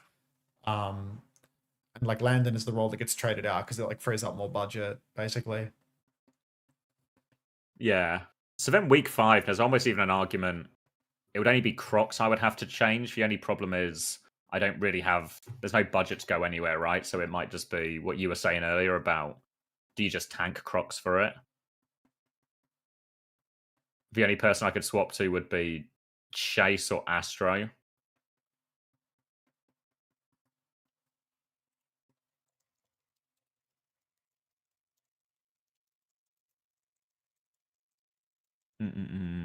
GK do have a double. I wonder if that GK double is worth something. Like, could I go UV, actually? Simple to UV? Maybe that's the play, actually. So I go Crocs, and then I keep Psycho. I could even go... Kev set, and then I go Vega, and then I go UV. I could go Psycho to Ramon as well, but I feel like UV is... out. If it's between Ramon and UV, I think it's... UV has to be the choice. Where is he? I think UV is good, but the problem with UV is that he... actually, I was considering UV instead of one of the spenny ones, actually, because my thinking on UV was like, I think UV has a double, and then after he has the double, it's a tough end. I mean, he has Team Liquid in the first double as well, right? But I think UV earns well even in hard games, right? But if that team sucks, which you actually like aren't going to be able to really tell until week 5. You'll find out in you'll find out in the double, and then you're committed for week 6 as well, pretty much, because he's so expensive. He like prices you out of other options. But I was thinking maybe I'd take him and then trade out one of the double players for week 6 instead. Well, I was thinking, I take UV, and then on week 6 I could go Psycho to Tree because that's just a straight swap. And then for UV, I could just go Gala, I guess. Gala or Fixer.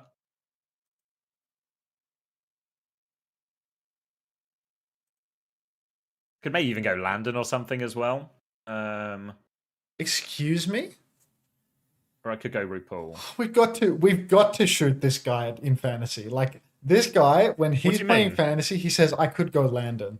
I could go Landon." He's looking at the final weeks of the stage. I could go Landon. When was Landon's double, Xavier? When was Landon's double? At the start. Well, that's why he was the last option, you know? That's why I said Gala and Fixer You first. It was can't like, go Landon What do you when there's so many players with doubles in the finals week. There's 4 supports right for the thinking pitch. out loud, mate. I'm just thinking out loud and saying the players that come to mind. And then as I say them, I can then, I see how I feel about that. It's excluded. It doesn't. You can't do that.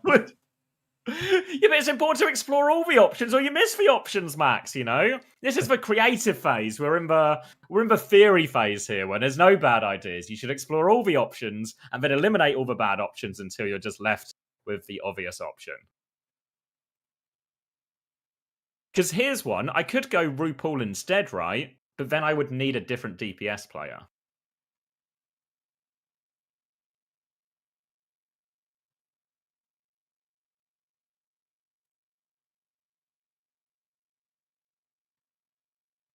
The only thing to be careful of is even though I could have that extra transfer in week 5 to go to Astro if I wanted to, if I do that, I potentially need to get rid of him right afterwards as well, which maybe doesn't actually help me. Yeah, well, I'm replacing both of them. Yeah, I agree. Like, I would rather swap Psycho as well. It's just whether I go, like... I gotta eat this. It's whether I go Tree and Gala, or I go RuPaul and someone else. But I don't know who that someone else would be. I mean, in reality, I just want all the Team Liquid people, but that's not a legal maneuver. So I reckon you can manage the double Liquid Gambit. Yeah, I was just thinking in my head, if it was between Tree and RuPaul, maybe I actually would prefer RuPaul. But if I get RuPaul, then who's the DPS that replaces Psycho, right? It doesn't... Yeah. Because the alternative DPS would obviously be to get Jwoo, but I can't afford that financially. So to get Gala/Fixer plus Tree feels like the best option. And then I've got 4 players in the double-double, and I've got Crocs in a game against Peps, which will hopefully be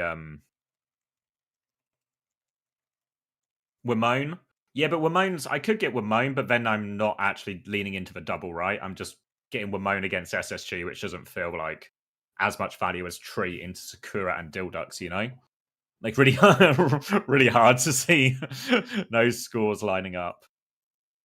Same with anyone like Checkmate. I think Checkmate would actually be too expensive anyway, but it's just the single game. So are you just keeping Crocs now? I think so. And then for playoffs, obviously, I'll probably need to kill Crocs, but that problem might just solve itself once we get to playoffs.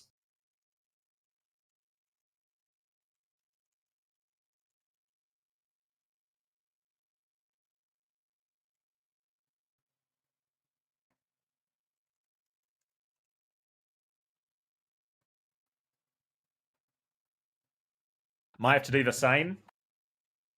Yeah. Marble. Do you think VP play Hog? And if so, is it Ice or Vess? It's just no idea. I show finance tweaks. Don't worry, man. What's so I show finance about my roster? You're gonna beat me. It's just the exact same gambit you've done. It's just for Crocs gambit. No, when you said you were gonna kill Crocs, you know when you were gonna kill Crocs. Someone in chat asked, "Why is Xavier killing Crocs?"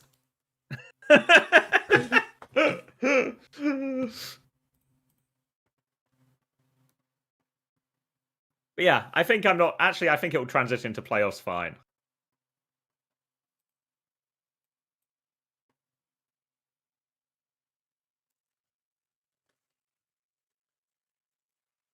Do I need to be thinking about playoffs?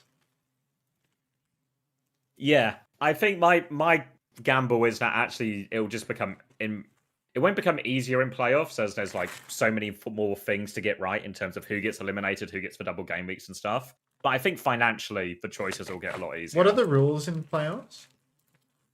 It's so same thing. It's 2 transfers per week. Playoffs is played over 2 weekends in EMEA and North America. You don't get any bonus transfers? No, but there will be there won't be bonus. I can't remember what we did last time. It's whatever it was last time. I don't know if Toby's here right now. Was it? If I remember right, and yeah, you'll get bonus money. We did that last time, and I can't remember if it was like you still get 2 free transfers, but you get a bonus transfer if one of your players is eliminated or something. If that makes sense. I can't remember exactly what it was. It will be the same as last time. Toby will know the truth of it. But my plan is that actually I won't need a lot of those transfers necessarily. The only person I really want to transfer is Crocs, and I'm hoping the budget increase just solves that problem basically, you know, and I can just turn Crocs into maybe not like a premium tank, but at least you know, maybe like a KSA or like a Vest or an Ice or something, or a Tama, depending on how the bracket ends up looking.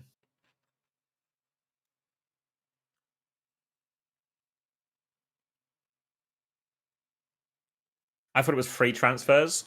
I'm trying to think. Euros wrench.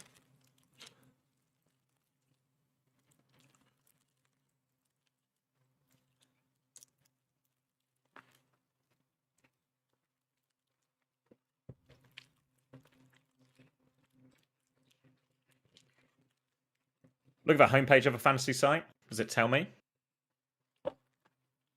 Oh, it literally tells me. Games will be split into week 1 and 2 playoff. This means teams will often play a different number of games. You will be given free transfers for week 1 and week 2. Oh, okay, cool. Free transfers. How much bonus budget? You also be allowed to make bonus transfers. Oh wait, maybe that graphic's just out of date because it's from last time. Budgets have been increased by 4.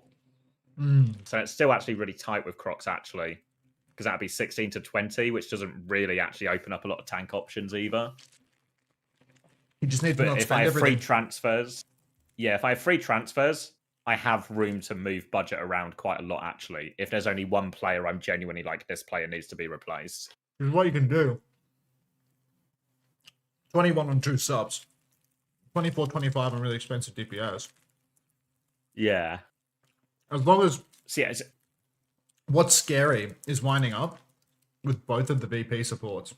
Because then you're so all in on VP winning, and I'm not sure that VP's winning from what I've seen thus far. We'll have a better indication of it deeper into after this this week. But yeah. And after their double at the end. Oh no, it's their double at the end. One tough, one easy. I've forgotten already. By the time that's happened, you've already lost the opportunity to prepare. If you're committing to the VP backline, they're costing you all your trades, you know? You're going to spend most of your budget in week 6 if you're trying to get on the 4x double train. So you need to make the right selections about who's DPS, you know? Yeah. But I'm thinking with free transfers, it might just... I'd need to do the math, but I think it might just get me out of it. There's also this weird thing at the start of playoffs as well, where is it better to have the team you think will lose the first game, so they get the second game? Like, lose the first game, win the second game type teams, you know? Oh, Hiraki, thank you very much. Welcome to the Parasocial Friends Club with Shusha PWT. Thank you, Hiraki. I appreciate that. I'll fist bump the camera when I'm not stuffing my face with a Euros. Surely losing week 1 is better, no? Because you get 2 games. Potentially, yeah, but you need to... Playoffs gets really scary really quickly because you have to just be right about who's going to win what game. Otherwise, your gambits all completely fail, you know? Can't abide by a failed gambit.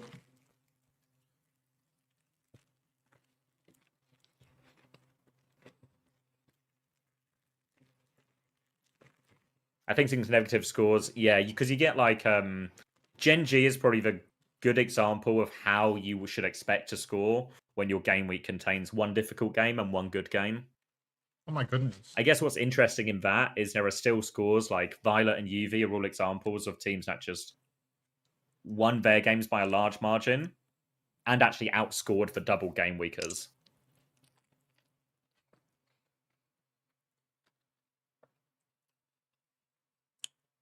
I've made a slight mess on the desk. What did you do in the end? Were you a salad separator or did you just eat it cold? Well, it's hot. It's fresh. And the salad's just hot too? Oh, well, yeah. I mean, it's warming the bread. Oh, fuck. Is the game starting? Oh, the game's super starting. Can you pause 10 it seconds for, like... on the clock, mate. No. One more bite. Oh, To win? That's not till tomorrow. I won, but I need to wash my hands. At what cost? Wash your hands. I'll take the first fight. It's Ball versus Ball. Heiser against Kellen. Old Ocean Onside Gaming. Sombra's in play as well. Alien actually taking up the Sombra for Old Ocean here, who's typically their hit scan player, but he's looking for some early pressure. And Old Ocean have taken this left-hand side of the map for now, and it's Onside who have to reposition.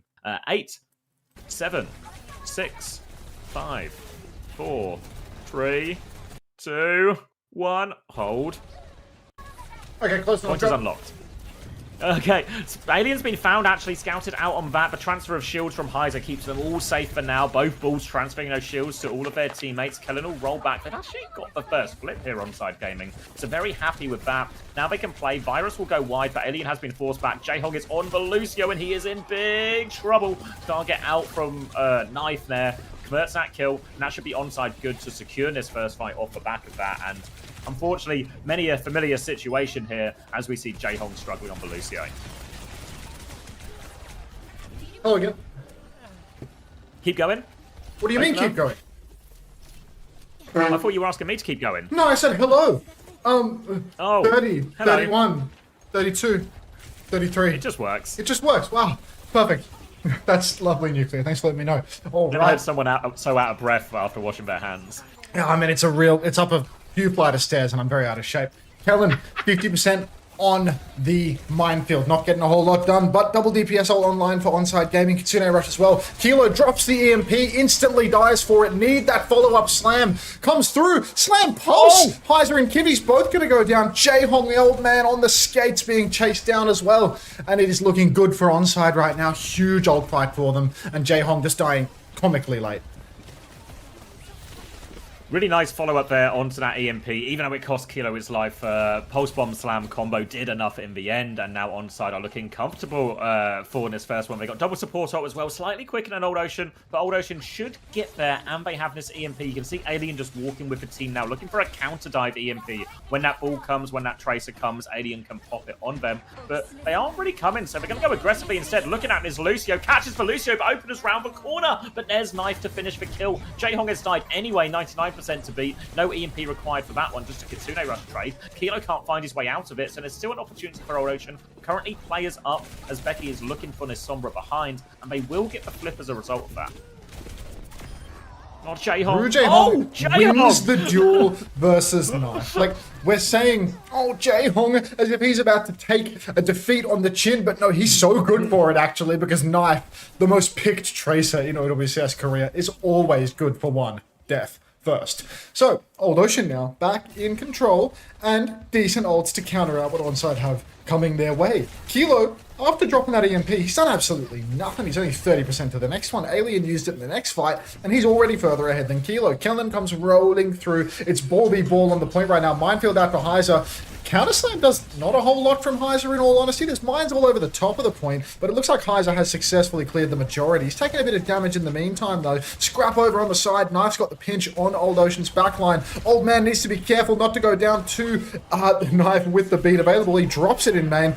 Opener mirrors. Kellen doesn't receive it, but still continued scrap on the drum. Hack comes out onto Opie. He needs to be careful now. Becky's on his case. He slips away, and Onside steal the cap. Ew.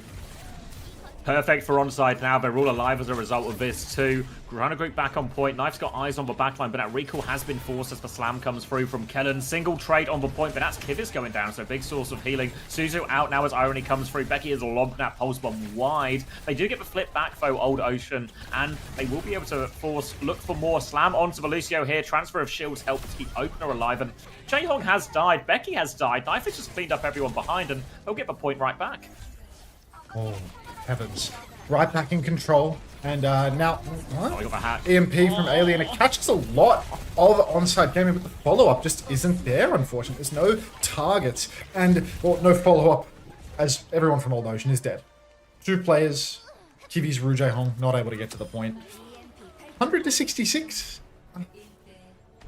Felt like more one-sided for Onside as well, really. Oiled up, slipping away. Are you watching from an old German fort right now, homosexual? I thought you were unable to attend today. Why is he at an old German fort? I mean, he said that he wasn't going to make it today. He said he came. You came home for this? No way. I'll be sure to try my absolute hardest to do this game a service then. With a pause.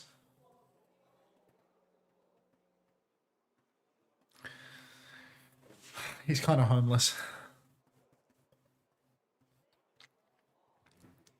We love tech pauses. It's true.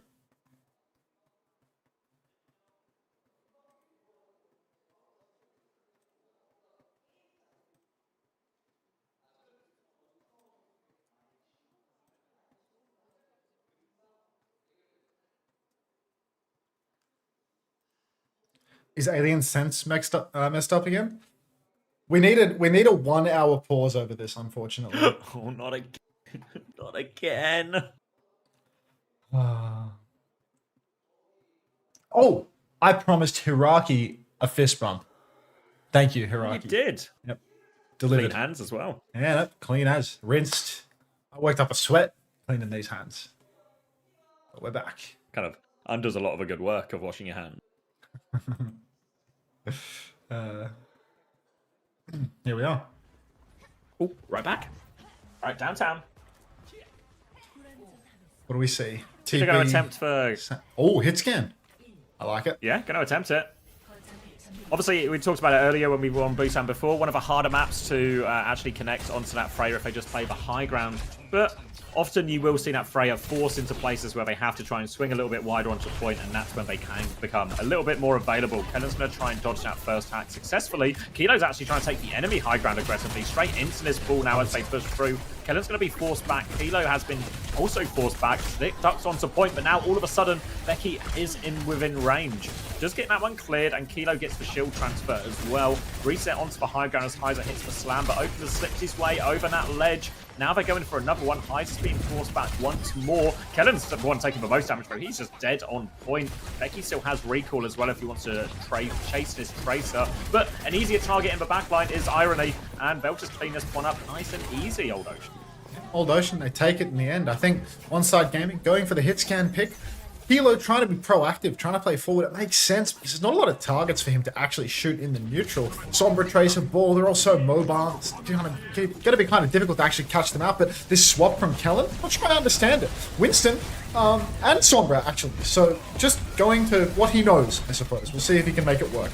Already, Heiser's taken a hell of a lot of damage on point. The bubble trade has forced a health advantage, but Heiser's been healed all the way back up to full now. So Onside Gaming, they've taken a bubble turn. They've not actually gotten anything for it. Overshield transfer onto Alien and Becky, and the EMP's already online to Alien.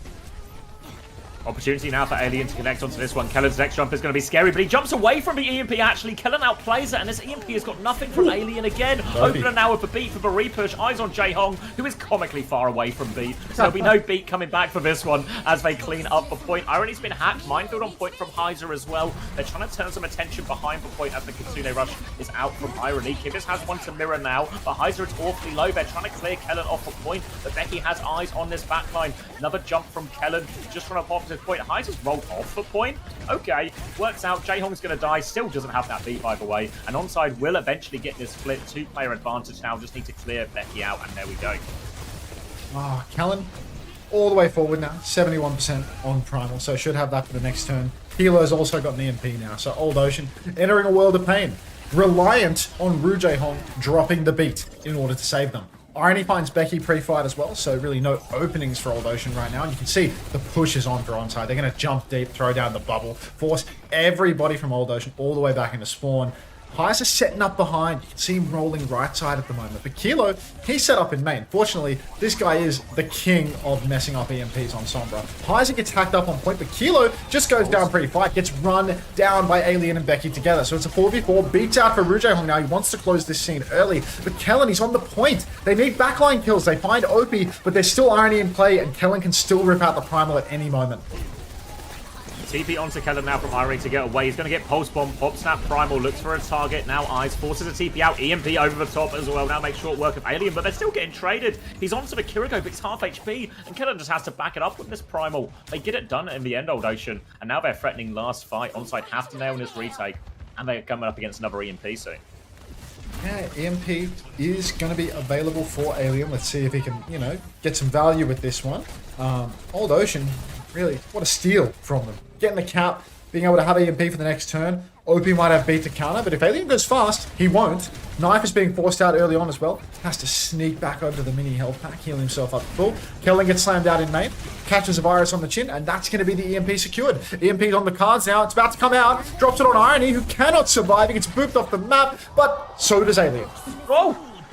1-for-1 trade. Opener has for B. It comes back out. Doesn't catch Knife, but Knife kills J-Hong nonetheless. Now they're looking for more Kitsune Rush and a transfer of shields for Becky to fight in. Trying to force these kills, but the pocket is there. But no, Becky gets the kill nonetheless. Opener goes down. Knife looking to push this Tracer advantage now. Becky doesn't have recall, remember, but playing around that hacked mini forced him all the way out. The flip has gone free for Onside during all of this. The Knife will eventually close out that duel and now can come back. Mine's out on the point from Isa, but J-Hong up top runs into Kilo. Big trouble for him. And I think Heiser has to give this one up. We'll just get out. Yeah, gonna have to get out of that one. Old Ocean. Last chance. 69%.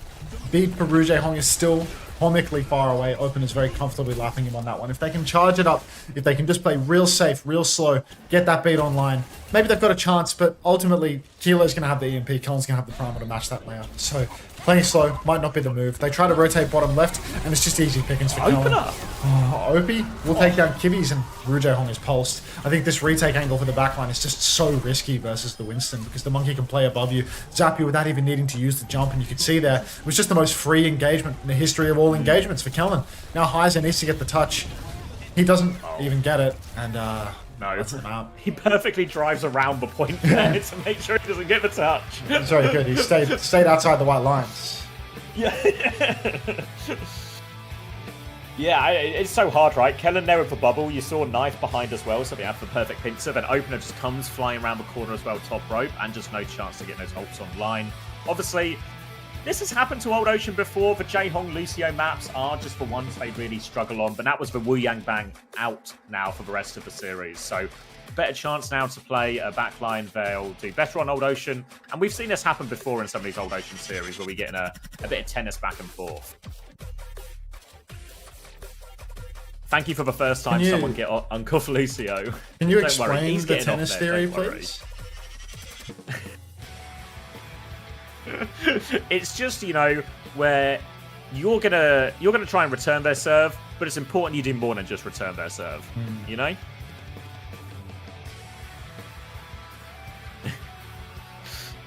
That's a joke only for a few people.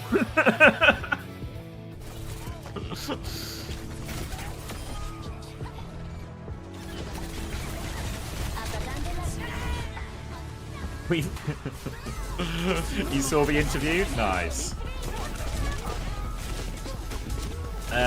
Doping OP? Yeah, let's get a quick marbles for that bounce. So.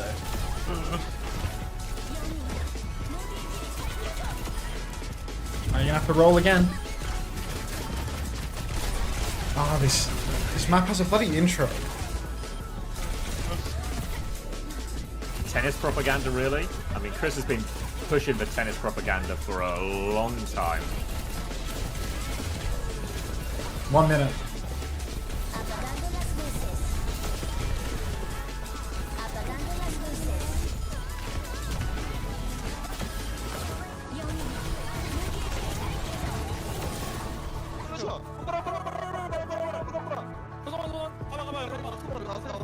Hang out, Preds. Seems reasonable.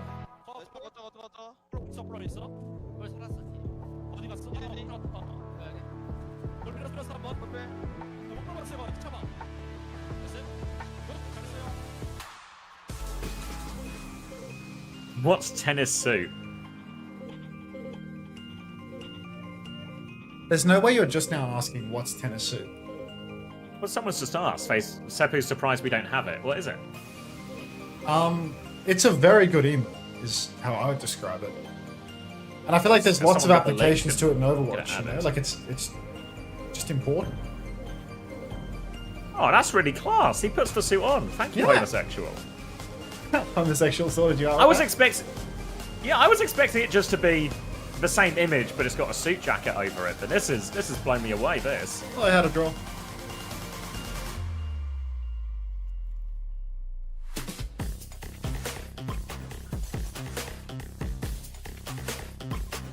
Can we have war, please? Which one's... What's war? Let's look. Nah, I'm not sold on it, Eggs. You've not convinced me.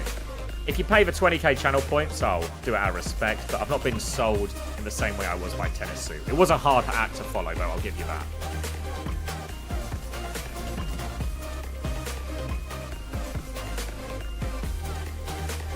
Nope. Most of the marbles race just died, but homosexuals plowing on ahead. They need to copy CS and do that. The series would just go on for so long.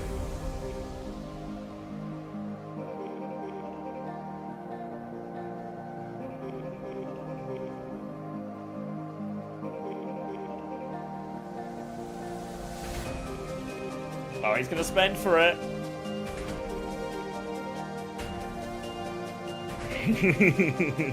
Fair or nothing. I can't argue with capitalism.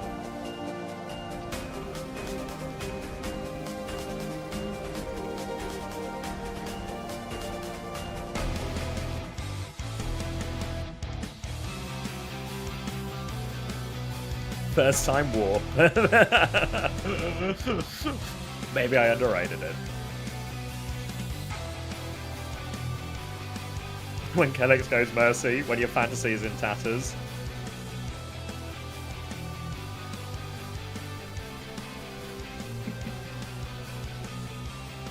Wrenchman, Anthony! Come on now. Your marble looks to have died after winning, but we see you, Anthony.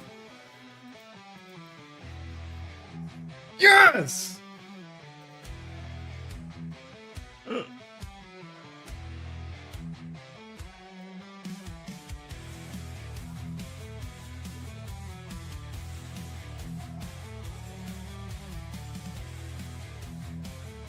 Can we get some W Anthony's in the chat?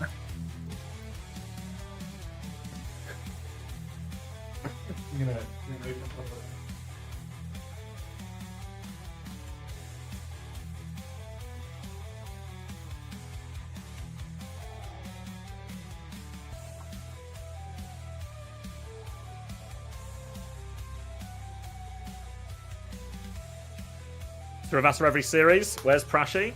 I don't know. Yeah, Atlas is still out of bounds or out of the game at the moment due to the hole in the floor. Roadworks are underway. Big day today. VP Alcad and Man U versus Chelsea. Merseyside derby. I mean, Liverpool probably going to do some of their classic bullshit where they take an early lead, throw it all away, and then injury time winner in their best Crazy Racoon impression. But no, I think Liverpool will win. There's just something about them at the moment, too clutch. I think Everton are playing well. I think it will be close, like a 2-1 maybe Liverpool. But it just feels impossible to bet against Liverpool, given the current nature of of clutching every single match under the sun. Challenge him for another map. And Old Ocean have gone with the controversial move, not of banning out Winston, but of banning out Lucio. I guess it makes sense, given Dopey Opie is a Lucio one trick, and Rujay Hong just doesn't want to have to play Lucio. Maybe it works, actually, because I feel like Winston's probably quite hard if he can't play Lucio as well. So it's probably like the highest value ban. Yeah. And they've taken a ball map out of the pool as well. But Heiser's good at pool. Yeah, I don't think they necessarily need to be scared of the ball mirror. I think it's also what's going to happen now is both teams have then used their most powerful support ban, really. So both teams will just get to be able to play their backline in the future. Can I get a high five? What the hell is that emote? Yeah, you got one, Danish boy. The good guys win today, Virtus Pro and Man United. I can get behind that, yeah. You've been using the phrase grow up extensively recently, and I entirely blame you for this. It's a good phrase.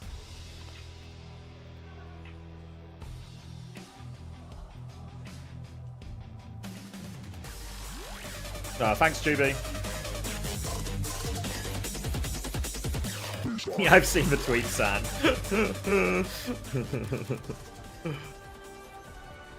Alright, kicking it off then.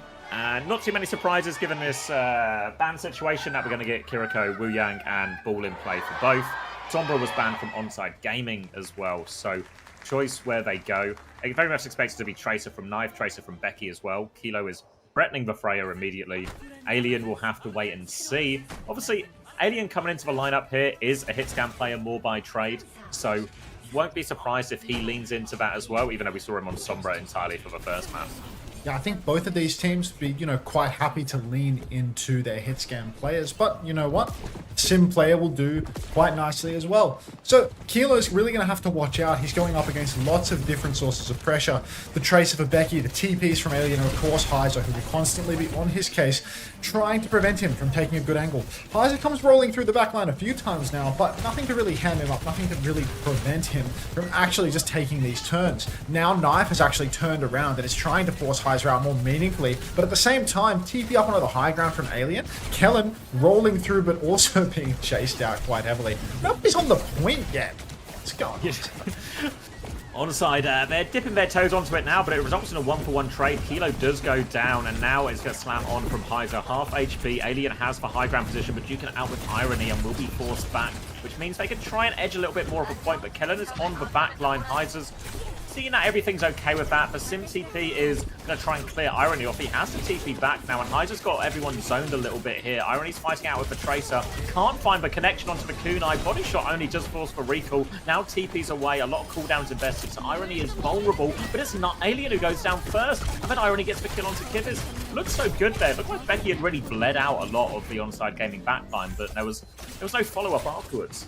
The world's longest first fight takes place, but ultimately, Onside Gaming edge it out. Now a huge old bank Kilo on the Freya. I mean, he's got to be oh so careful. I think on this first point, there is high ground to play from, of course, but it's all very accessible for Heiser and for Alien both. Kivis as well can climb up there, so really dangerous point for Kilo to be on the Freya. Knife forces recall out of Becky early and doesn't have to burn his own, but Kellen has been poked out a little bit, so now Old Ocean, they might be able to swing forward towards the objective. Kellen, I mean, he barely had to take a reset there. Heiser, oh no, Jaehong, instant slam in the spawn, no Suzu, and Becky's fallen over as well. Come on, Cold Ocean, you can do better than this.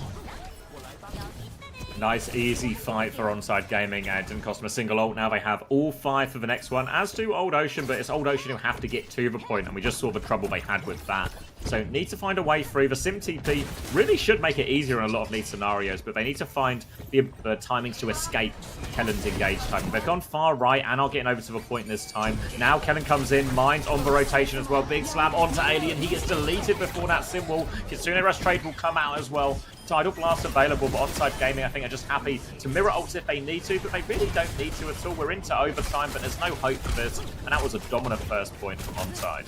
Yeah, making it look easy Onside Gaming. They just take it. The first fight was an absolute dogfight scrap, but everything thereafter was, just Onside spawn camping, essentially, making it oh so difficult. Old Ocean for the next turn. Thin wall on the objective could be, a little bit of a difference maker. Shut out Kilo's value a little bit, but you can see the side fight's already taking place. Irony being poked out, but just trying to rotate towards the objective, take his favorite space to actually hold on to the point. Knife, uncharacteristically, has been picked pre-fight, though. So Old Ocean, no, it's genuinely never. Like, it's very out of character. 5v4 situation. Heiser now boxes Kilo in the room, and he's just going to clean that kill up solo. Doesn't even need help. He actually popped his mines on the point there, so, they definitely want to take this cap. Yeah, it would be good for the cleanup now off the back of that opening pick, and we continue to see some of the trouble hitscan players can have in this type of matchup. First flip for Old Ocean, back in control. Did use the minefield, not the most expensive thing in the world. Now it's going to be a Tidal Blast available for both teams. Chance to be aggressive onto the Tracers here or use it responsibly. But Old Ocean do have a sim wall if that fight does break out on point as well, so they should have a significant advantage in this next fight. It's an advantage for Old Ocean. Tidal Blast comes out onto Becky. He goes back and he catches poor little Opie, and he will take him down in the end. Now Kilo's trapped 1v1 in the Tracer, but that's a fake 1v1. Heiser's right there with him. Pulse comes out into Rouge Hole on the point. Sim Wall's being considered by Alien. He will invest it in the end. God, gonna want a refund on that one, champ. That was absolute wank. Now you can see Old Ocean, they're pushing forward the spawn, just trying to find some value. They're gonna get that value, actually. Heiser has been delivered a kill on Irony. Knife, no recall, might get picked one last time, but there are bodies on the point. Kellen has popped his mines on the point 20 seconds before the touch, and Heiser should no way they steal the cap here. Get a flip. The genius of Get a Kellen. flip. I can't sleep on him. Oh, I can't sleep on him any longer. He's the best ball to ever Wake live. up!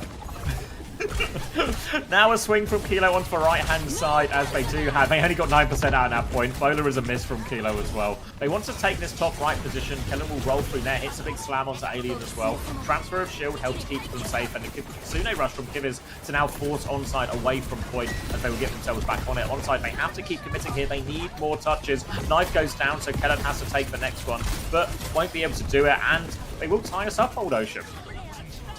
Old Ocean tied the scoreline up 1-1, and honestly, I feel like that first point was just a little bit of a blip from Cold Ocean. They just weren't playing like themselves, because now back in control a little bit more, coming into their own with the Symmetra and the Tracer. I really think Heiser, this guy is the definition of next up talent. This guy is really solid on so many different heroes, and the Wrecking Ball is absolutely no exception. Kellen, what are we slamming up there, Slugger? What do we see? Slams up on the high ground, not sure what that's all about. Heiser booping back and forth. Gets a little bit of overshield, doesn't actually transfer it to his team. Irony drops a Kitsune Rush back of main quite early as well. Minefield out now for Heiser to counter out the rush. Knife recalls into a bomb, but not to two, fortunately enough. Still, nobody's going to be capping the point just yet, but Old Ocean, they got lots of bodies on the point. They get the flip. Great first flip. They've got a Tidal Blast quicker as well if they need it to. Slam comes through onto Alien. They'll force Kellen away from that. Now Alien TP's in aggressively, looking for more. Just harassment and TPing back. Tidal Blast out onto Becky. Knife has been run over, of course. Tidal Blast forces cooldowns out, but nothing. Pulse Bomb on the floor only as well. They are getting the kills, nonetheless, here, Old Ocean, and will be good for the first fight. Chase Kellen all the way out. There's one more player behind, two more players behind. They'll get both of those, and a great start for Old Ocean. Old Ocean, they're on it. They've got the cap nice and early as well. No shades of the first point where, you know, it takes 3 minutes for somebody to finally cap out. This time around, Old Ocean, they've actually just got the control. They've got the wall. Kellen's got a minefield. But Kellen, I mean, historically when I see him using these mines, I feel like he likes to drop it in positions that are either on the objective pre-fight, pre-touch, or, you know, doesn't use it with a slam combo necessarily. And I need to see him be smart. God's sake, Minjay! Fucking Heiser's gonna counter slam that! Okay, rolls onto the point, just poos the mines out with no slam, no nothing. Nobody's tapping with that. Symbol is up, Becky's caught opener. Old Ocean, pole position to take this fight. Tidal Blast was a complete whiff from Knife as well. Found nothing meaningful with that. Now they have to commit to point, but they've lost Kilo on the way in. Onside Gaming will start flooding bodies onto this now, but Kellen is getting full beamed. 1 HP on the coast. Turning around to clear the rest of the point now is Alien, and that is Old Ocean taking the lead. Oh my god. Come on, Minjay.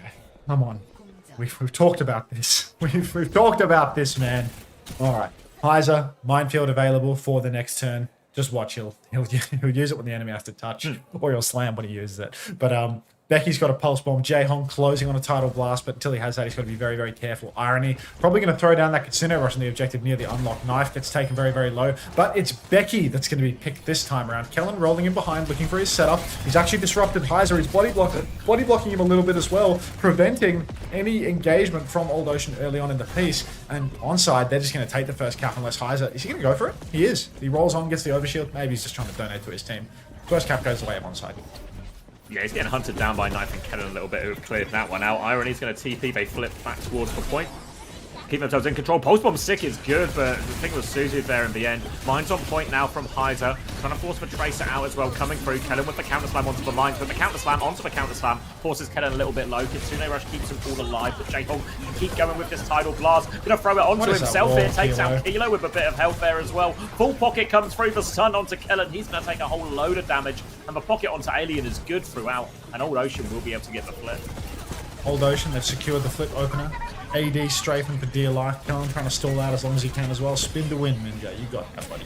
Alright, Onside Gaming back in control. Minefield available for Kellen. Can we get eyes on this? I need to see how he's going to use it. Heiser sneaking behind Onside Gaming right now. He's just drawing aggro. He's going to snatch up a couple of mini health packs. He's already got kiddies on the flank as well. Just holding so much of this side space, making things awkward for Onside. They need to spread themselves thinner and thinner to deal with all of this high movement gameplay from Heiser and Kiddies. They're constantly pressuring multiple sides. Heiser rolls through, gets a massive overshield. Kellen throws down the minefield once again on the point. And Jae-Hong is actually just going to swing into main. Drops a Guardian Wave. Symbol is up though for Old Ocean, and that means that their contest should be good. Another minefield wasted by Minjay. TP on the flank as well, and now Heiser's going to commit with that one. Kivas with the angle to help out as well. They are all low here, and Becky will just crush them. Confident fight from Old Ocean. They take care of that. Convert the Sim will push, and this touch is going to be... It's not going to be too hard because they have the ball and Tracer, but they're going to be committed to it. Actually, Kellen's going over onto the Winston again. Kilo onto Sojourn. They have to touch this as well. One touch is required. They get the touch. Open has got the title blast, but Kellen has been taken incredibly low. This Winston swap. Oh no! Title blast on the back jump. Disaster. Alien catches knife up on the high ground. One more touch is required. They're not even going to get it. What a horrific swap from Kellen there. Like, just make sure that you take all the fucking damage in the world for the final fight.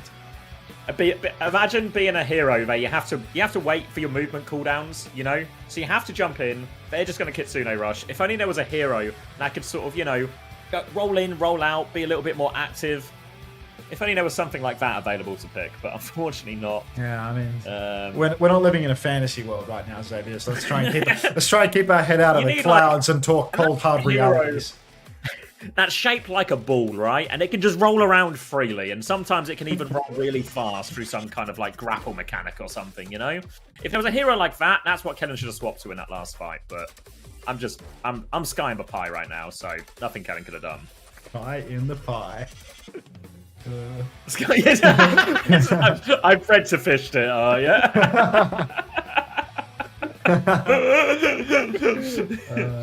Yeah, well, think about it. If there was Sky in the pie, that would be pretty unlikely.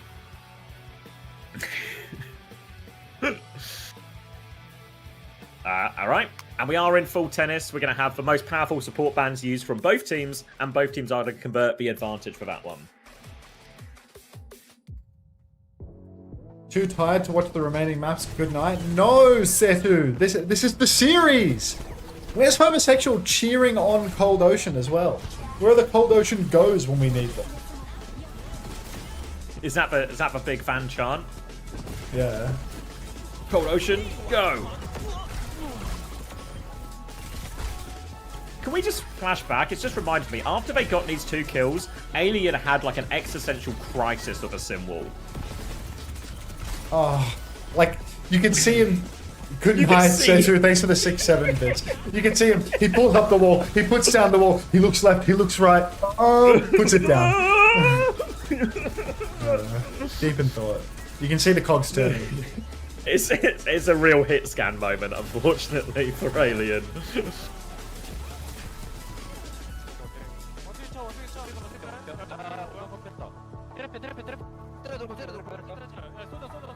You getting choppy audio every time we get? Like, every time they do, well. yeah. Every time they do the highlights, it's choppy as. Should we tell Craig or just meh? Let's tell Trev. Oh, I've broken the clean feed. Sorry, guys. It's insane how easy it is to detect when it's a hit scan on Sim. I mean, they literally move different. Like, hit scans and flex DPS players, they move different.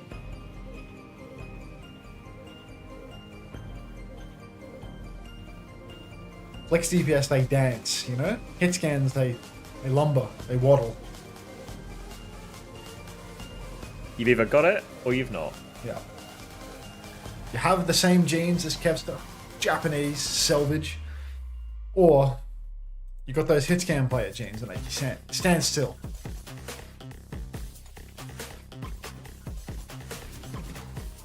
What was I doing? Did you say Liverpool scored? Who scored? Gravenberch? It's only 17 minutes in.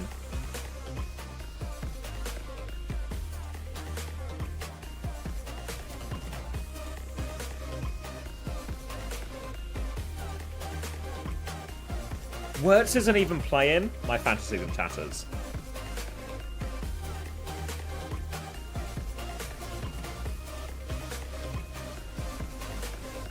What if we had a small Boston man who can double jump and run fast and had a little shotgun?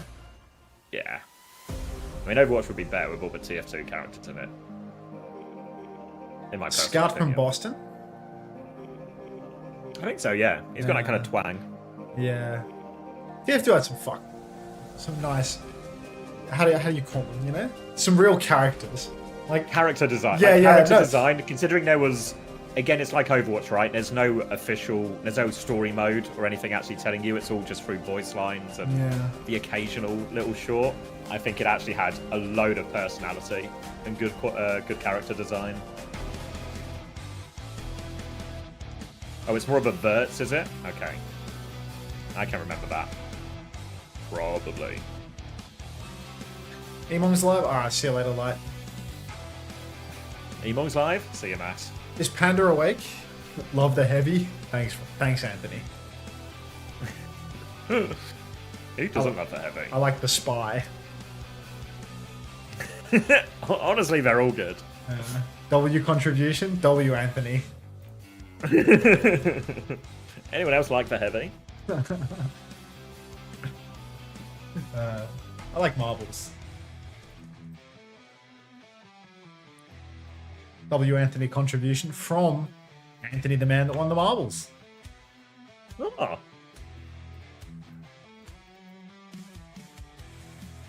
Oh, for fuck's sake, this course has got to go. Hang on. Main menu. Anything but this. Not even joking. I am watching the game and had looked at lineups and hadn't realised Verts wasn't playing. You know, Archie, sometimes you just need the eyes. Attacking.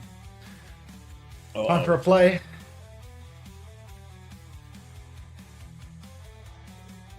Seeker or Squid? What's the third option, Toby? Probably Squid if anyone, though. Squid over Seeker for sure. I think Seeker doesn't actually spawn that well. Don't take Squid. Squid's dead. Squid's dead? Yeah, Emmys was in my chat yesterday saying Squid's dead, so Squid's dead. No. Nah.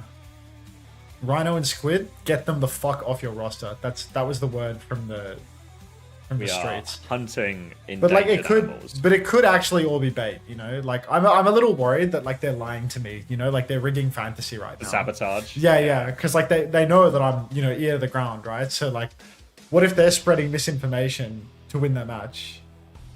Now this is a level of paranoia I can get behind. You're right. You're right. You might be getting gaslit right now. Squid sends his girlfriend into my chat to say that Ryan's benched. And it's all just a ploy to fuck up my fantasy.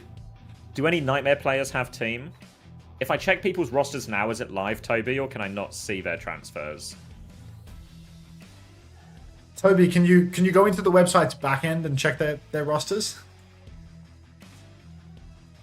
Can't see transfers? Fuck, so we won't know. I mean, you can know, Xavier. You own the website. You can get to the bottom of this. Alright. There's no better form of insider trading than literally looking inside the guts of the website to see the secrets. That's the definition of insider trade. Toby says, "Yeah, I'll do that." You know what we realized the other day, right? When me and Toby discussed the price changes, you know, like before we lock everything in, right? And then what we realized after the week 1 price changes, I realized my plan was to get Vega and Gala. But then I realized the price changes fucked me because Vega went up, and I was like, fuck, now I can't do my plan. Yeah. Then week 2, we did the price changes, and Toby had Yoham and was like, I confirmed the price changes. I then entered it into the website, and then at that point, after I clicked confirm, I realized, fuck, I have Yoham, and I've been fucked by his price going down. So all the potential to rig it, just none of the intelligence to actually rig it. I love that.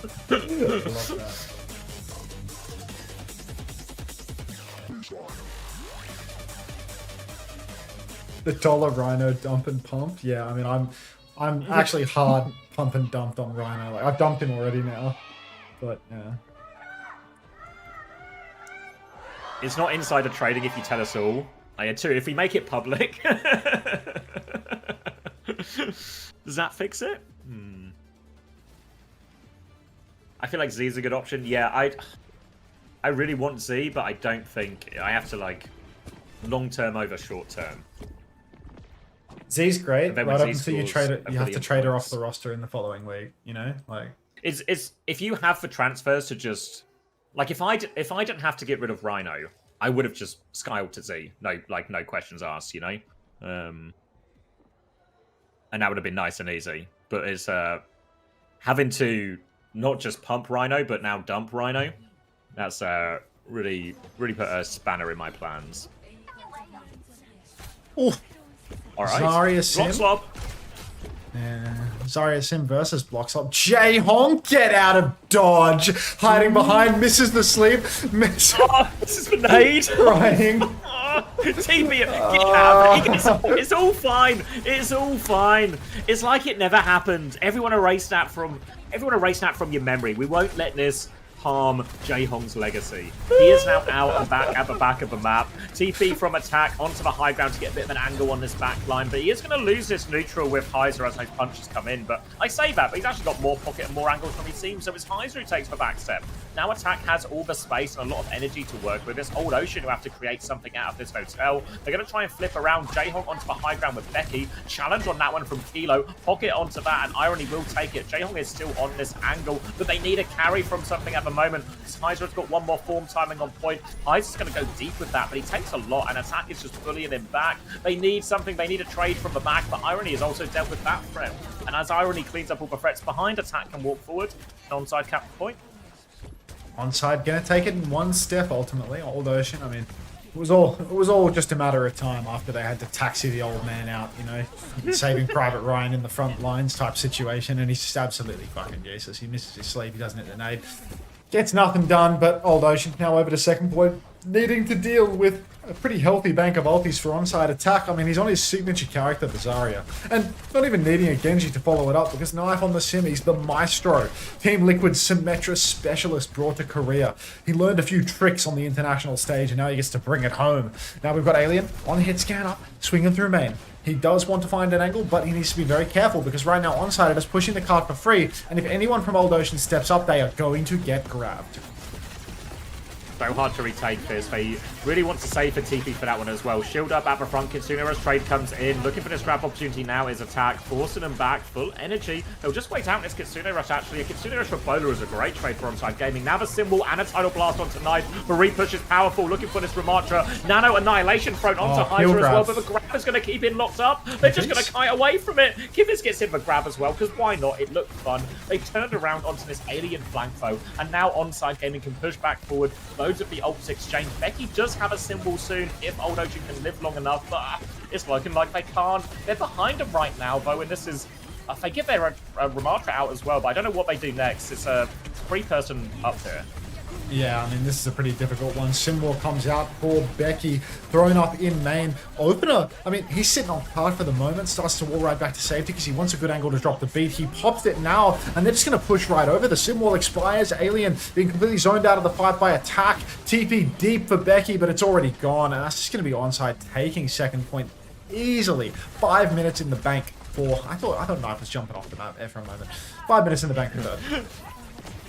Really nice fight from Onside Gaming. They force out Simwall out with their player advantage, take a little bit of a backstep, then and they take that neutral trade, force out a couple of Heiser's cooldowns, but as soon as that form is about to fade, here comes the beat push. They scare the backline away and make Heiser very, very isolated and easy pickings. And Onside have plenty of time to work with them on this third point. Nearly another Tidal Blast to go with, a bowler for Kilo as well. They've already got the car up to this final corner too, and it's looking all good for Onside. They do have to use that defensive wave, but they force Kivitz out, and that's a bit of a chance. Kivitz actually dies for this one as well, so Onside can just keep going.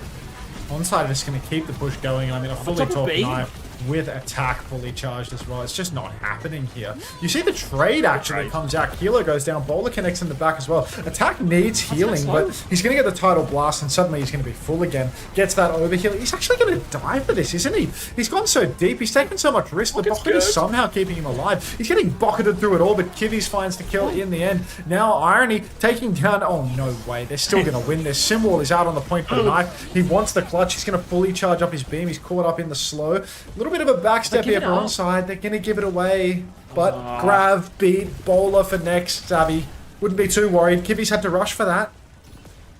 Yeah, they did have to ult out as spawn now, Old Ocean. They've got an Annihilation. Heiser can buy a little bit of time, but again, that Grav matches up really well in terms of his ultimates. What they maybe really need is Becky to take this Tidal Blast and find them some trades so they can stagger out onto point. Already there's a bit of damage onto attack. He's been forced all the way out, but this probably means he has a good amount of energy now. Now they're being forced out. Beat push comes in from Opener all over Heiser. Defensive Annihilation. Jae-Hong goes down with the Tidal Blast, but when attack still has this Grav, Heiser is surrounded. Pulse Bomb is desperate. Doesn't connect though. Now the Grav comes comes out, takes care of Kivers on the high ground. They turn around onto Heiser. One more form timing, but he's just getting fried by these beams. Only Becky left. He's going to fall. And that's nearly a 3-minute time back for Onside. Yeah, it's a big bang for Onside Gaming, looking all too easy for them now. Ah, heavens. Cold Ocean. What to do? Attack gets subbed in and he just has his way with you. Protect ban on the tank as well. And, I mean, there'll be another opportunity to ban tank, I suppose. But if it's just tennis theory, we go this map win, next map lose, attack, you know, they can just protect ban for him again. How do they deal with this? It feels like they're really struggling. Yeah, I don't know. We've seen Heiser play Zarya before, but again, that feels like a bad option, right? In terms of just taking the mirror. Ball ban hasn't been used, has it? I'll double check, but I don't believe so, no. Because they both played ball on the first one. Yeah, because like if attack wants to play, you know, for the remainder of the maps and they protect ban for him, they can use ball ban to protect ban for him. So that's tough. That's very tough. Yeah, no ball ban at all, yeah. Yeah, shit.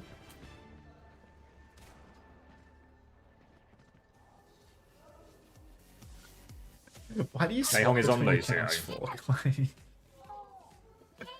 What did you say about a Snickers ad?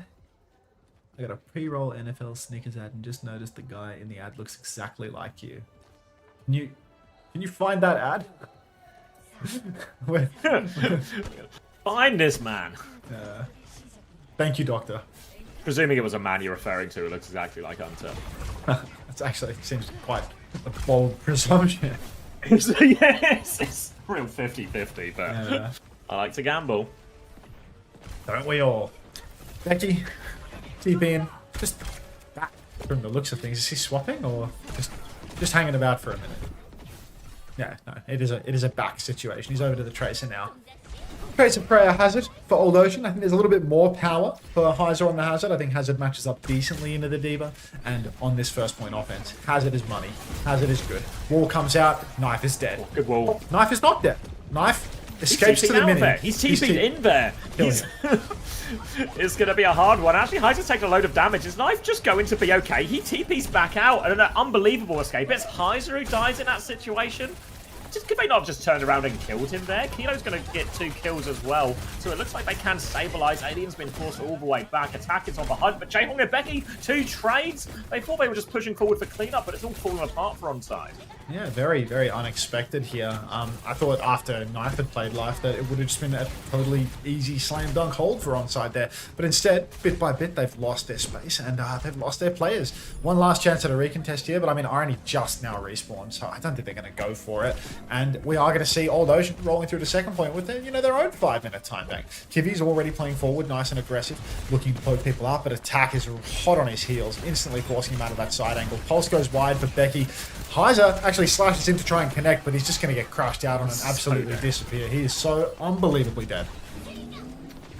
Kivi's going to be forced back now as well, and Heiser is having a lot of trouble here. It's very much a one-way trip on a lot of these slash engages. Attack doing a lot of work to clear the side as well. When Heiser did that, they just respond so strongly. Heiser is back in the fight now, and they can have another go, but it's Irony who has the Kitsune Rush significantly faster than Kivi's.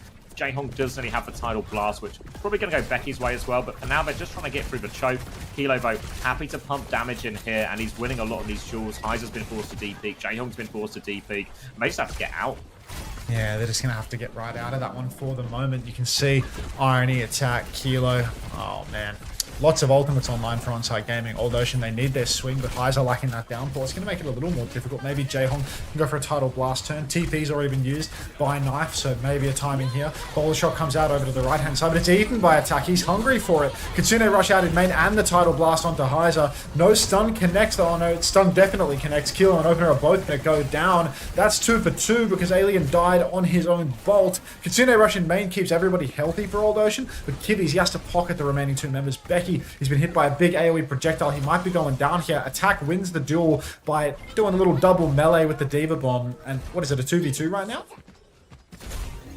Yeah, looks it. They're still trying to nudge the cart forward here. Heiser's going to get the wall onto Attack, who is just keen to get out with his life and his mech for this one. And he will be able to, but it's Old Ocean who get to move the payload up to this final corner. It's going to be Sinwall for Knife, Downpour for Heiser, Beat also for Opener as well. So Old Ocean going to struggle in this fight unless they can find particularly high downpour value. Knife is already fighting on the side here, forcing them back, just keeping them at bay. And really for Old Ocean, they're not in any rush here. They can try and bait and bleed something else out. Onside can just play to hold this corner, match ults as they need. But Becky is in deep behind at the moment.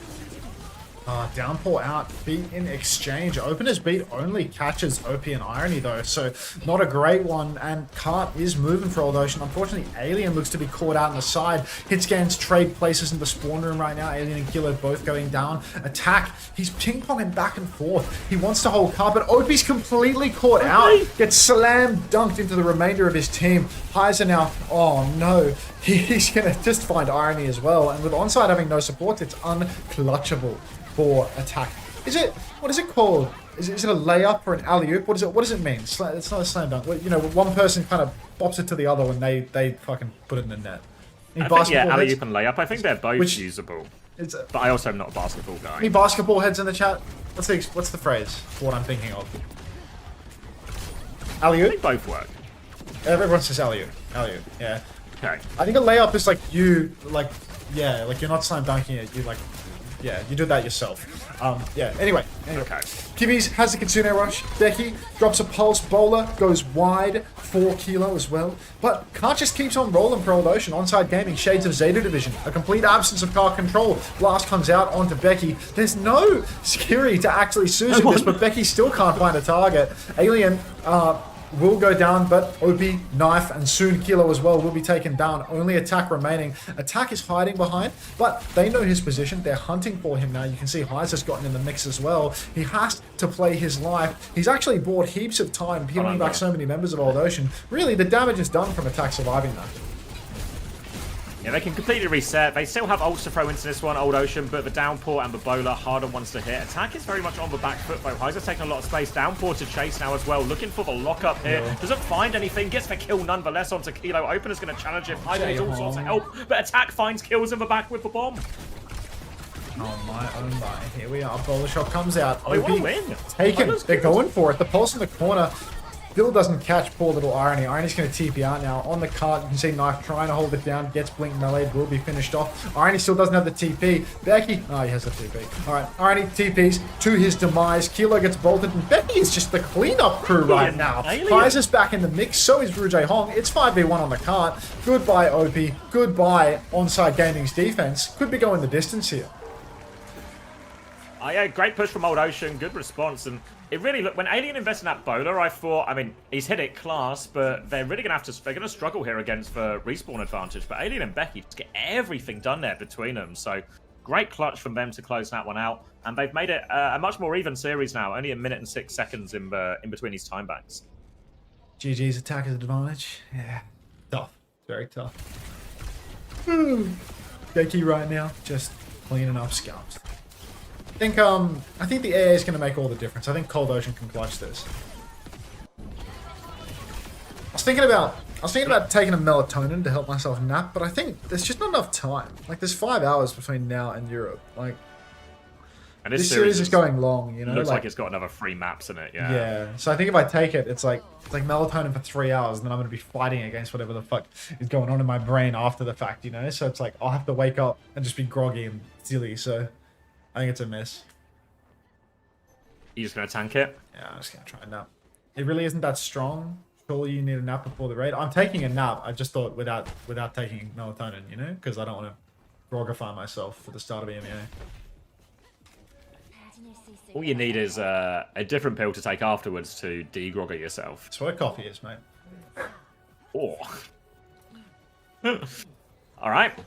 Into overtime now. Old Ocean going to be attacking first with a shorter time bank. It is Hazard again for Heiser. Little TP out from Alien, but he is going back to swap onto that Freya. They get a lot of damage onto Attack. Now he is pinned in the corner. Suzu has been forced as well, but Heiser's getting back shot, so has to give up that chase onto Attack. Attack, though, is threatening Alien. Will just kill him. Will kill everyone in main, actually. That's the DPS falling.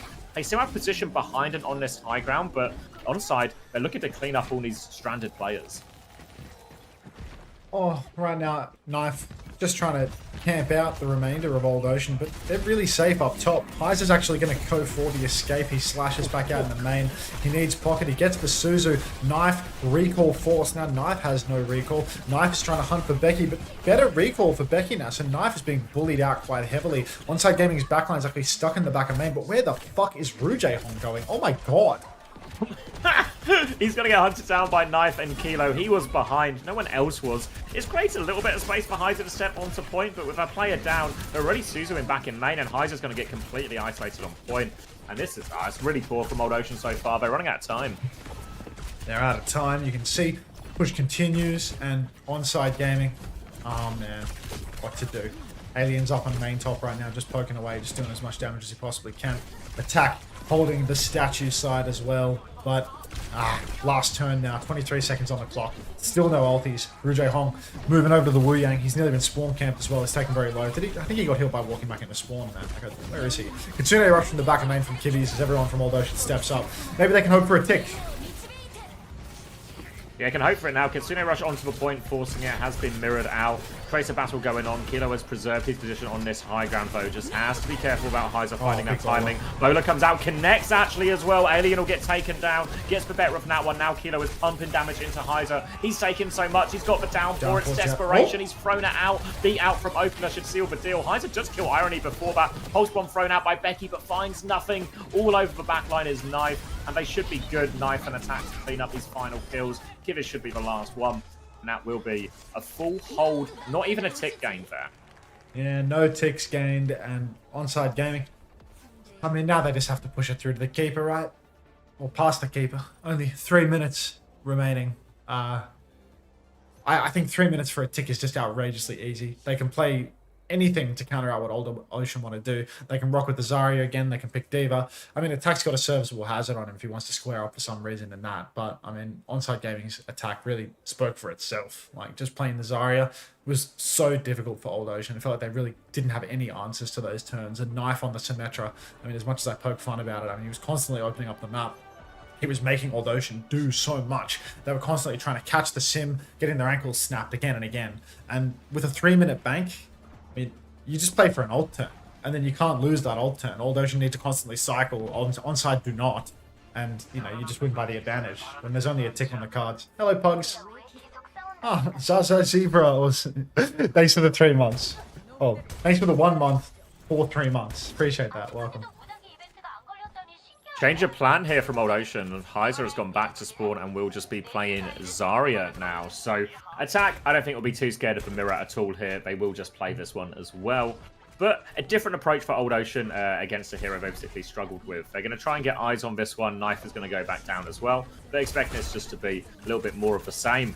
Going to be Kilo swinging onto that. You'll see Heiser has started on this high ground position, but eventually he might be forced to point, and once he drops, it's hard to get back up. I guess they are perked up, so there's a little bit more jumping available if he's gotten that option. For now, though, bubble trade in main. Heiser is already on the back foot. Attack is looking for it. One more bubble to chase as well, and Heiser has been forced inside. I think he's just dead to opener as well. So already huge amounts of pressure on this Old Ocean line to try and hold. One more bubble. Suzu on point as well. They've got Attack low, but he needs to confirm the kill. It's Heiser who dies first. Playing around the phone box. Dodges all of that damage. It's over. It's chalk cheese. It's so fucking done. All right. 2-1 lead for Onside Gaming now. Get Kellen back in. Let's make it winnable once more.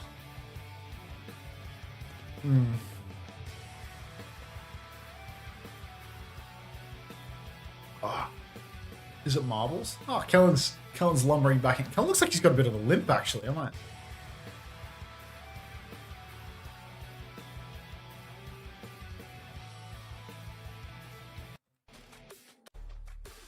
It'll buff out, mate. This team's way too happy. Heiser is no Hawk.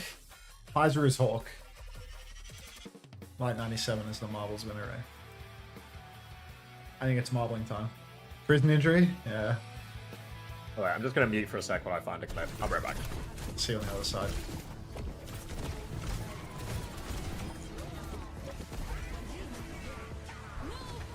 Should I do fantasy roster review? I can't do them, right?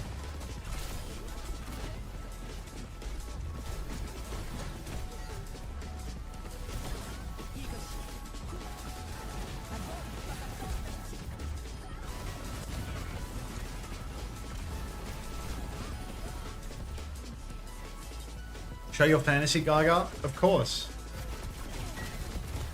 Ask and you shall receive, homosexual.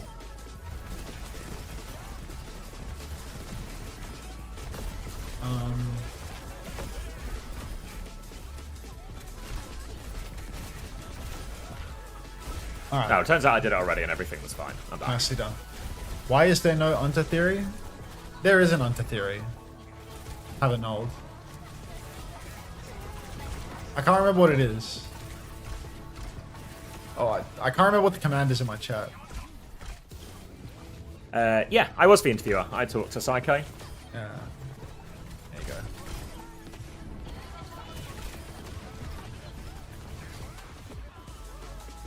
Is it fair that Onside have this many Korean imports? Yeah, good question. Okay, homosexual. Here's my fantasy roster for the week. I've decided to swallow the Crocs pill whole. I had a word with Crocs last night, and he told me that he was going to do it for me. He told me that he was going to get me all of the points. And even though he's on a team that is basically going to win like 1 to 2 games for the entire stage, I believed him. I believed that incredible self-confidence. Insider trading. Yes. You heard it here first. Insider trading. He said he'd do it for me. Max, is your insider trading with Crocs just not speed invest with more steps? Yes. Sounds kind of yearning. Yes. I will show you finance. So I took Crocs, and I've decided not only am I taking Crocs, I'm keeping Crocs for the entire stage. The entire stage. So Crocs at a 16 cost. The only way that I get rid of this guy is if his value goes up so much that I can buy someone else. Because Crocs is freeing up so much budget for me that now I can have Zomba for a double this week. And then next week, I can remove Zomba from my roster. I can remove Landon from my roster. So I remove Zomba for Psycho or Yubi, depending on who plays this weekend. I remove Landon for Simple or Funny Astro, pending, you know, recency bias. And then what I'm left with is Violet and 2 players for the double from... So this is a double already for Zomba. And then I have 2 players for the double from Twisted Minds. Crocs is just there. Crocs is going to get pounded in the arse this week. Crocs has a really hard double this week, where one of the matches is versus like Alcat or something. And then in the following week... Oh no, I think it's Twisted in this week. And then in the following week, he has to play against Alcat. So Crocs is going to get pounded constantly. But Crocs is enabling me to get lots of doubles, and Crocs just never goes negative. Crocs is just so fucking good for it. And if he picks Roadhog and just keeps huffing on that take a breather, he's gonna keep me at least in neutral. And if he can keep me in neutral, then I can afford to have a double here, a double, like a 2 Twisted Minds players in the following week. And then for the very final week, I can trade into 2 Team Liquid and 2 Virtus Pro players. So it's like, the whole thing relies on the Crocs gambit. I just need this Frenchman to not fuck me. That's all. And same as every day, then. Happy with that, homosexual? Is that an adequate explanation? And Raspberry Racer fan, who said insider trading what the fuck, won the marbles race.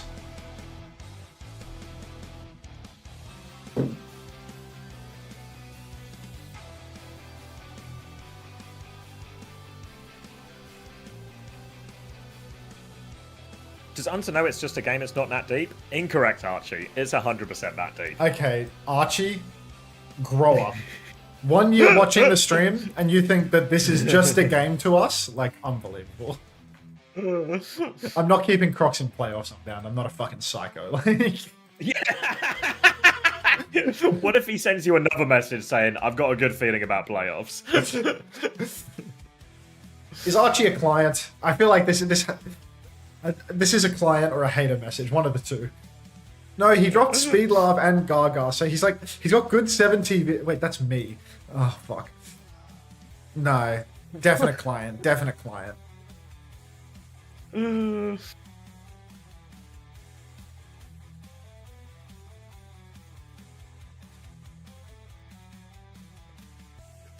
Put the speed apple away. Can somebody make the speed apple rotate? rotating food red apple. No, I feel like if you do that, all the people who can't rotate an apple in their mind will see this emo and think they can now do it in their mind, and it will give them like a Like, can we get this sped up misconception with of their Speed's own face on it? intelligence.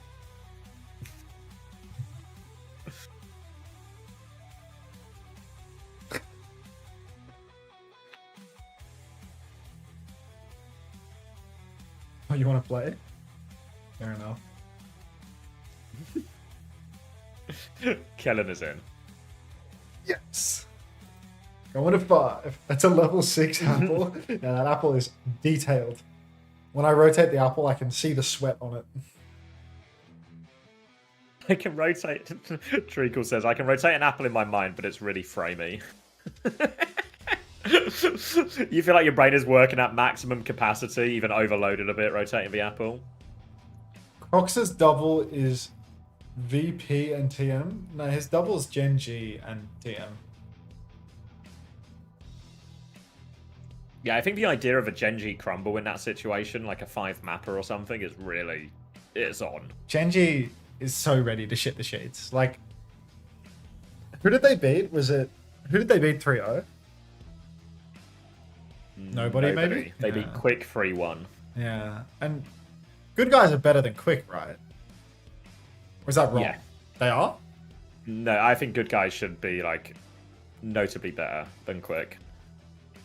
Was Quick the roster that had, like, Zidra and they dropped Zidra? Fuck. I always get confused with this. Was the roster that I think there was a lot of changes last minute just because How do I look at their roster? was getting the spot last minute. Evil, I can't remember who Snowdrop, was on it Zero, before, Skytoy. though. Yeah, the Quick is the roster that had Zydra. This is the last place team, this Quick roster, right? Like, just no doubt. Oh yeah, for sure. Yeah. Yeah, because, like, good guys just have, like, that aura factor, you know? Like, they've got... Like, which team is White Kevster on? Peps. Oh, shit.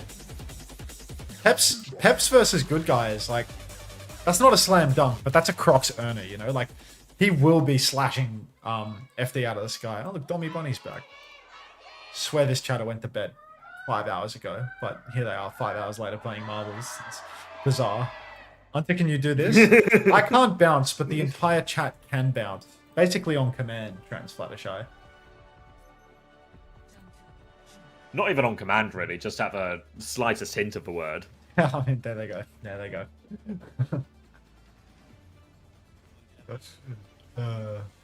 We should sync up. Let's play live. 15, 7. 14, Okay, keep going. 13, 12, 11. Wait, what was 10, that number after 13? 8, 7, we're in 12, sync, we're in sync. 6. What's 12? 5. had to like lock in for a second there to answer that question while still counting down. It's I can rotate the apple. I can't count from 13 to 12 because I always go 13, 11, unfortunately. All right, Wheel Ban is out. Onside Gaming, they're basically getting to play the best of the best for them right now, the Lucio, Kiri, Winston, but with a twist. Kilo's on Sombra. Incredibly losable for Onside, considering that. Yeah, looking for it now. Just slow and steady. Alien just setting up these turrets. First eye from Kellen to try and win the side fight. Just clear a little bit of space, but nothing doing, and both teams will just resort. Happy to spam slowly. Old Ocean hanging on to that TP for now. Just looking for a bit of an opening or anything to present itself. It looks like Onside want to make the first move, though. They will come through, trying to get their Lucio a little bit more involved. Kellen jumps forward. Just a bit of a bubble trade now. Change of position, not too much. They've slowly but surely sort of got themselves back on its high ground, Old Ocean, and they'll be happy to play the slow fight. Just let their backline try and carry. Yeah, I mean, now Kilo already forced out, being poked as well, so still losing his turn, but Hyze is continually half HP. Can't quite get that reset despite all of the healing that his team has. Kellen jumps deep now, throws down the bubble, tries to block off healing. He needs a lot of support. He's actually being counter-dived quite heavily, but he will live to tell the tale. So Onside Gaming, they get that early push. They block backline. Now it's time for an ult turn, though. Kivi's, Irony, both have support ultimates. Jaehong as well, closing on the title blast. TP on for Irony. Kitsune rushes out. You can see massive AoE cleave onto Jaehong and Kivi's. Alien's low. Jaehong is down. And Kivi's, he might opt to not even invest this one. Speed invest. That's a tough one there. Kivi's was just got the Kitsune Rush, but was so low, didn't want to risk losing it. They'd actually found a couple of trades. Kivi's is going to get one more on the exit. Well, the chase is there. They should be okay in the end, but it's messy, and Onside would have liked to give him a start in that fight. Especially bear in mind it cost him that Kitsune rush as well. So now Old Ocean come back with the ult advantage. A little bit of a hack and a virus onto the back of Heiser to clear him back. Can trade for bubble and be okay for now. Just wants to farm up the rest of that primal. Once the rest of Old Ocean are here though, they can feel pretty confident taking the support ult trade. Yeah, now Kivi's flanking up top. Kellen's actually jumped backline and immediately started to contest Ru Jae-hong. Beats out for Opener, but Irony's dead. That's a beat that only catches Kellen with Primal and Opener himself. Pulse out onto Kellen. Kitsune Rush invested by Kivi's, but Kellen is just dead in the water. And Onside Gaming, there's so much shit in the sheets right now, man. Oh my god. Yeah, desperate need for some new sheets there. Kellen gets pulse bombed after that one. Kivis has killed Kilo behind as well. So just bad for worse. This will be a lot of free cart push. Onside Gaming really needed that EMP for their retake as well, or even to potentially counter out in a Simwall. Now Old Ocean can threaten the checkpoint, get this robot round the corner, try and force Onside to fight them earlier. All on Kilo though if he can find his way through. Does he choose to counter the Simwall or does he just go for backline? I mean, Kilo is setting up. You can see him deep in thought. He goes for the EMP, but it's a solo EMP on a Winston the Pops Primal. They get the kill, actually. Quite surprising. Checkpoint's being threatened, though, by Old Ocean. So, Simwall up on the... They get the check! Onside Gaming, they can't contest. They invest the EMP, but still, they lose the fight because they've given up the check. Even if they clean up the kills now, it's not going to matter one bit. They've given up the most valuable resource of the map. Oh... Yeah, they're all going to get out as well. So Onside don't even get too many of the late kills here that they'd be hoping for. Heiser's now back in the fight, so relatively even situation. Only pulse bombs to speak of. Irony much closer to that Kitsune rush if it takes longer though. So Onside can just wait for that ultimate, but they've had their recall forced out of Knife here. Becky will trade that one out as well, but Heiser comes to interrupt. Kilo's going to die for it. Knife is 1 HP as well. They've tried to go forward here Onside Gaming. They're losing their DPS behind. Knife's going to die as well, and Onside, they've made a mess of this. Pulse bomb is going to be delivered to Opener as well, and it's falling apart for Onside. Yeah, it's really falling to bits for them now. Opener Kellen going down. Old Ocean stealing the cart right back into the enemy territory. They're going to get the cart well around the corner at this stage. And, I mean, it's really no surprise to see the Sombra Tracer lineup with Kilo and Sombra losing. But what can Kilo play? Get the man on Reaper? Get the man on Hitscan? Just play Sojin and hope for the best at this stage. Knife kind of pre-fight Alien, though. Alien was swinging in the main choke, trying to put down a TP. And he just gets caught out really early. So that's a great opener for Onside Gaming. They managed to clear this space without using any of their ultimates either, so they can take a lot of this. Recall's been forced out of Becky. It's going to be a tough one for him, but he can get pocketed out of there. Double support ult available for Old Ocean as they look to hold this high ground. Kitsune rushes will be mirrored on point. Tidal Blast available for Jae-Hong here. They're slowing it down, actually waiting for their Tidal Blast timing. Now, looking for it. There's going to be a bubble trade coming through. Guardian Wave goes out. Beat in response from Opener. Catches everyone. Saves them from that Tidal Blast for now. Becky can't find anything. They try and back jump, but Kellen has the angle. He's got Jae-Hong in a corner here. Not quite enough damage to follow it up. Kellen dies for it as well. Now a chance to push back around their bubble timing. They need to keep Alien and Heiser alive, though. They're both so low. Guardian Wave just in time, and now they can take it. Slow Old Ocean. Play around Heiser and clean these kills up. Make sure no one gets traded. Oh my. I mean, these late kills, it hurts Onside. It really does. Kellen's got a Primal for next. Kilo's got an EMP. Hopefully he pops it on Heiser before he pops the Primal Rage this time around. Really, though, Old Ocean, they have all the tools required to just keep it pushing. Because Becky, he can hit a Pulse Bomb Heiser. He's playing forward right now, but if an EMP drops, he might be able to kite back with the TP if he can't even get the back jump, depending on where the EMP lands. Kilo's going to come out of stealth and try to poke out the TP early on. You can see Old Ocean are really playing patiently right now, just trying to charge up some ultimates, try and bait the enemy team in. Heiser's taking a lot of damage in the front, but Kilo is just jerking it in stealth behind. What's this? EMP on top? Oh, comes in. Kellen jumps the other side. Lands it as well. 1-for-1 trade only as Heiser's Primal helps confirm a kill as well. But Knife is now all over this backline with Kellen. Kellen has the Primal if he needs as well. Pulse Bomb's a miss from Knife, but Kellen drops for Primal, cleans up both backliners. Will be good to secure the fight. Ends up being maybe a bit more costly than they would want, you know, but both DPS ults and the Primal thrown in there as he will hunt down Heiser. A lot of work still to do Onside, but they've got that one. Yeah, I mean, look, Old Ocean, expensive fight to lose at the end of the day. Primal's out. Actually, not so expensive. It's only Heiser and, you know, Becky's Pulse is already back on road, basically. So, Kellen, I mean, it's a shame that he's not going to have a Primal Rage for the next turn. Kitsune Rush comes out. You can see Heiser just going to backstep this one. Where is this Kitsune Rush, though? Half of it's on the low ground. That's a bit of a bizarrely positioned one from Kivis. I think, did he try to pop that up top and miss it or something? Did he drop it on the corner and it fell down? I'm not too sure. Irony now, he's just playing far from behind. The symbol comes out from Alien. Suzu's out in Irony. It's actually an easy map flip for Onside Gaming. Not only have they flipped the map, kept on pushing the objective, they've actually taken down Becky as well. Now we're going to look to clear it onto point. More backline pressure. Knife and Kellen combining again to get that kill onto Jae Hong. It's a back jump from Heiser, but Mosley into a wall. No escape for this. And OWCS needs to be careful it doesn't slip away here, because Onside are winning these fights without using a lot of ultimates. So now they have Kitsune Rush, and they nearly have another beat, another Primal. They could really catch up in this next couple of fights Onside. Kilo right now, he's playing the side, and he goes for a little virus, but, you know, it doesn't matter, because the checkpoint's just going to be capped out. Kills all came nice and early, and it's enough to get them the check. Now, Onside Gaming, they're getting a Megas post check as well, and now we're in a situation where it's one bite to win. Tidal Blast comes out onto Becky, he goes backline, Irony Suzu's it, but still no ultimates for OWCS to layer in. After the fact, Becky picked again, and Onside Gaming, they might just be stealing the lead with this one.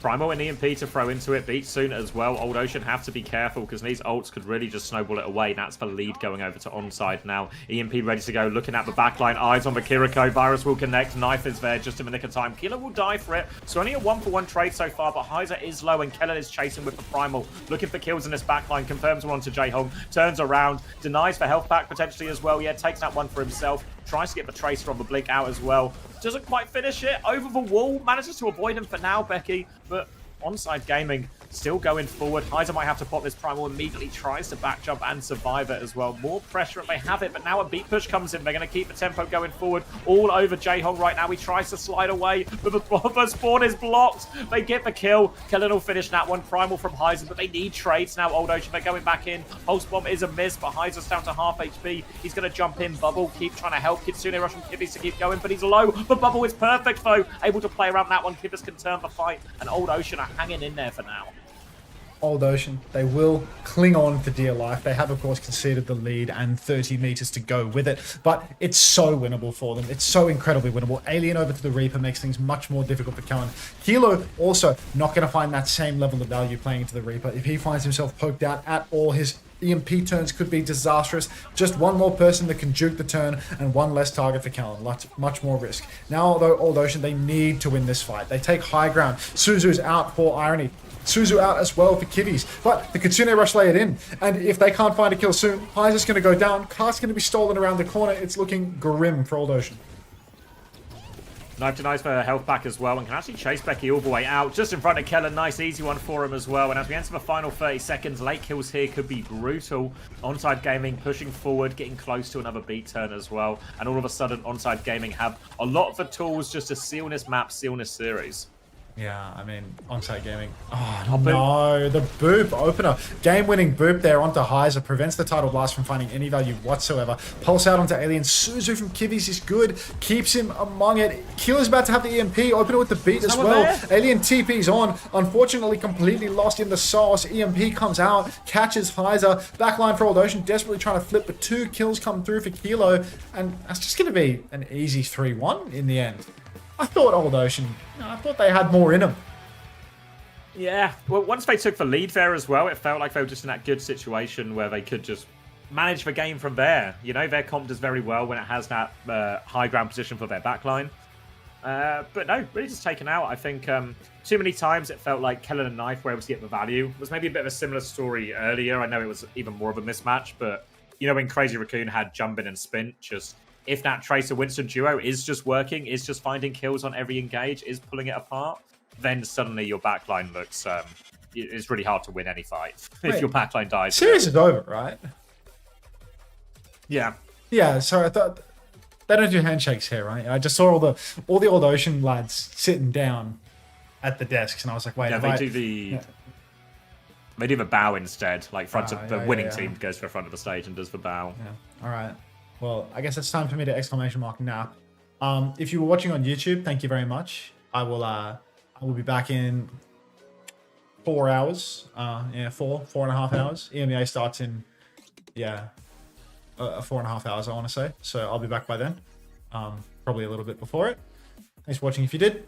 I will see you then. And for the Twitch chatters, I